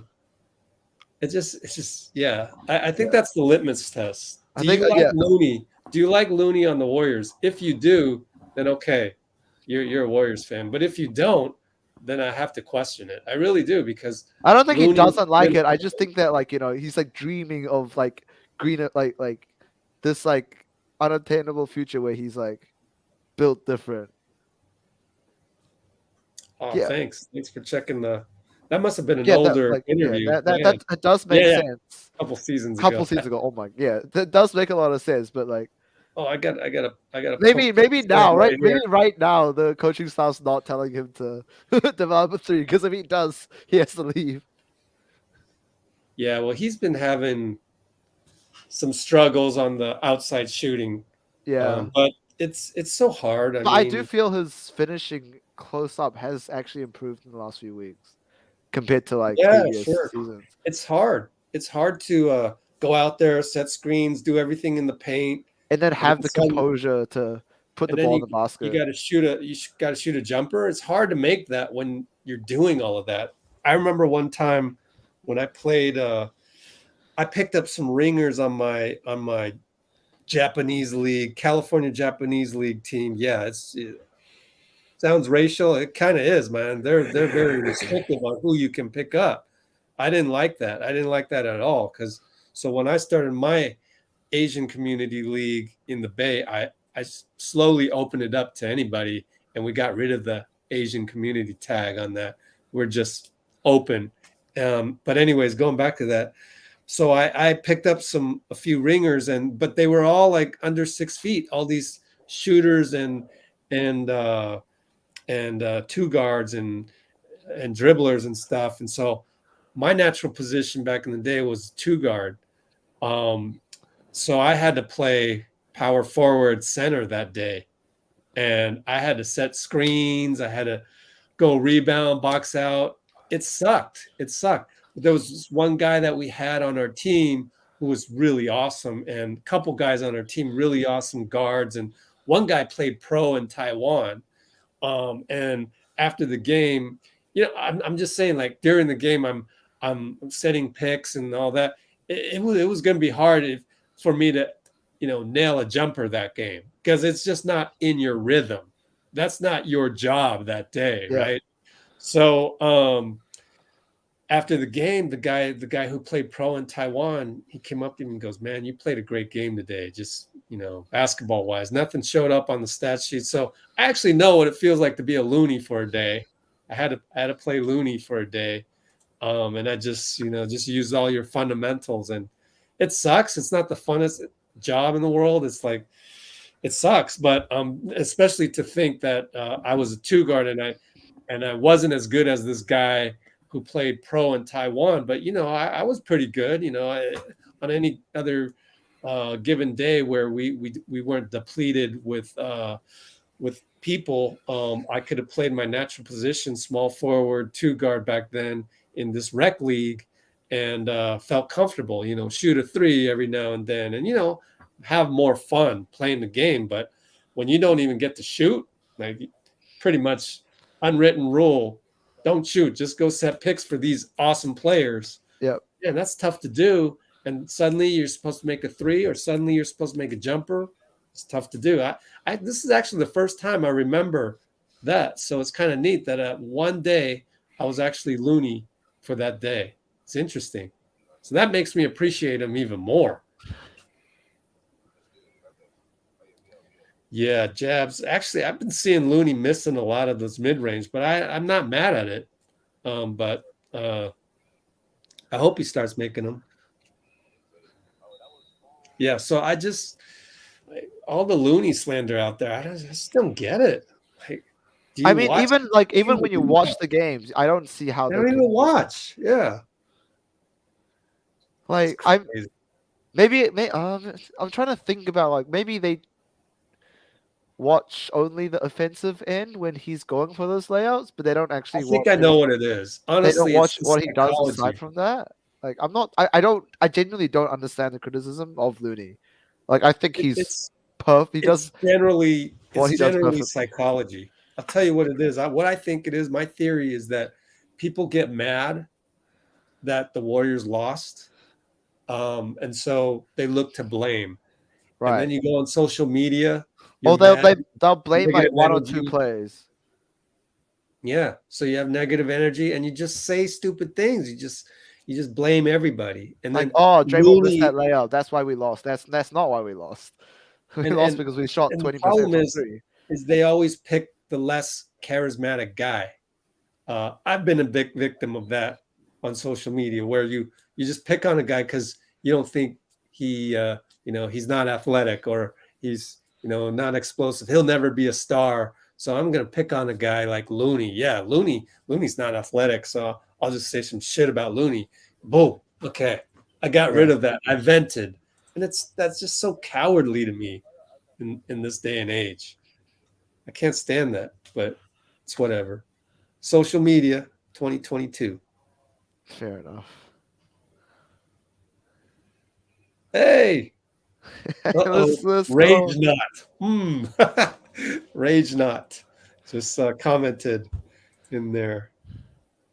Interesting. Rage not. Okay. Oh, reconnect. You could. I could really tell that Reconnect's like not only been with your channel for like years, but he's watched the game very closely for many years. What's funny? When I forgot what game. Recently at home, I think it was, JP did a really stupid and one foul. Yep. And Steve went ballistic on that. It was so funny. It was so funny. But it's all love. I think Jordan knows that he does some stupid things on defense sometimes. Even on offense. Even Andre would go in one of the interviews in Philly, he was like, sometimes when JP takes a shot and we go, oh, there goes JP taking a JP shot. So they know inside the team, they already know, but it's all love. Like they get it. Like, it's kind of cool where they just kind of joke about it. They're at that point. It's such a good family that they can joke about it. It's not like somebody, is there like, man, JP shooting that shot. They just kind of laugh about it. Oh, there goes JP again with the crazy heat check or whatever. Yeah. So it's kind of cool.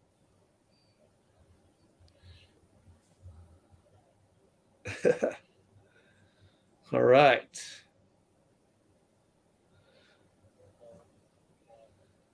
NBA 876. Good profile pic. So there you go. Bam. Is that you though, or is that like a somebody else? I guess that's you. I don't recognize who that is. Oh, cool. Got the fresh cut. Oh, postseason. Okay, I'm approaching 90%. Yeah, so I think we're good here. I'm gonna try and do an article tomorrow that takes a picture of all of the little goodies that I have. I actually took a picture of a lot of the like Harrison Barnes bobblehead right there. I got Manute Bol in there. I got easy to show you again, the Klay Rubik's Cube, for example. Put that all on one Google Drive, put that all on one LetsGoWarriors.com article, and let's really get the wheels turning. But last 2 days have been games, so it's been a lot on my plate, and now I can get to the raffle part. It'll be good. It'll be good. Got the Raiders game, a game that I care about. So cool. Oh yeah, Connor Letourneau is going to be more of a feature writer on San Francisco Chronicle. That's going to be like Connor's going to be like their guy that does all the Sports Illustrated type articles, like where they he's already done a lot of them where he talks about like he did one on Kuminga and Jama, the coach. So that was a good one. So he's going to do more of those. And in him pursuing his passion, the editors at Chronicle were like, okay, then we need to hire a beat writer to do what Connor's been doing the last 5 years. And that's a tough job because I'll tell you right now, like traveling, it's tough. It's so hard. So hard on you, especially you got to figure out where practice is in, let's say, Houston. Oh man, practice is way over here. You got to go over there, and then go over here for make it to the pregame with Kerr. It's nuts, and they have to dress properly. Like oftentimes they have to wear a suit. It's just the custom there. It's just I could never do that job. I could never do that. And I don't like writing. I don't like typing. I really don't. I'd rather thumb type on a phone. And coming up with the right words and the quotes to weave into a story, it's too hard for me. I'd rather just take the videos and like an engineer, just process all those videos for you guys. But then I just told you that's making me exhausted of late. I don't even know if I can do that anymore. So, but if you happen to know of any good journalists out there that probably, just got their degree from journalism, that is very important to actually have a degree in journalism because the ethical part of things and, when you quote a guy, that quote has to be 100% correct. It's not like all these memes that you see. I'm not going to name names, but see a meme and it's some quote that they actually got off of Twitter. It would be more preferable if you were a journalism student, you would want that quote to be actually taken from the interview, not from somebody's tweet, because that person could have messed up the tweet and you're not really sure if that quote is correct. But because of the reactive nature of social media, outrage culture, and just meme culture, those kinds of accounts and channels have made a lot of money. And so they found a business from it. And so unfortunately, that's happened. And that's why you got a lot of reporters that don't like the aggregators. And that's why, is because they don't have the same ethical standards, unfortunately. You can aggregate it yourself using lists. You don't have to rely on a third-party aggregator. Yeah, because then you get all your stuff directly from the sources. It's so easy though, just to follow, one guy or one, cool logo, cool account, just a one Instagram page or whatever. If you do that, you just got to remember that there's a chance that the news that you get is actually not correct. Yep. Whereas if you proper journalists do verify via reliable sources. Yep, exactly. So that's part of a reporter's job. So if you follow an actual reporter that has a journalism degree, you can pretty much feel safe that that was a legit actual quote. Like they've got the quote on their recorder. They could play it back to somebody if there was any question about it. Anyways, just went long there just to keep this chat alive. Um, and yeah, I like the Chronicle. They have their guys. They don't tweet nonsense. They're not there to get retweets. They're there to just report. Whether it gets one retweet, 0, 20, doesn't matter to them. Um, Same thing with Slater. I mean, he gets all the retweets, but at the end of the day, he's doing that. He's tweeting all this stuff because, I mean, yeah, it makes him a top reporter. So it does help his career to get the retweets. But at the same time, he's getting that paycheck from the Athletic every 2 weeks, anyways, whether he tweets that or not. And so, interestingly enough, the New York Times is buying out the Athletic. So that Really? should be interesting how that plays out. We'll see. But I think it's a smart move.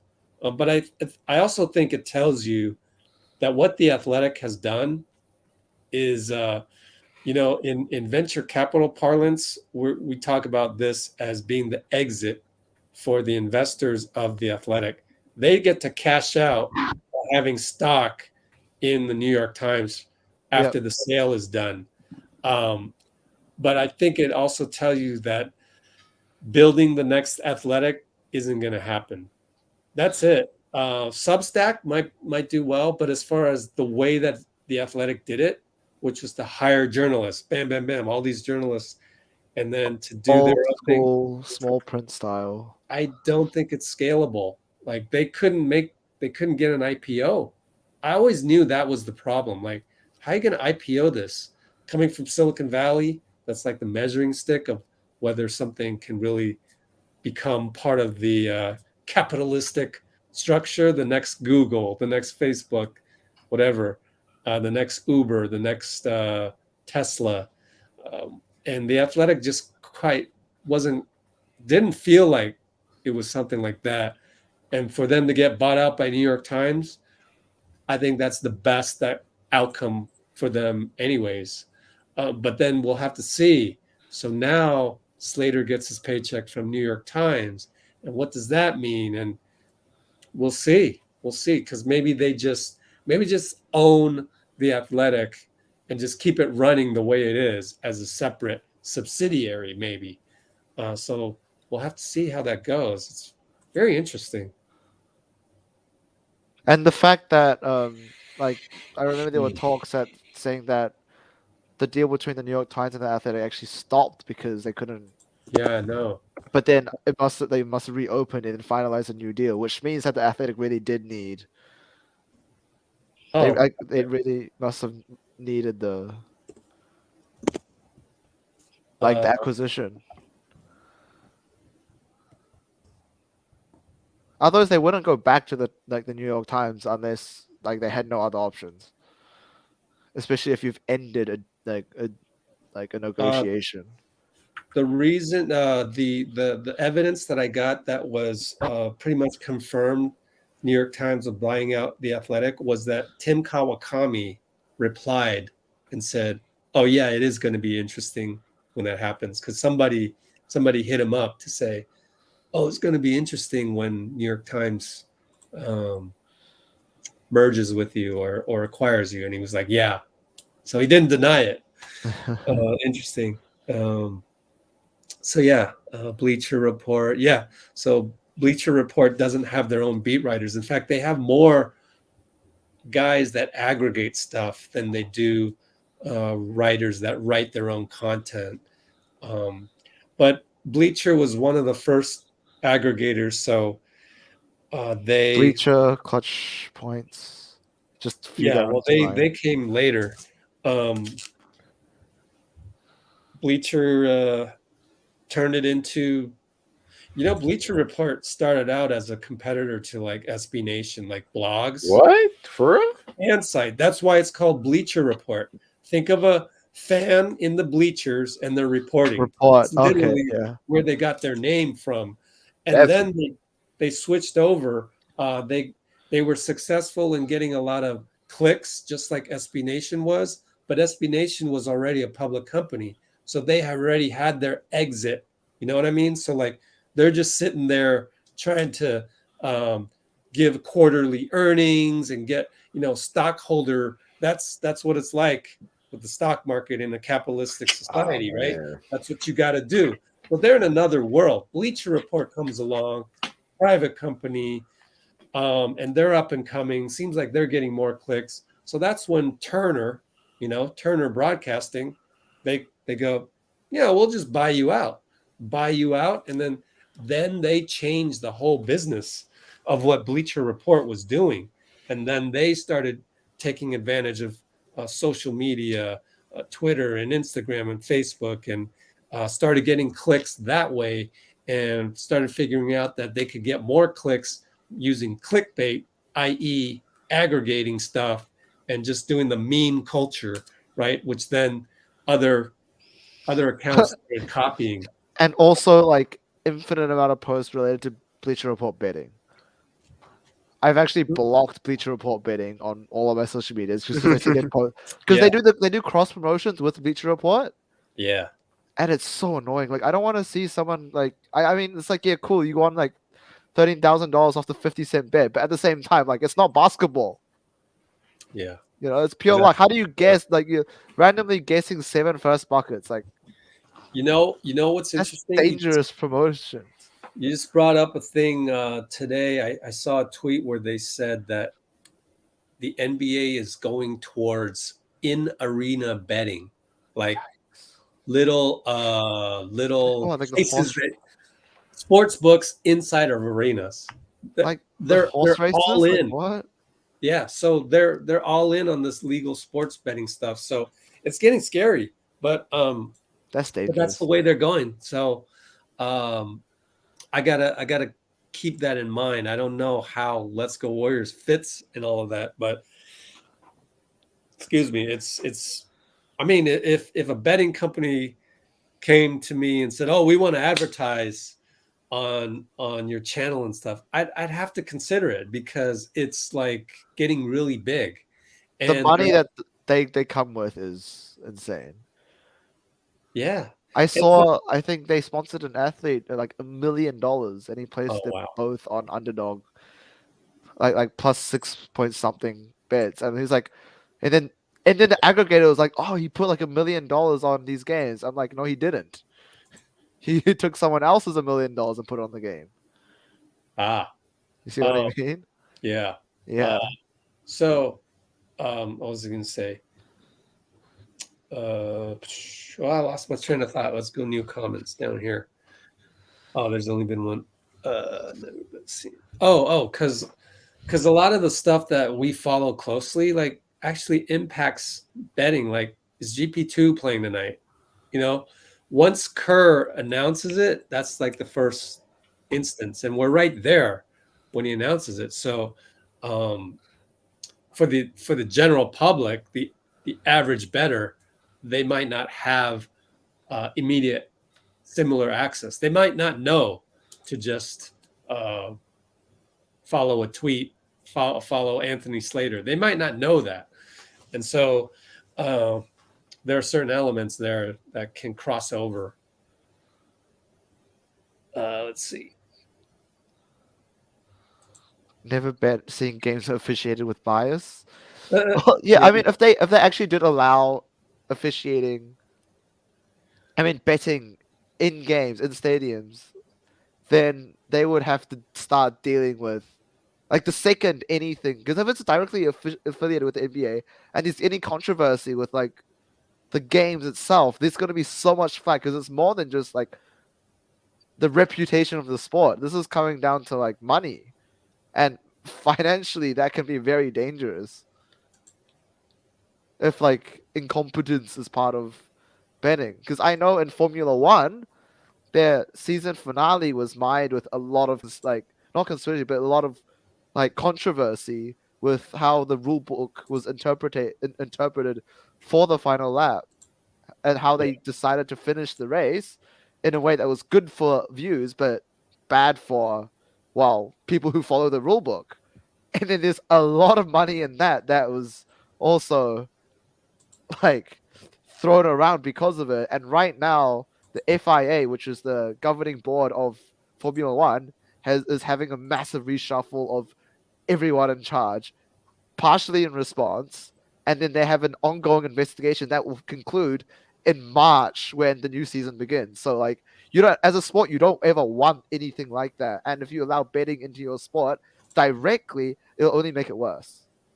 Oh boy. Yeah, it's not a fun Right. time. Like I was so mad when I watched that last race because everyone looked through the rule book, and like what they did was the rule book says you have to let all 8 lap cars through, and they only let 5 that were between number P1, like first place and second place in the championship.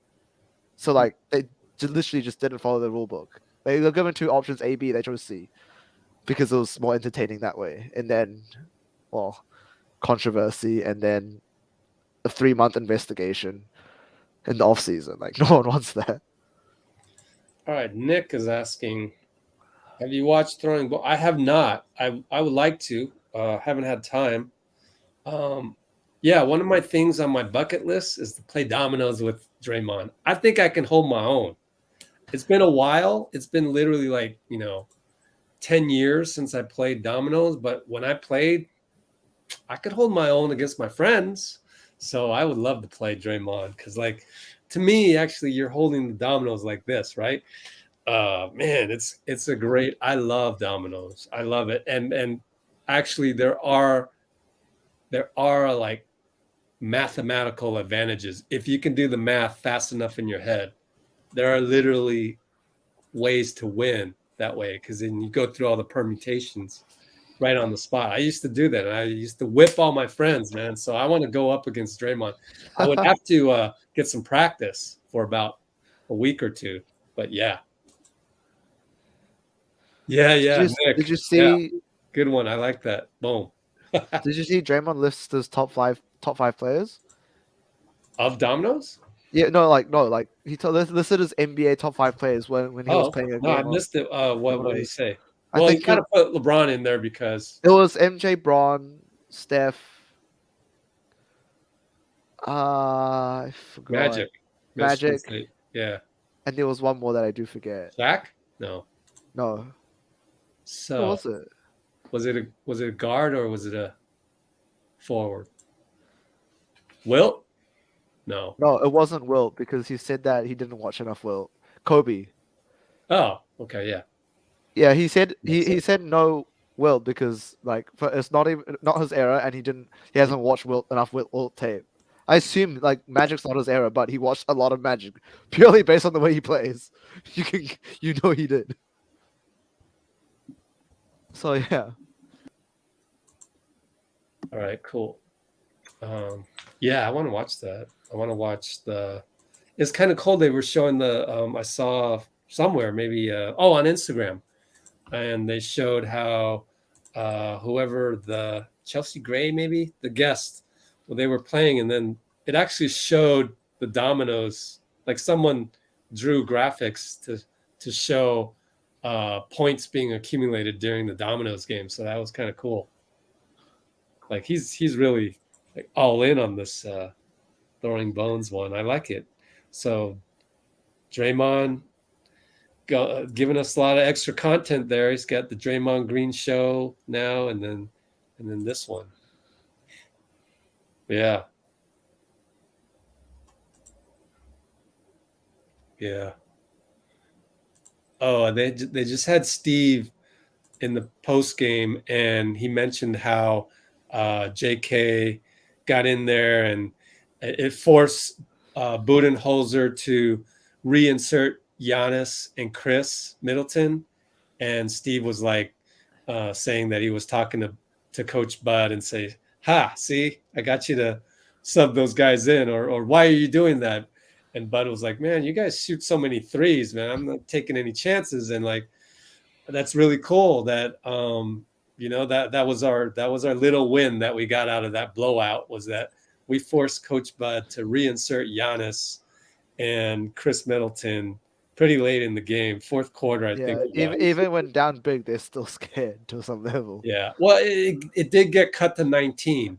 Yeah. And 19's a scary, you just think about it. It's on the precipice. 3 more threes, it becomes a 10-point game, right? 3 threes is just 3 times down the court in the modern NBA, which I love. I love that about the modern NBA. Oh man, speaking of which, can you guys wait? Can you guys, we haven't talked about this, where we get on one of those vintage Warriors basketball 11-0 runs where it's like splash 3 in transition, my Steph, goodness. splash We 3 play. haven't seen Oh, that in a while. I though. cannot wait. That's gonna feel so good. Oh And you know it's gonna happen eventually as well. yeah. When Because that our happens- defense is always locked in, and the fact that we're not going on these runs is because it's like splash miss, splash miss. and you know what's crazy? Over that, it's you're still up 6, but it could be up 12. You know what's crazy is that we have more shooters now than the Yeah. KD era. Isn't that insane? Like I'm Yeah. thinking Otto, JP, Belly, Wiggins. I mean, all of these guys can hit off the break, and it's boom, boom. Oh man, I can't wait till that happens. It But will click eventually. There's no way it doesn't.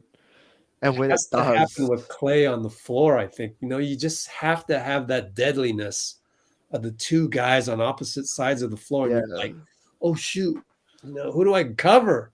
And then bam, bam, bam, and then boom, 11-0 run in about 45 seconds.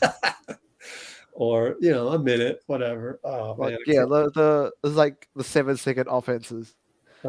beautiful, such beautiful stuff. We have not seen that in like 2 years. Man, those are just devastating. That's signature Warriors basketball. We can't wait. I mean, that's really isn't that the marker right there? That's like the indicator. When that happens, we're ready for the playoffs. Exactly. So it's like, so now what we can tell people when people are like, they're complaining about something. You go, well, I mean, the goal is to go on those crazy runs where we're in transition and hitting threes. So between now and that goal, where are we in that? And with Klay on his minutes restriction and Draymond not even there, it's going to take some time to get there, right? Yep. It's not going to happen next game. Draymond's not there, probably, right? We'll all be happy if it does somehow happen. Like, I don't know, like JK is bringing the ball down, and suddenly he becomes like the Draymond of that kind of transition. So there's going to be some patience coming up because got to reintegrate Klay, increase his minutes little by little. And who does that affect? That's going to affect Jordan Poole. JK is playing great, so now you integrate him. I mean, it's like good problems to have, but they are problems to solve. So yeah, we haven't had games lately where everyone is hot. Yeah, we're due. We deserve it. It's like the basketball gods. Like it's like a volcano. A dormant Milwaukee volcano. did that to us yesterday, so we paid our dues. We deserve it. We deserve that to happen for us. Yes, sir. How's KD doing, guys? How's he doing?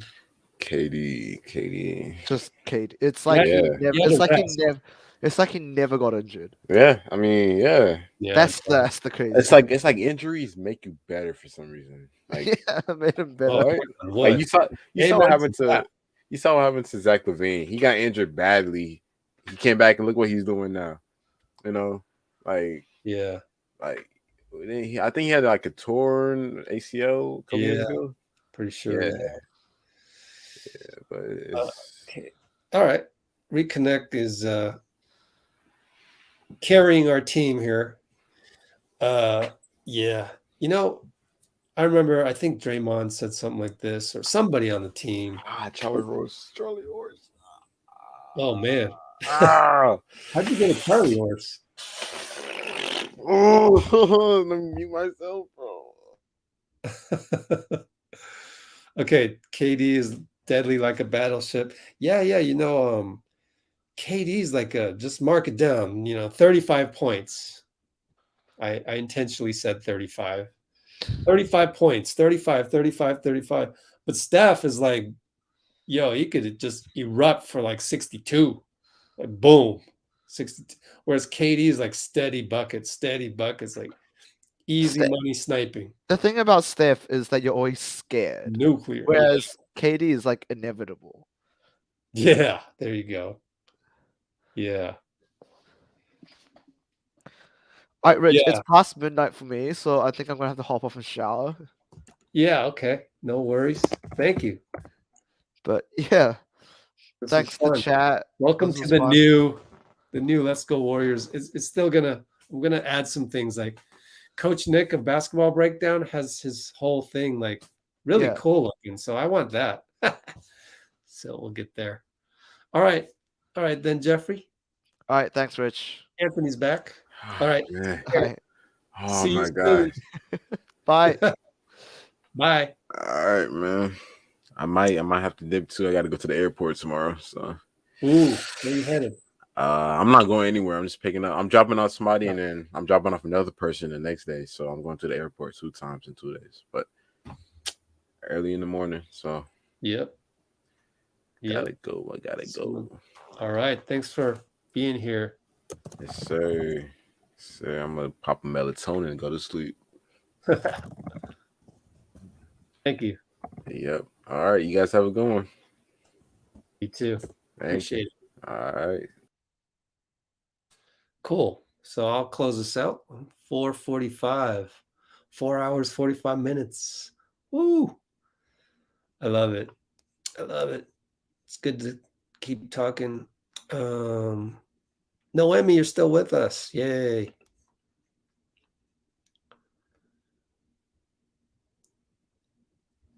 Yeah, let's see. I will say aside from Steph, my favorite, honestly, is Juan, because I happen to his trainer Fale used to play in my basketball league that I organized, so I kind of have that connection.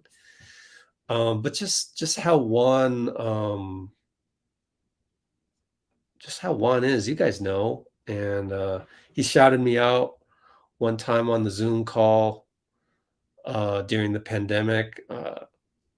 Meant a lot to me because it gave me more confidence in those.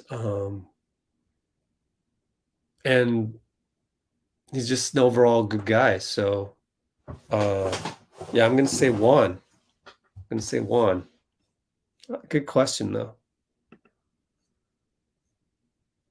Dallas beat Memphis. Wow, Nick. Wow. Let me pull up the box score. Wow. Handily. They beat him handily. 106-79 with 3 minutes to go. It's in Memphis. Can't believe that. So you just never know. You have to play the game, right? Luka, 27, triple-double, 27, 12, and 10. You know, that may be it sometimes where Memphis just doesn't have a guy. It's all matchups, game by game. We have trouble with Ja. They have trouble with Luka. And it goes around and around, so it's kind of cool. Ja's 19, 5, 8. Trying to see if anybody's missing anybody. Steven Adams is playing. Marquise Chris has 12 minutes of play. I saw him in the Dallas team hotel.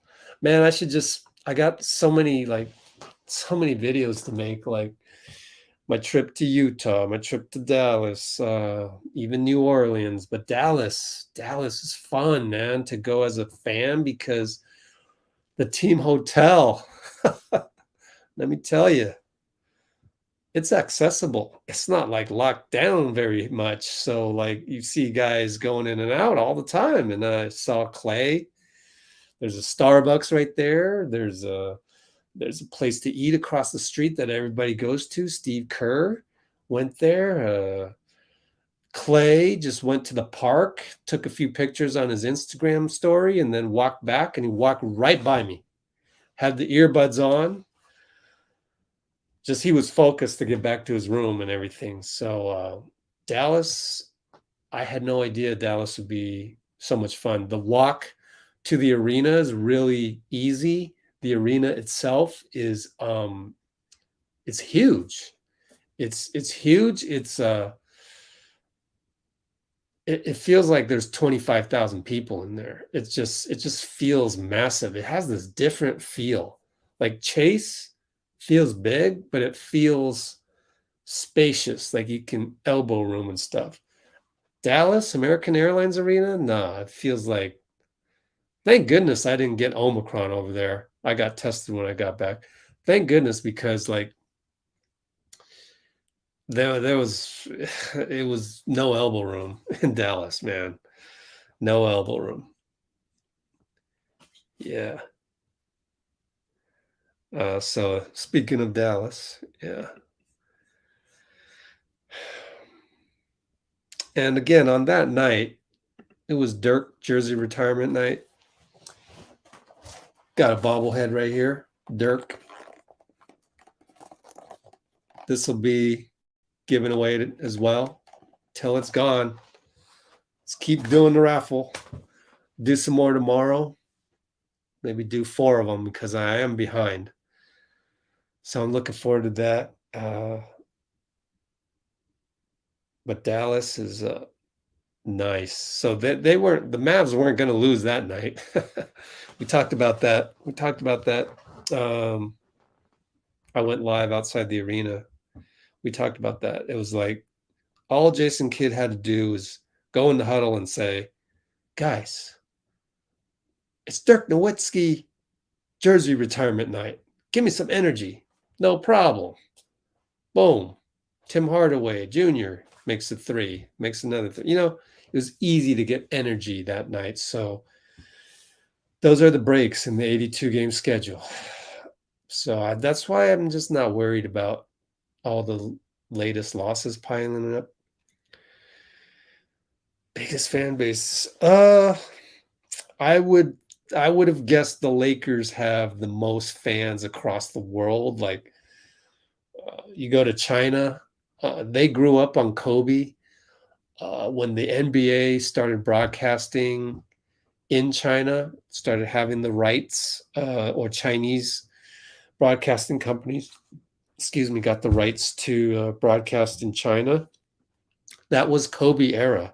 So they have a really strong connection to Kobe and the Lakers. Whereas, let's say American culture, we grew up kind of like, you know, Nike grew up on Jordan, and everything now is sneaker culture is all based on Jordan. No Air Jordan, no sneakerhead, right? Sneakerheads don't exist if it wasn't for Michael Jordan. So it's a little bit different, where a lot of our culture comes from Michael Jordan, started, you know, emanating from that, and then it evolved and stuff. So in China, Kobe is their Michael Jordan because they didn't get to see Michael Jordan on TV. They literally couldn't see him, couldn't watch him. But then they saw Kobe. So that's why I would think, going back to the original question, I would think that the Lakers might be the most popular in the world. But I'm sure the Warriors are up and coming, and I'm sure that, you know, they're in the top 3, top 2 probably around the world. So it would be either them or the Lakers. And the Warriors do a very good job. I mean, thanks to the popularity of Steph Curry as well, but they do a very good job of marketing, whether it's being on Weibo, the Chinese version of Twitter, or having a good Facebook following for, you know, everyone in the Philippines, or, you know, they pour a lot of resources into their Chinese social media endeavors. So yeah, I think the Warriors are doing a good job in terms of branding their brand across the world. So yeah, I'm gonna call it a night now. Approaching 5 hours. I always like to just go super long. It's been good. Oh, we went over 21. Oh, good point, Reconnect. Good point. Yeah. Yep. Trust me, they got their eye on that. Joe Lacob is the owner. He's always thinking strategically. So for sure, they got their hands all over K-pop. I'm sure. They go giddy when K-pop guy tags Steph Curry. I'm sure they're all over that. So thanks, Reconnect. Yeah, good stuff from you as well, from everybody. So take care. Let's see. Tomorrow is a Raiders game. So then Sunday we got Minneapolis, and I'll try to go live from Target Center. We'll see. Anytime I'm traveling from now on, totally, we'll see how it goes day to day. And make no promises because stuff might happen. And I'm going to try and meet with Karl Anthony Towns' handler. But you never know. He might not show up. So we don't know. I'll only know once I get there. So yeah, stay safe, people. Omicron's out there. Stay safe. And we'll see you Sunday. I'll try to go pregame from Target Center. Maybe. So we'll see. But I'll definitely try my hardest to eventually go live from Target Center. But that also means we got to see if Anthony can go live during this, and have to give him a password into our StreamYard here. Man, so there's a lot to figure out before now and then. All right, thanks, guys. I'm going to end it now. Take care. Go Raiders, go Niners, go Warriors.